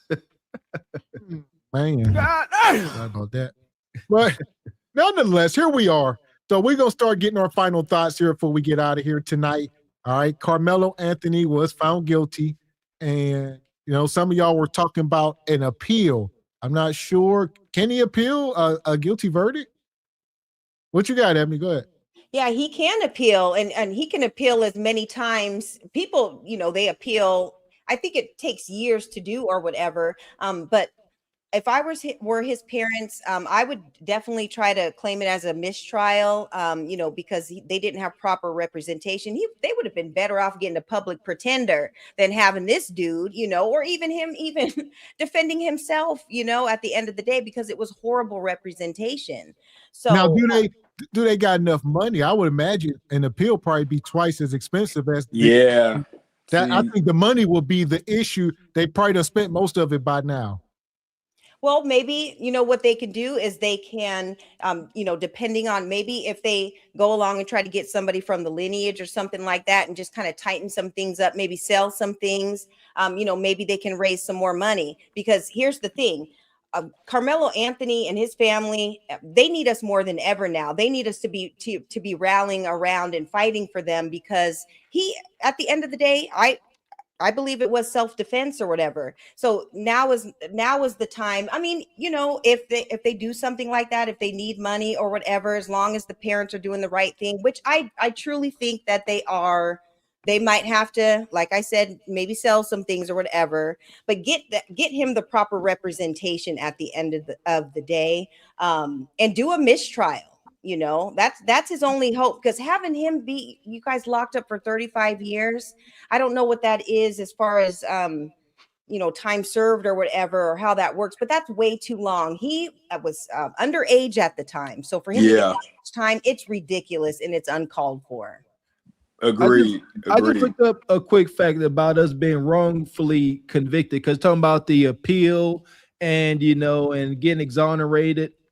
50 African Americans make up 53% of all recorded exonerations. 53%. That's recorded. So that's the injustice system admitting that they were wrong. Saying this same thing could happen with Karmelo Anthony, but we gonna see. Which is wild. Like I say, I think the time was definitely long.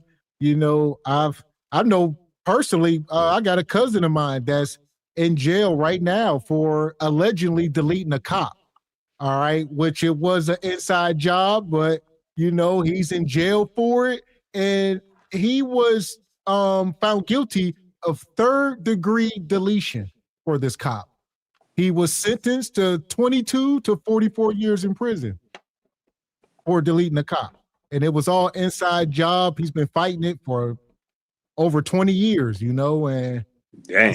fortunate. But yeah, he's been doing the sentence the whole time.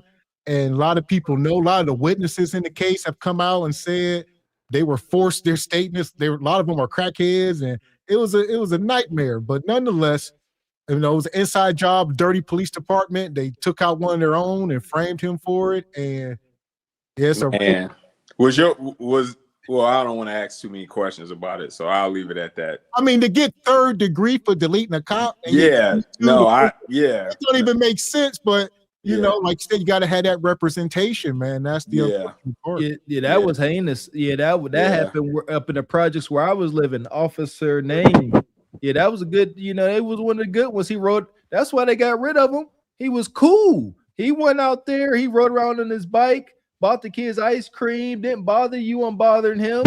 He wasn't playing by their rules, and they got rid of that dude, man. That's unfortunate. Hey, it's one thing, and yeah, it's more. I like to say more, but when you work for certain organizations, you're gonna be exposed to certain things. And I've worked for a lot of different organizations. You're going to be exposed to certain different things. And at some point, it's possible they may decide, hey, we want to give you up, because you're aware of such and such and such. You know about that. And if that comes out, then we have to get caught up. And we can't get caught up. It could have been a minor disagreement about like this, and this. And then he's going in a different direction. And this. So it's like, we can't have that. True. Mm-hmm. That's the unfortunate part. Yeah, I was going to say, so what's your final thought here tonight, Sister Ebony, on this whole take? This probably won't be our last time talking about it, but for us tonight, what you got? Yeah, I was definitely disheartened in the chat when the verdict came out or whatever. I had to decompress. I had to take some time out, make a couple calls, and I messaged a couple people and, just tried to get my spirits back up. But the main thing that we just have to remember is that we have to stay focused. Now is not the living in fear. At the end of the day, we've been up against these WS for hundreds and hundreds of years, and we're not going to stop now. We're fighting a system that is way bigger than us, but we definitely have what it takes in order, if we all work together in order to make things happen. We need to teach our kids self-defense. We need to teach our kids to protect themselves.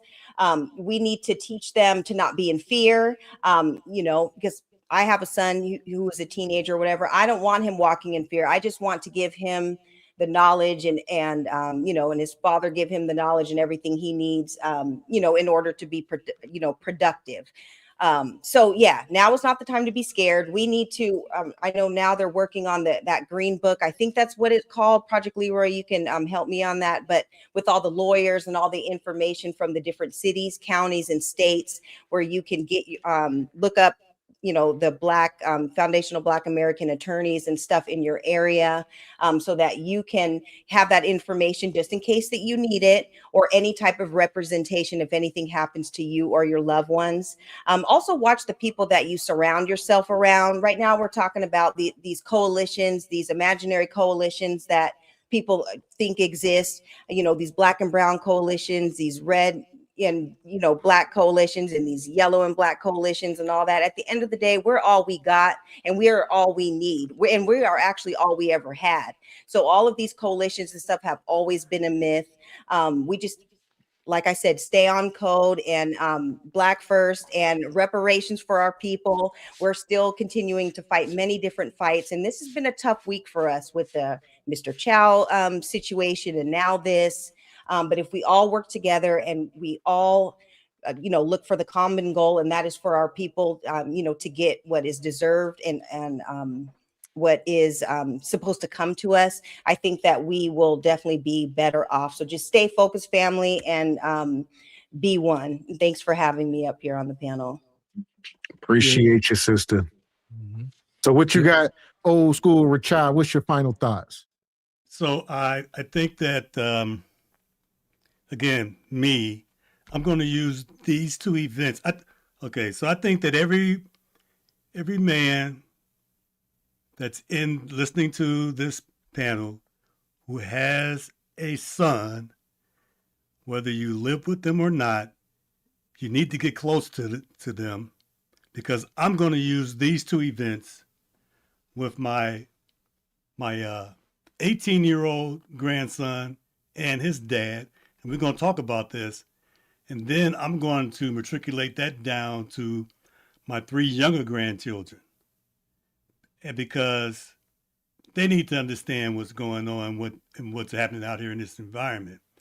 So I don't want to see my oldest grandson is going to college. I don't want to see him become a casualty of the system, and I don't need for him to act on some unrestraint or to get emotional, more or less, and do something totally out of character. So this is more of something that I just need to definitely embrace and share with not just my immediate children or progenies, but even my nephews and their kids, because it needs to be spoken, it needs to be shared, it needs to be taught, and it needs to be continued.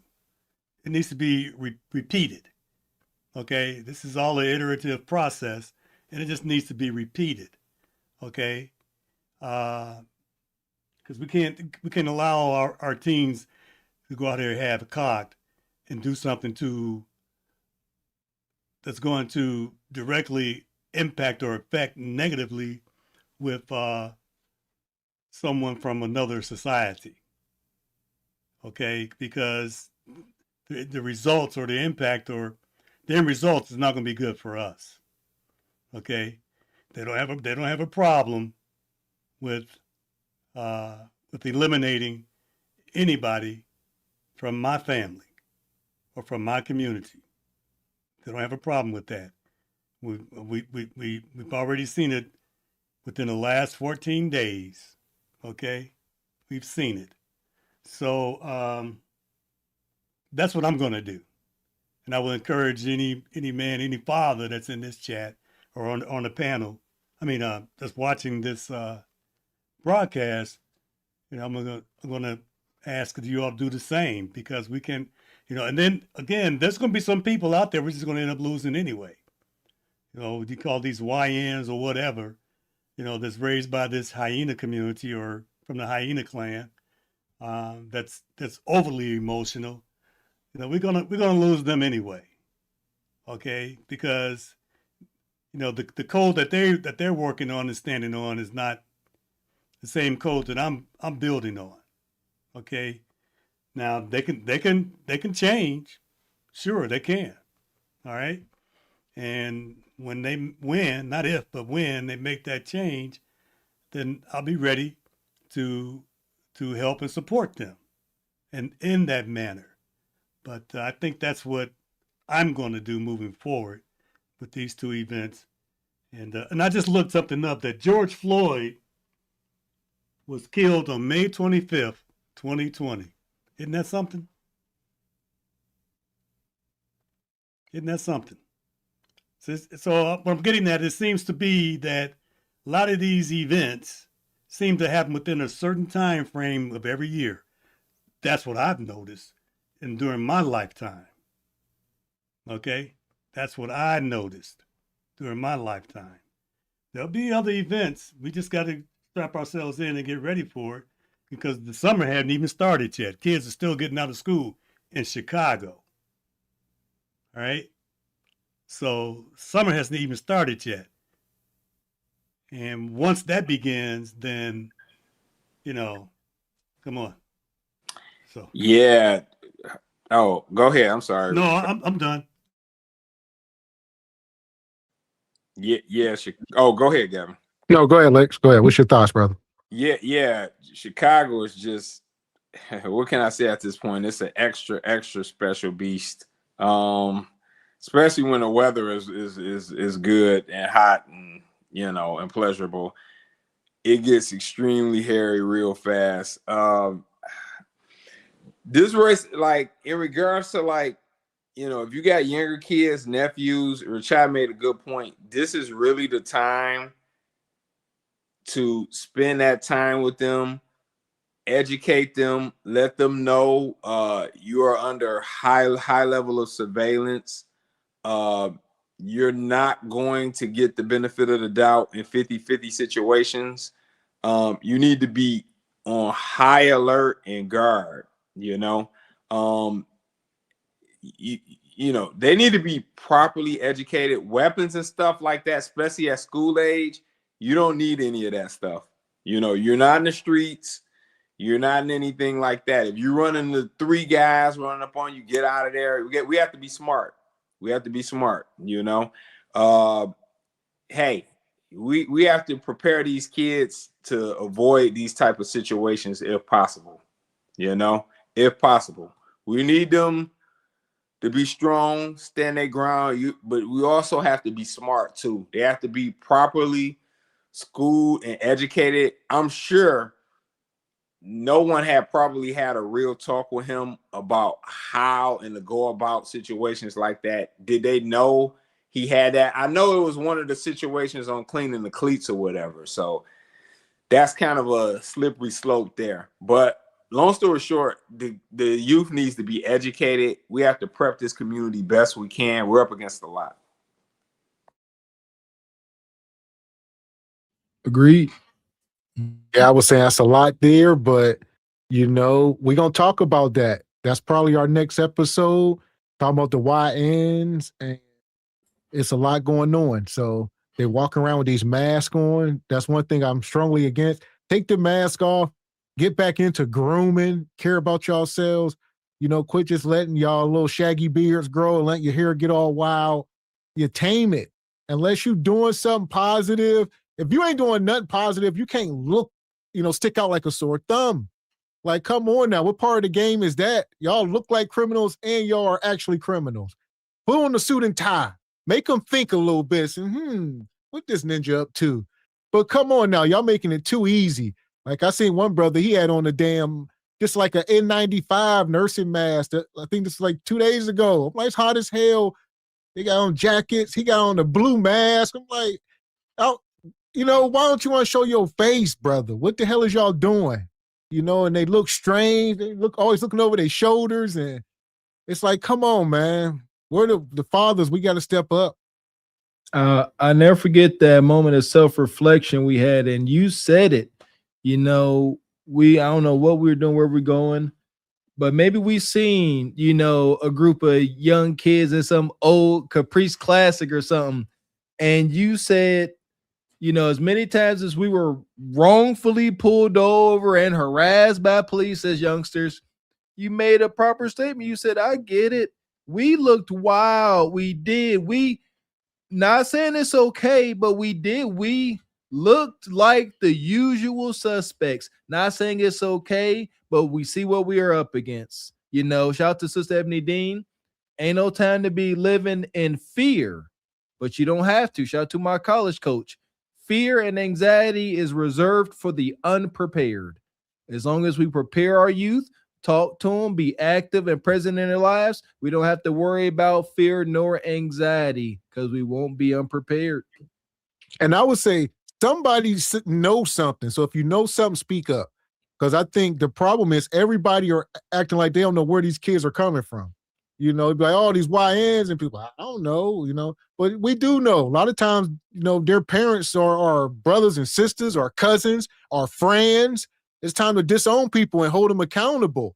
Like, if you ain't going to hold your children accountable, I can't be friends with you.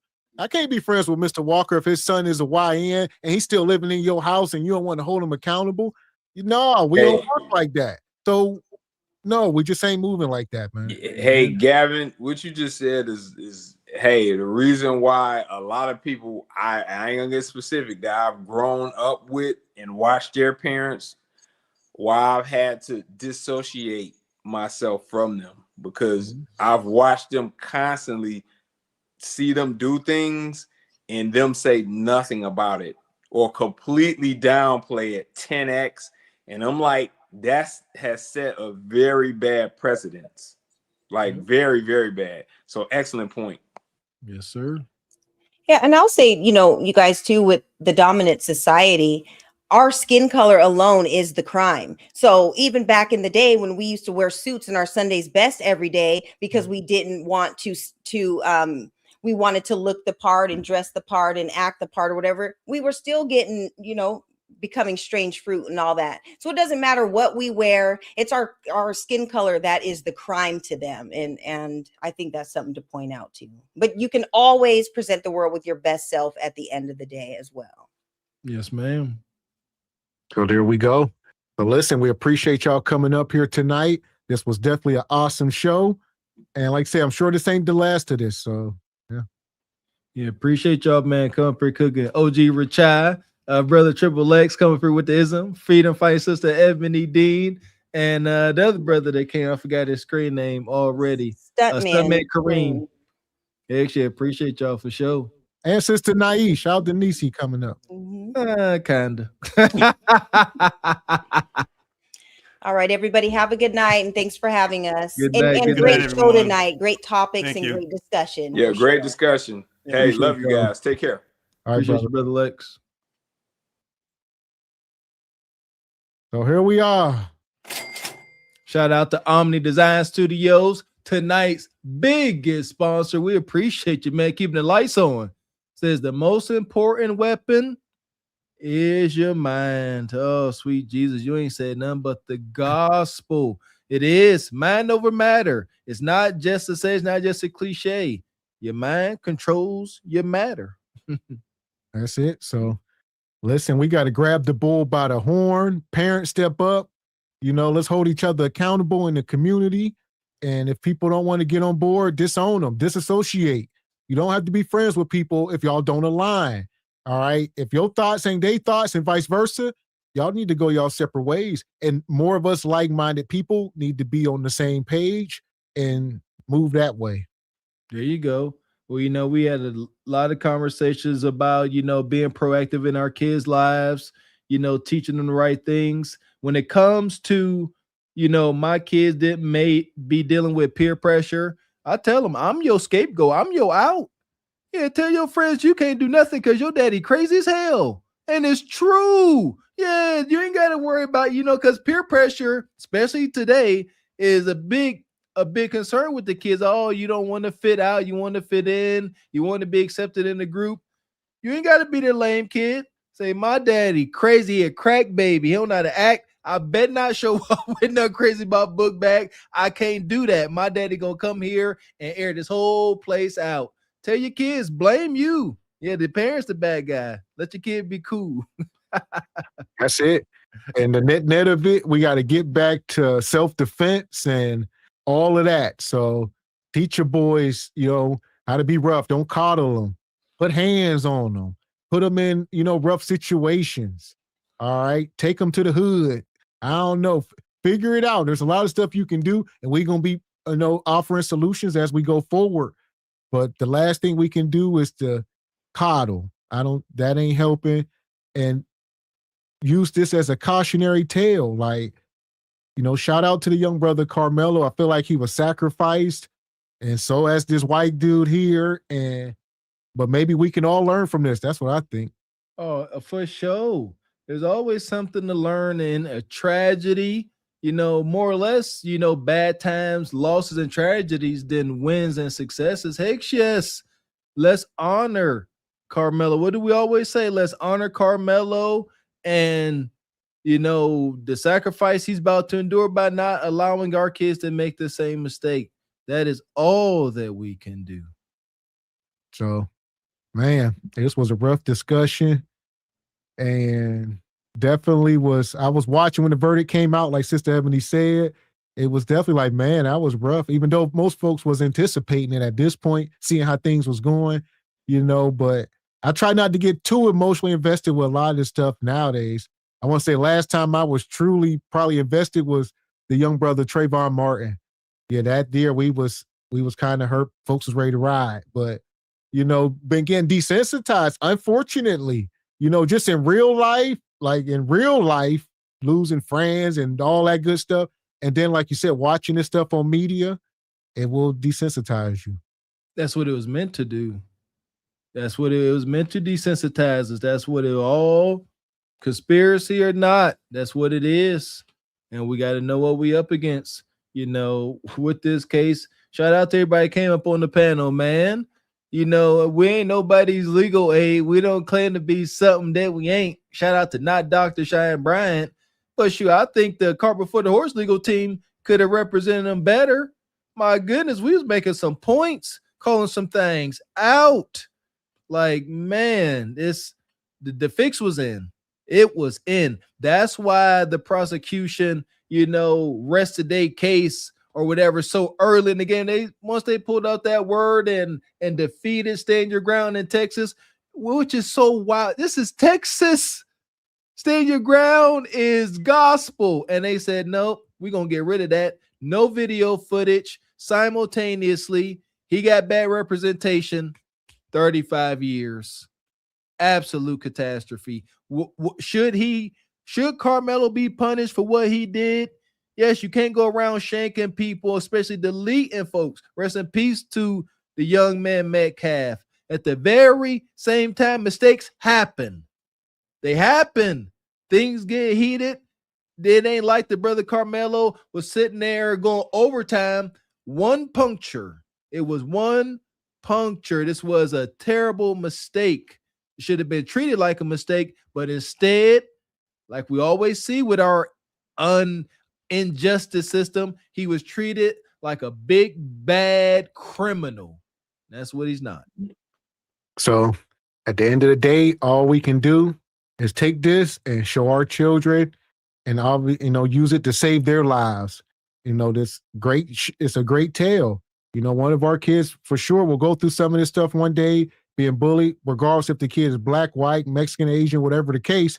They'll find themselves in similar situations, and they need to know what is accepted and what is absolutely not acceptable by any means. They need to know that you won't, have their back at all if they go against your word. We got to teach them these things, and this is what it is, and these are the consequences. So, and always reinforce it. Don't just tell them one time and think they're going to remember. This is stuff we must reinforce all the time so that, it don't happen. That was one of my latest lessons, Mr. X. Growing up the way we did, what your parental figure say? What your mama say? I'm going to tell you one time, I ain't going to repeat myself. Come to find out, parenting, you go repeat yourself time and time and time again. Shout out to Cousin Walker. It is what it is. We acknowledge it. It takes energy. Talking to kids, I feel like they be trying to drain you. It's a beautiful struggle when traded for the world. But I believe because of whatever reasons, whatever factors, we have lost touch that we really got to be in these kids' life. Shout out to Sister Anais. I think she said, these kids are so advanced. They have technology and stuff at their fingertips, but we still got to teach them. They may be advanced as far as technology, but as far as common sense, you know what I mean, and navigating the world, and understanding the legal system, that they really ain't got. So I still believe, and I know there's a lot of opportunity for teaching, even though they are more technically advanced. And there you go. And shout out to Sister Ebony. Can we take Karmelo's defense team to the pit for show? Unfortunate. Madness. Fuck is you talking about? This is Sparta! You got to know when to hold 'em, know when to fold 'em, know when to walk away, know when to hide. You gotta count your blessings. You're sitting at the table. You hear me? Ooh, child, things will get brighter. Fix was in for that brother, man. Prayers out to him. Gonna keep him in prayers and thoughts. Just whatever he has to endure, man. I will pray and I will hope that he can make it through his his prison sentence, you know, and not become an empty zombie, an empty vessel, or a hardened criminal.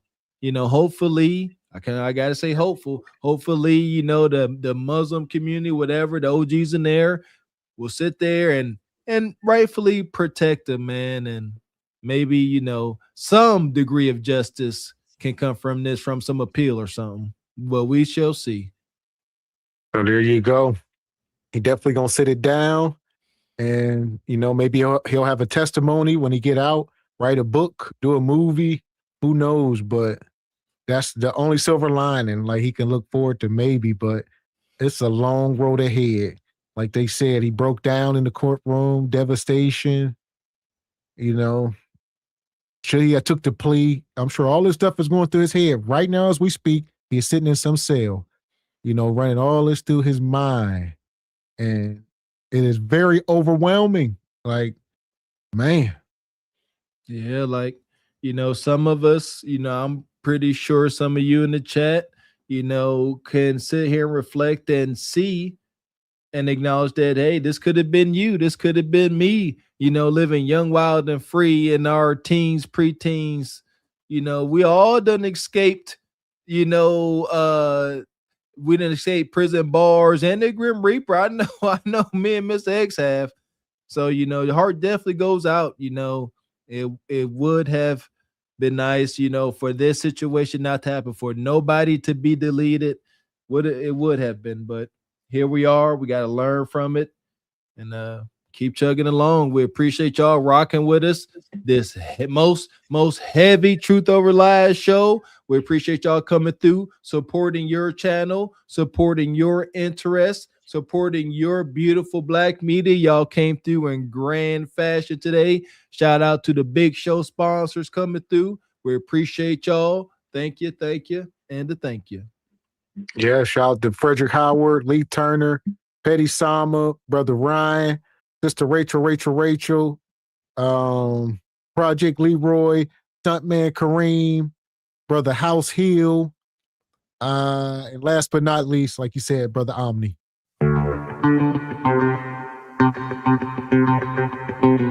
Shout out to Brother Omni. Omni came through like he was trying to get in our good graces and receive a no-cost Single by Choices tumbler. Go and check out the website today, you Jab Chickens. Y'all go ahead and buy y'all's. That part. So we appreciate you, brother. All right, we will be back up here Thursday night for Single by Choices. All right, maybe tomorrow if something explosive happened, we might pop up on y'all. But we will be back Thursday for sure. And yeah. Make sure you got your notifications on, you Jive Chickens. Make sure you are subscribed to all Tree channels, and make sure you are part of the Patreon, where we have ongoing conversations, share video clips that we discuss and, you know, talk about throughout the day. And yeah, keep your ears to these YouTube streets. Like Mr. X said, depending on what goes on, might have a pop-up tomorrow, but if not, we will see you Jive Chickens this Thursday for more Single by Choice madness. So until then, I'm Gavin X. I am Mr. Walker. And we are Carpet for the Horse Production. A good evening. We're trying to get you old now, viral online. Truthful lies, say it loud, say it clear. Left the streets where he need you here. Quarters of vision, fit your focus, kiss. Break generational suffering. Truthful lies, say it loud, say it clear. Left the streets where he need you here. Quarters of vision, future focus, kings. Break generational suffering. We don't profit off death. We don't clap for destruction. We here to build men. Not very good. Not very boys.